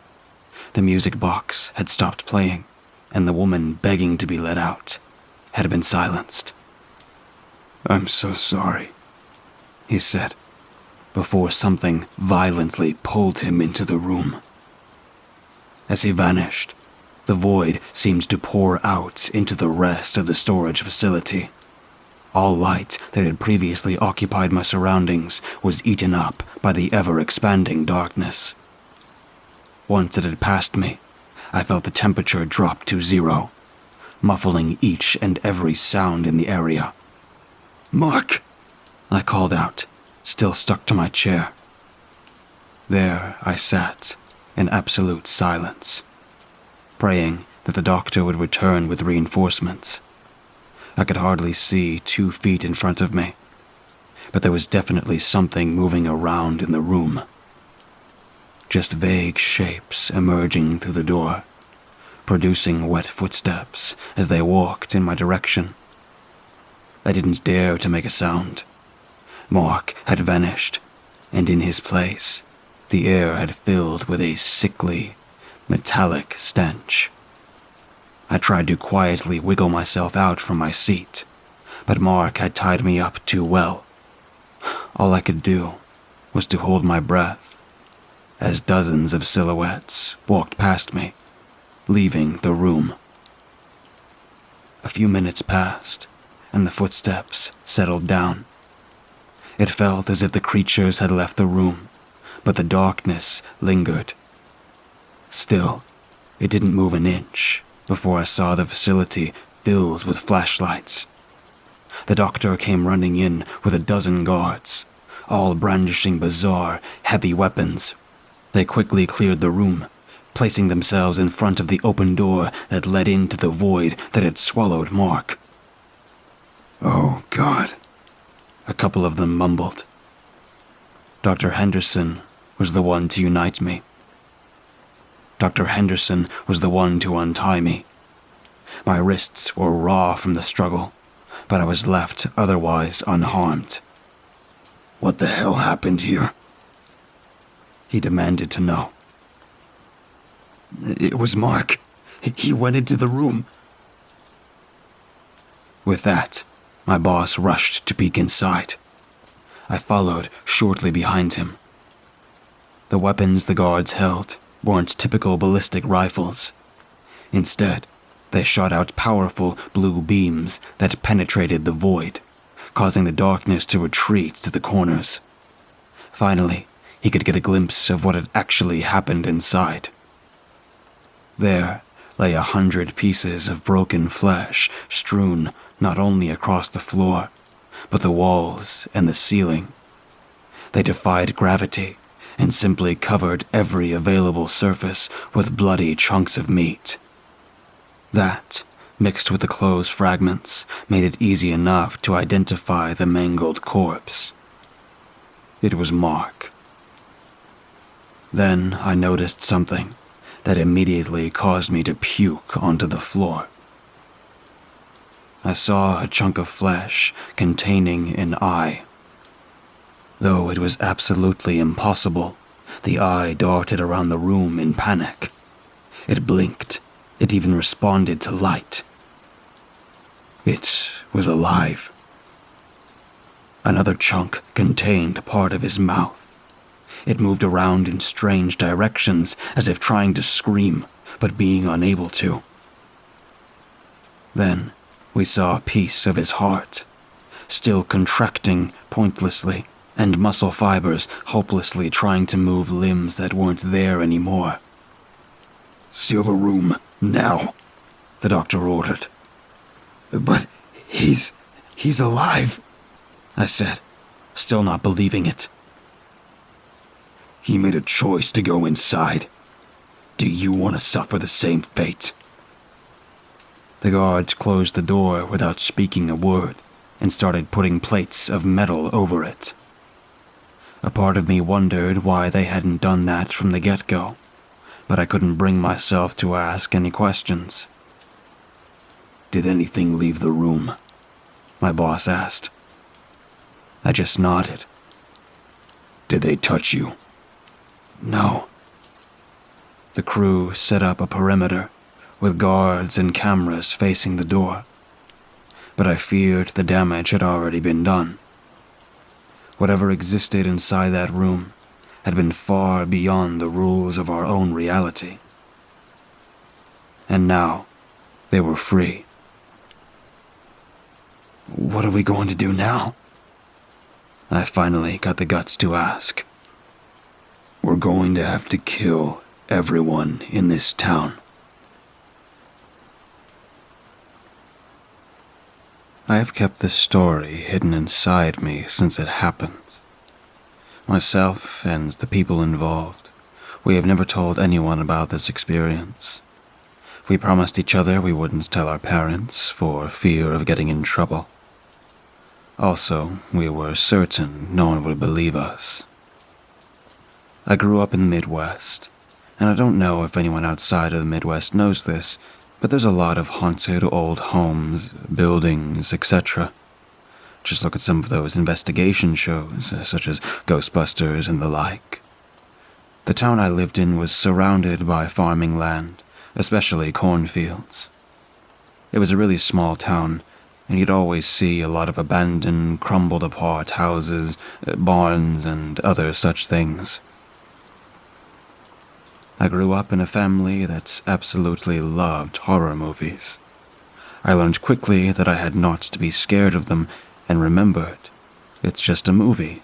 It's fake. By the time I was around 8 or 9 years old, I was desensitized and could handle them. That's what happens when your mom has you watching horror movies since you were a toddler, I guess. Growing up, all my friends knew this about my family. My mother used to let us have small get-togethers with friends every Halloween. We would watch scary movies and things after coming back from trick-or-treating every year. And without fail, she'd do some secret prank that terrified all of us. I grew up very interested in the paranormal and things that couldn't be explained, partially because of the things I've seen that I cannot explain.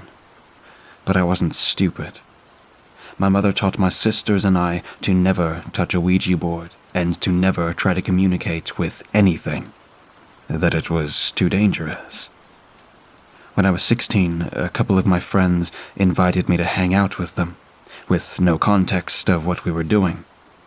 They picked me up and we took off, driving into the countryside. We drove for almost an hour, and then they suddenly pulled off to the side of the road. Confused, I looked around. Why are we stopping? Someone have to pee? They laughed, unbuckling their seatbelts. No, we're here. I looked around, seeing we were surrounded by cornfields. I said, staring at them, waiting for them to say that they were joking. Don't worry, just get out and follow us.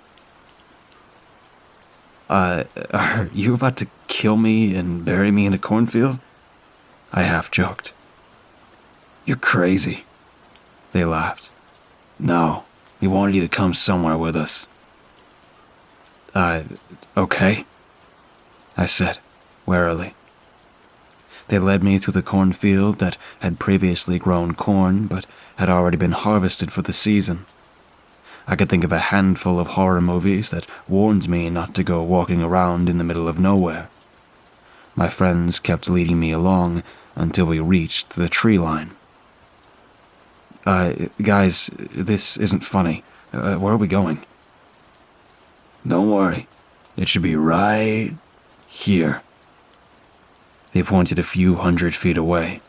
Surrounded by overgrown grass and trees lay a decrepit old farmhouse. What is that? I said to them. They smiled eagerly. We heard this house is like super haunted. And we know you aren't scared of horror movies or creepy stuff, so we thought you wouldn't be scared to go in with us. You expect me to go in there? That place that looks like it'll fall down if you breathe on it. You're crazy. I'm not gonna die in the middle of nowhere in a haunted barn. Take me home, or I'm gonna call my dad. Oh, come on. Please? Everyone else is too chicken to go in. Yeah. I thought you're known for not being scared of stuff. You scared to go in? That thing is a safety hazard. It's not stable. What if we step in and fall through the floor or something?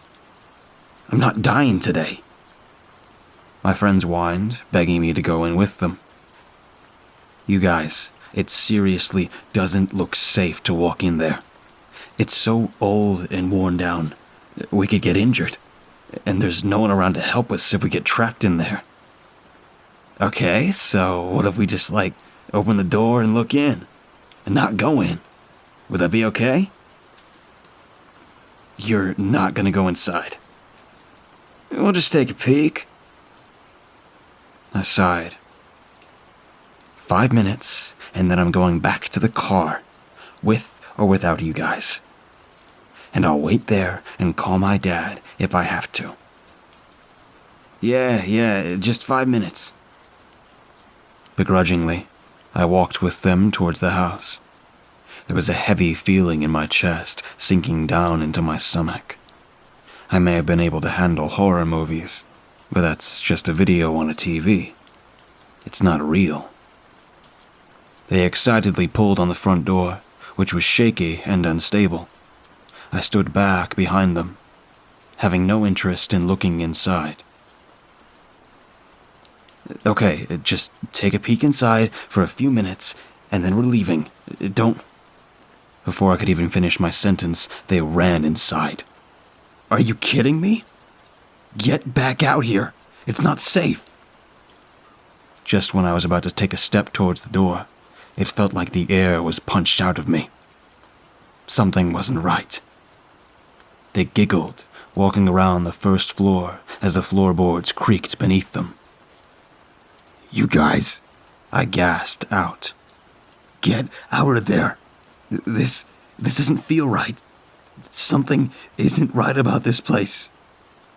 I stood at the doorway, holding my hand against the old, worn-out door for balance so I wouldn't fall over. I looked around the darkness inside, only small streams of the sunlight leaking in through broken, worn-out panels nailed to what used to be a window, and the sunlight pouring in through the open doorway I was standing in.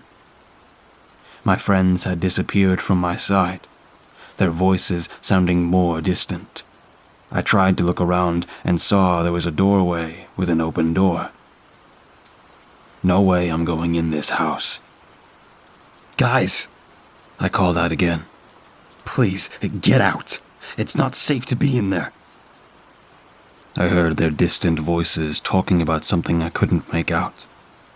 Suddenly, there was this horrible smell. The smell was so strong and so awful that my eyes started to water as I had to cover my nose.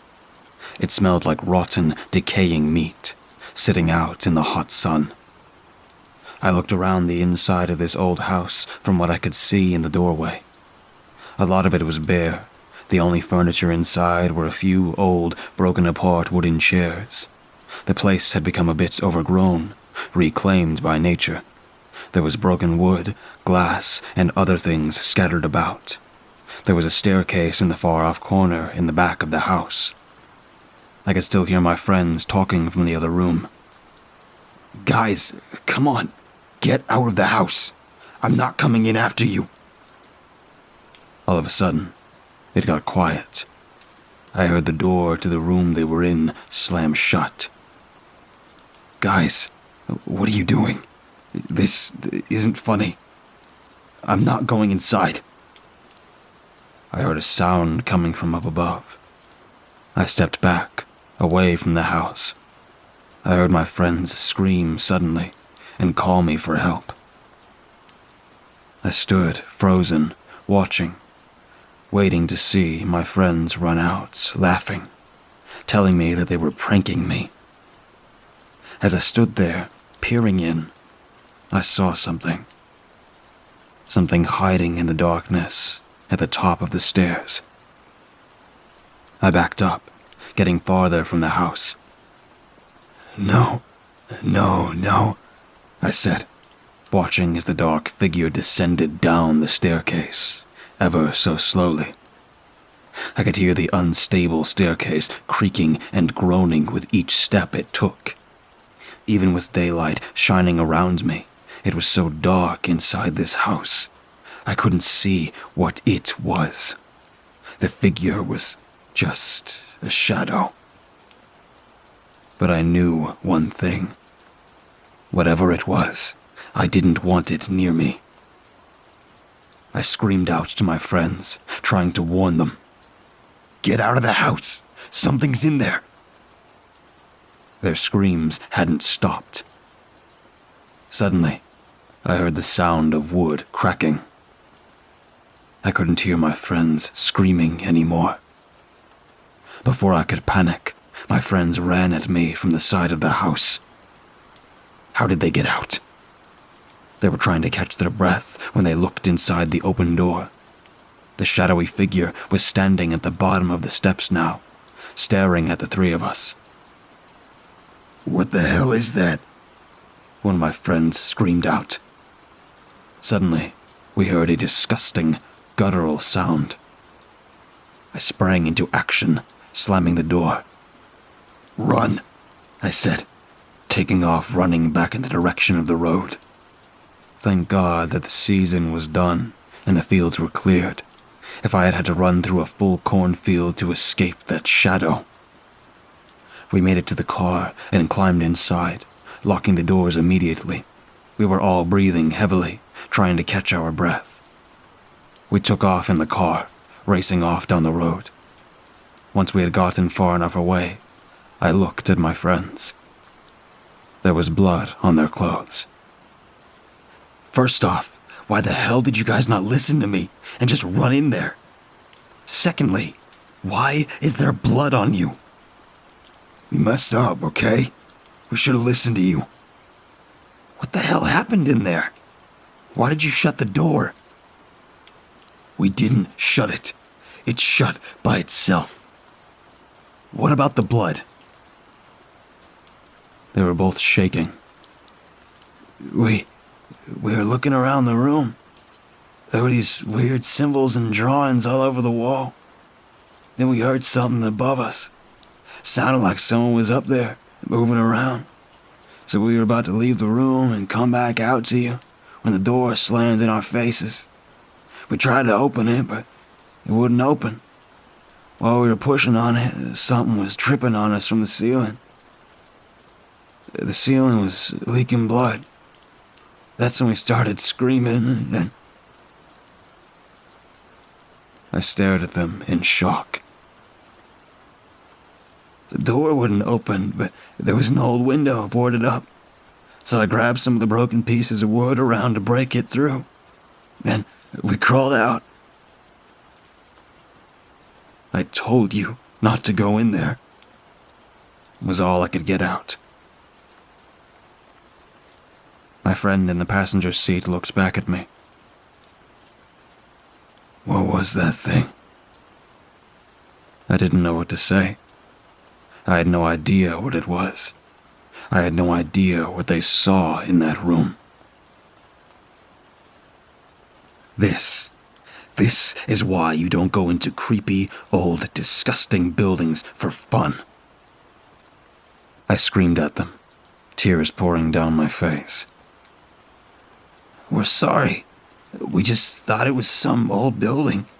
We didn't think anything would happen. That's how all the horror movies start out, you idiots. I took a deep breath and closed my eyes before exploding again. Don't you ever try to bring me to some abandoned, creepy place in the middle of the woods ever again. After a while of driving in silence, my friend who was driving the car spoke up in a quiet voice. Hey, you know what's really weird? We looked at him, waiting for what he was about to say. Those drawings were still wet.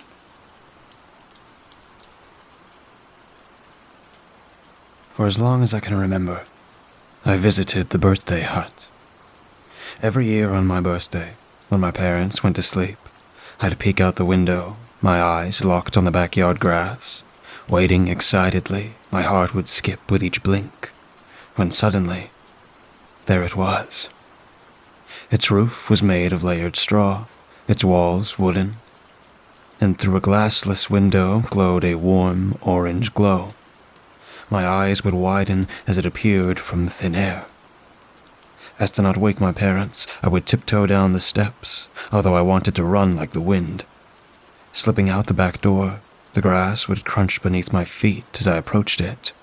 The wooden door appeared to be hand-carved, its indents sloppy, and the gold knob was scratched, long past its days of glimmer. It screeched as I turned it, and the door creaked as it opened.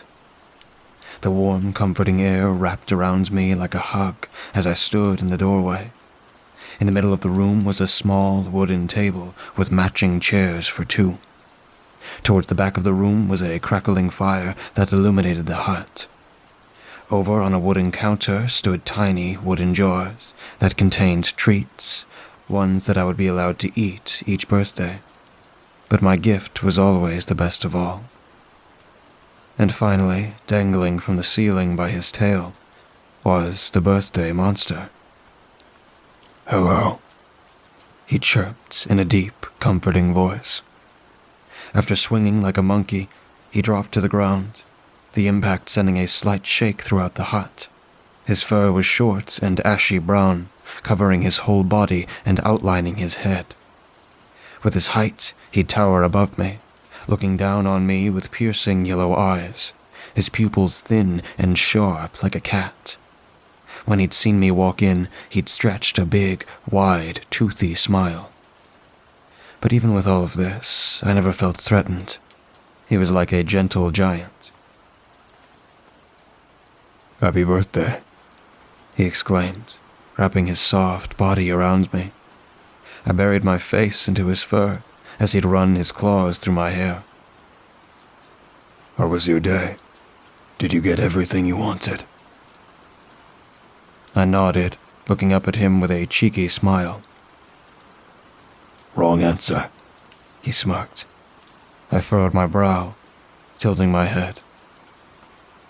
"You haven't gotten everything you wanted, because you haven't gotten my gift yet." He winked.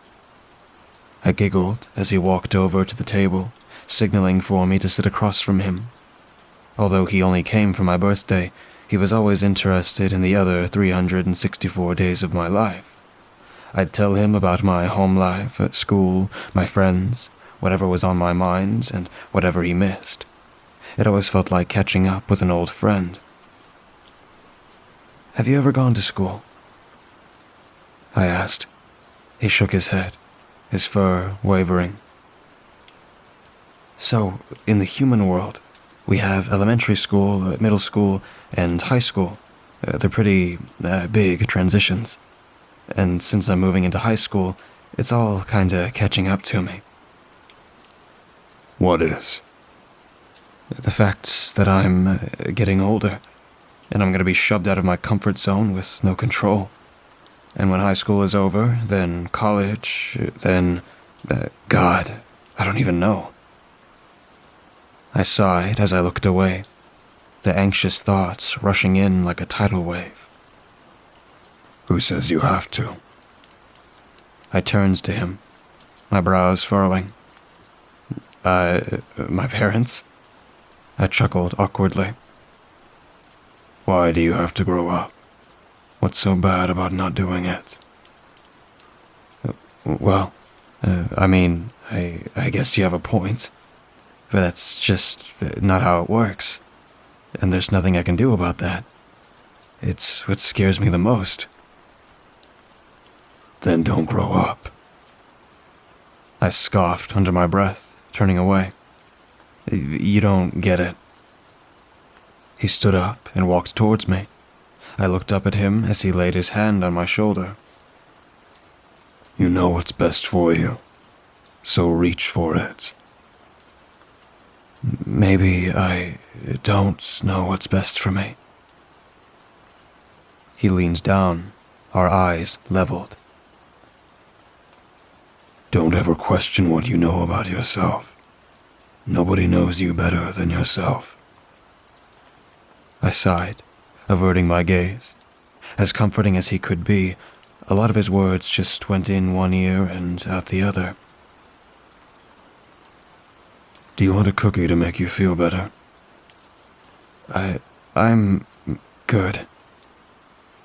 He frowned as he struggled to fix my frustration. "What if you didn't have to grow up?" Are you not listening to me?" "Wait, let me finish. What if you didn't have to grow up, because there would be no reason to? Nobody to make you do it." Sounds like a nice pipe dream." "I can make it a reality." I perked my head up, my brow raised. "Stay with me." My heart skipped a beat at the offer. "Forever." My anxious gaze shifted around as my words caught on the knot in my throat. "Yes, forever." I don't know. I appreciate that, but... We can eat treats and never grow old together. As he continued to apply pressure, my heart pounded harder. Look, I'm sorry, but I don't think I can do that. His wide grin deflated as his eyes sank. You don't want to stay with me. It's not that. I like my life. A little fear doesn't want to make me leave it. With his tail dragging across the ground, he walked over to the counter and opened a drawer. From it, he pulled out a leather notebook and a pen. If you won't stay with me, I want you to at least feel like you can still talk to me whenever you need. He smiled weakly as he handed me the journal. Taking it from him, I grazed its cover with my thumb. You can write down whatever scares you, whatever excites you, whatever you'd like to tell me on the days I'm not here. I looked up at him, smiling warmly. I stood up and threw my arms around him, his warmth radiating against my skin. Thank you. Of course. With his arms wrapped around me, his lips parted to speak. And after my offer, I'd like if you reconsidered it next year, right in time to avoid that nasty high school. Suddenly, before I could answer, his grip around me tightened, but not in an embracing way, in a way that would paralyze me if he had gotten any tighter. I will, I squeezed out. Perfect. His grip instantly loosened. Pulling away, I forced a smile up at him. I should go. Already? He frowned. Yeah. I'm sorry. My mom almost caught me last time. I don't want her to worry. I laughed awkwardly as I scratched the back of my head. All right. I hope you had a good birthday. He stared down at me, the smile on his face and the solemn in his eyes clashing. I did. I smiled weakly. With one last hug, he then watched as I walked out the door. As I gently closed it behind me, my expression twisted as a nausea brewed in my stomach. I had never felt like I had to cautiously look behind me after saying goodbye to him. Yet I found myself running back to my door as fast as possible. That was on my 14th birthday, and on the days leading to my 15th, I decided that I was too old for him. I remember kneeling by my window, once again peeking out. But I felt different this time. I wasn't waiting in anticipation. I was waiting with a dread that hung over me like the darkest cloud. I knew he'd be there, waiting for my answer.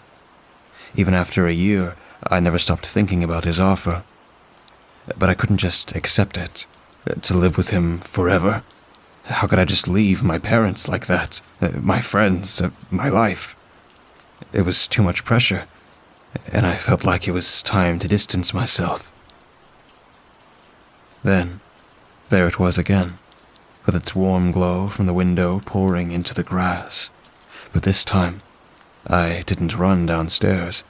This time, I hid. I dropped away from my window as fast as possible, hoping he hadn't seen me. I never felt threatened by him until that night, his crushing grip on my back. For the first time, I imagined him possibly coming into my house instead, where he'd find an inkless journal sitting in a dusty drawer. In the 15 years of my life, at that moment, I had never skipped out on going to the birthday hut, but I decided it would now be never again. With a racing heart, I attempted to sleep, my booming thoughts keeping me awake. Eventually, I drifted off to sleep. Upon waking up the next morning, The first thing I checked for was to see if he was gone.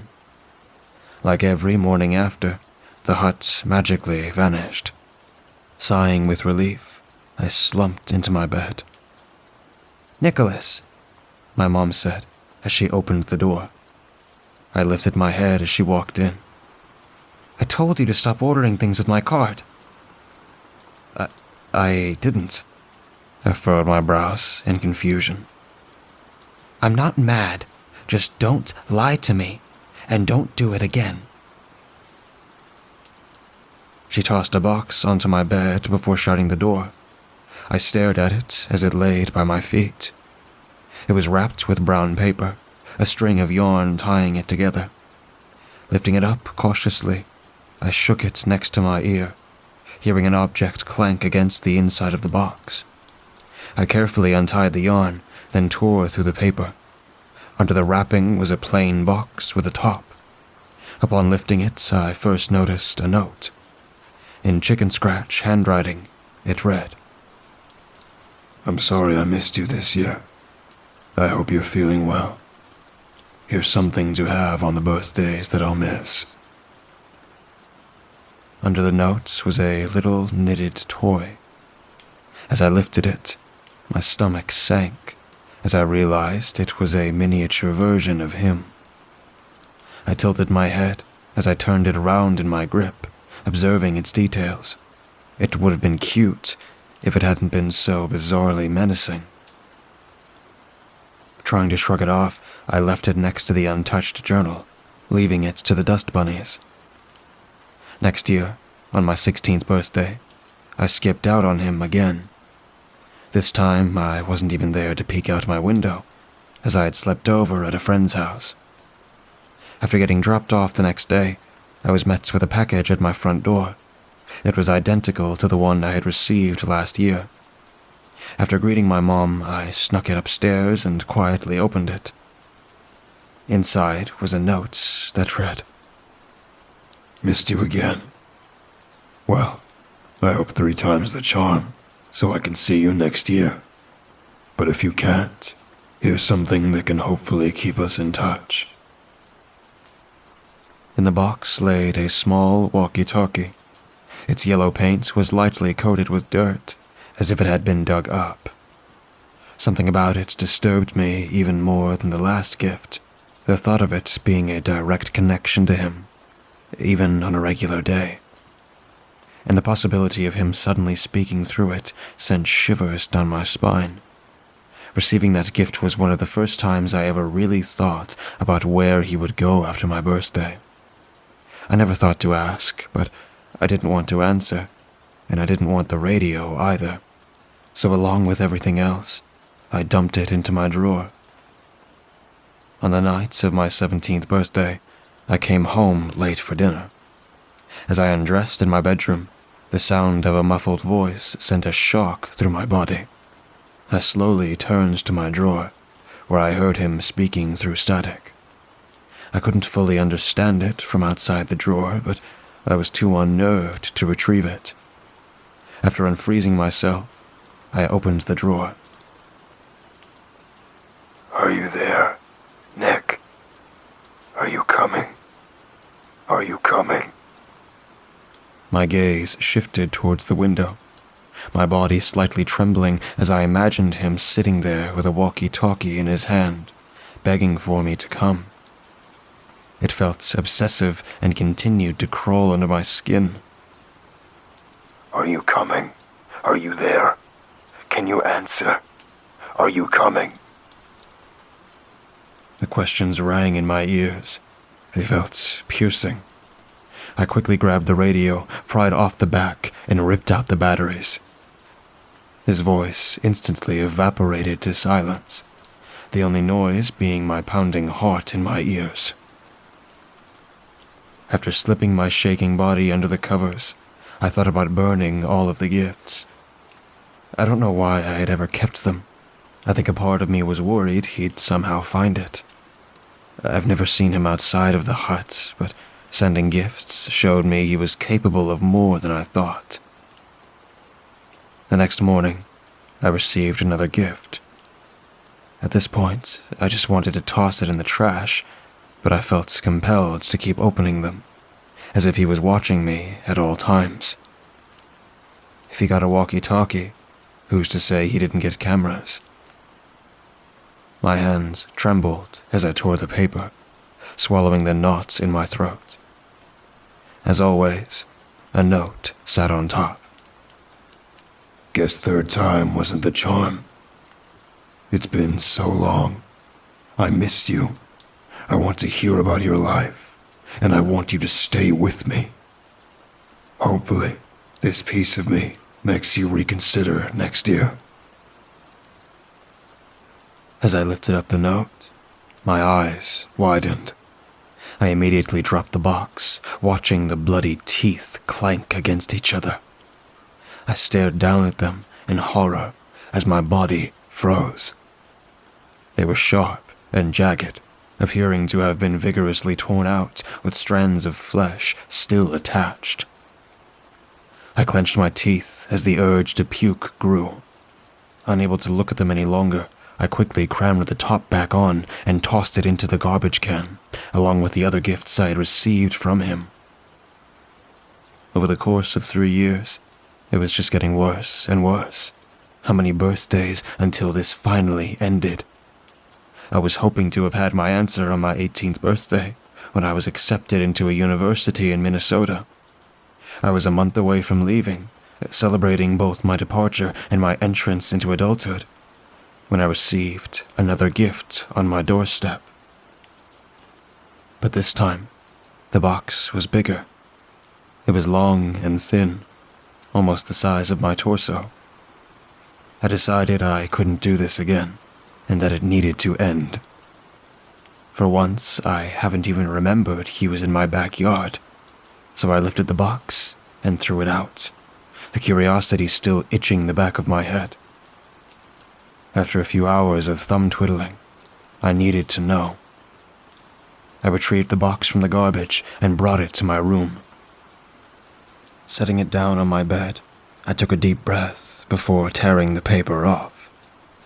The second I lifted the lid, my nostrils were hit with a smell that I could not describe. It was putrid, sour, and thick, causing me to hold a gag in my cheeks. A note laid on top of a newspaper that was used to wrap something. My Nicky is a grown man. It brings me to tears to have to see you grow up. We could have prevented that. But alas, you're starting your life, with or without me. P.S. It gets cold up in Minnesota. Setting down the note, I cautiously began to rip apart the paper. Beneath it, revealed fur, one that seemed eerily familiar. As I lifted it, I squirmed at the feeling of something wet against my fingertips. Pulling my fingers away, my eyes widened at the sight of blood on my hand. Turning back to the gift, I stepped back and let it unfold. Draping in front of me was his skin, blood dripping from its feet onto my floorboards. My expression was locked into a gaping terror, unable to release it from my grip. A hole for my face was carved where his once was, the inside crimson and fleshy. While puke rushed up in my throat, I dropped it and collapsed to my knees. I grabbed my garbage can and unloaded into it, the smell still lurking in my nasal passages. I regretted opening it so badly. I should have just left it in the trash. A month later, I was finally leaving for college, and I'd never be looking through that bedroom window again. Once upon a time, that would have been a sad thought, but now it was a relieving one. I finally felt safe. On my drive up there, I thought about if he'd still be in my backyard, waiting for the birthday that I spend at home, or if he'd be in another child's backyard, hoping to spend eternity with them instead. All I knew was that I'd never see him again. I spent my 19th birthday with a belly full of tequila and some marijuana in my lungs. After stumbling back to my dorm room, I stood at the foot of my bed, ready to collapse onto it. Suddenly, as my body was diving towards comfort, I noticed something in the blur of my vision. I lifted myself up, my arms wobbly. With heavy eyelids, I peeked out my window, which had a clear view of the street. And what I saw was someone that getting crossed couldn't even conjure up. The birthday monster stood under a flickering streetlight, glaring directly through my window. His bare skin was bright red and clumpy, purple veins running throughout. His tail, like the one of a rat, was plopped onto the pavement. But his eyes, his gleaming yellow eyes, stayed the same. Suddenly, as our gazes met, his sharp pupils dilated. His eyes widened. He stretched a wide, sharp smile that revealed his few missing teeth. Happy birthday. He slowly mouthed.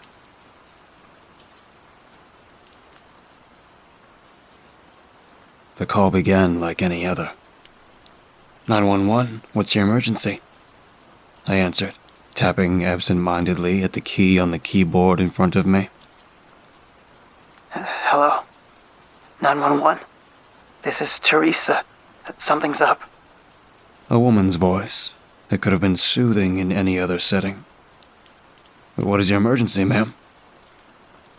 I came home from work today, exhausted, and took a quick nap. When I woke up, I checked the front door, and it's locked. Is the lock stuck? It looks like the door is locked from the outside. I straightened up. That was new. Can you try another door? I already tried the door to my backyard. Teresa broke off, leaving me to fill in the gap. Is that one locked from the outside too? There was a pause. This is wrong. Someone must have changed the locks when I was sleeping. Teresa raised her voice slightly. A chilling sensation washed over my back and crawled down my arms. I made sure to conceal the unease in my voice. Teresa, this might be a dumb question, but are you sure you're in your own home? Yes, it's the same exact house. Even the doors are the same. It's just the locks. They're on the other side. All right, Teresa. Now give me your address, and I'll have an officer sent out. I began to scratch my face. Teresa quickly recited her street address. Thank you. I'm sending someone right. I was jolted upright by Teresa spewing a string of curses. Teresa? The windows are locked too, like they're bolted shut. Teresa's breathing grew stronger and more ragged. An officer is on the way, Teresa. Stay with me. Another cry of frustration. None of my windows are opening. I'm locked inside my own home. Just stay relaxed, Teresa. Officer MacReady will be there shortly. I nearly jumped out of my seat when I heard a loud crash over the phone. Teresa. Mother of God. I could only hear panting before Teresa's shaky voice came back. Not even a crack. I threw a chair at the window, and not a single crack. My breathing began to mirror Teresa's. I looked up and saw the dwindling light of the sun disappear behind the hills. I made sure to breathe through my nose and with my stomach. I had to stay calm. Teresa, Officer MacReady should be there soon. I don't think Teresa heard me. I don't have shatterproof windows. They should have shattered into a million pieces. This isn't my house. Teresa, look out the front window. do you recognize your surroundings? Teresa took a deep breath. There's my Camry, the front lawn, and my pink mailbox. There's... More silence. Teresa, talk to me. I see something glowing down the street. It's coming closer. The tension disappeared from my shoulders. Probably Officer MacReady. Hang in there, Teresa. Dispatch from Officer MacReady. He had just arrived at the address.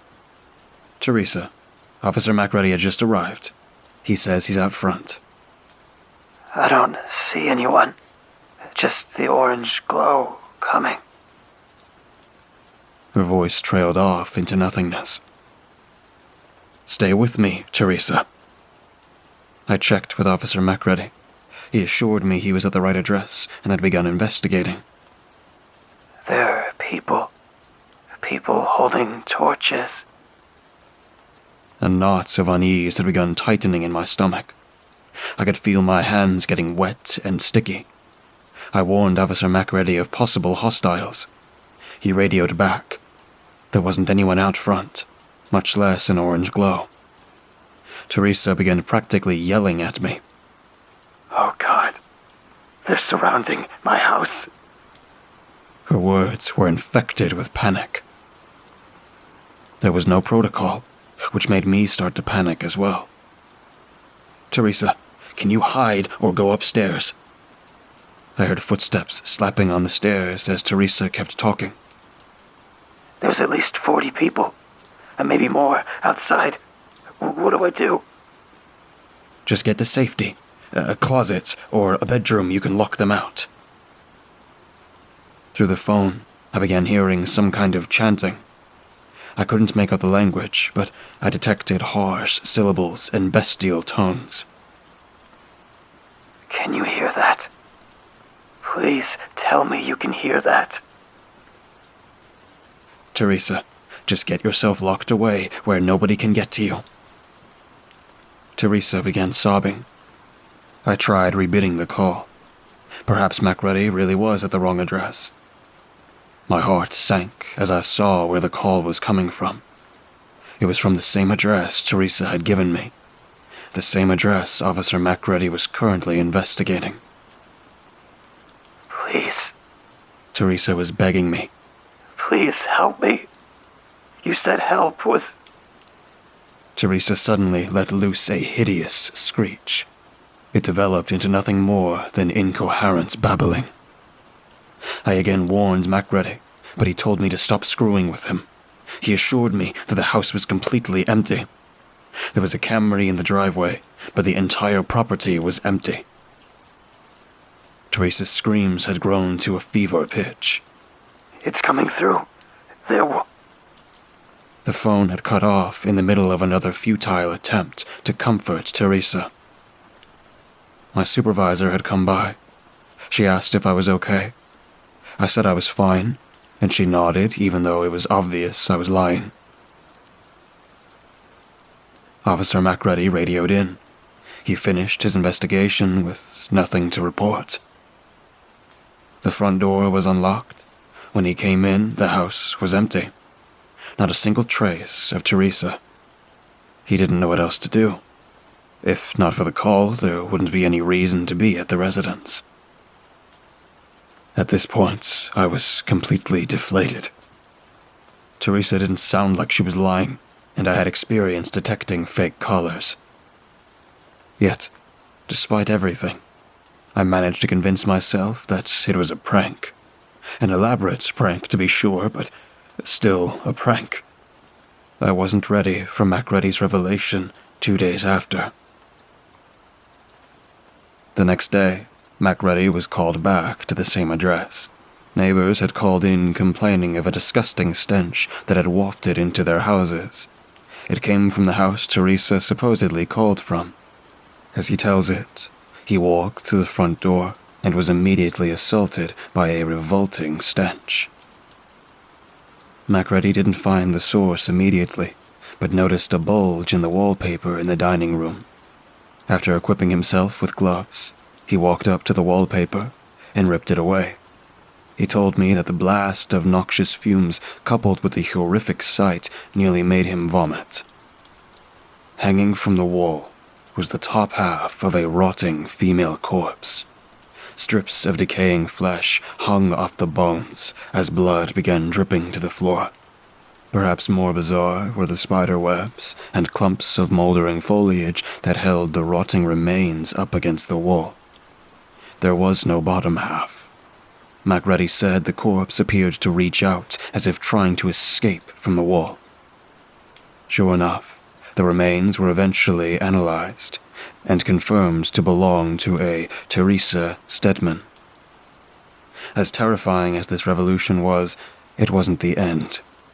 Macready shared one more thing with me personally, something he left out of the report. After the initial shock of the discovery, Macready noticed burn marks or etchings in the wood under the top half of the hanging remains. These marks were about the size of a dinner plate. It looked awfully similar to the bottom half of a nude female body. It aligns perfectly with the hanging monstrosity.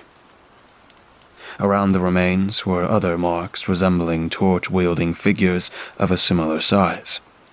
These figures were hooded, with their arms raised up, as if they were all chanting.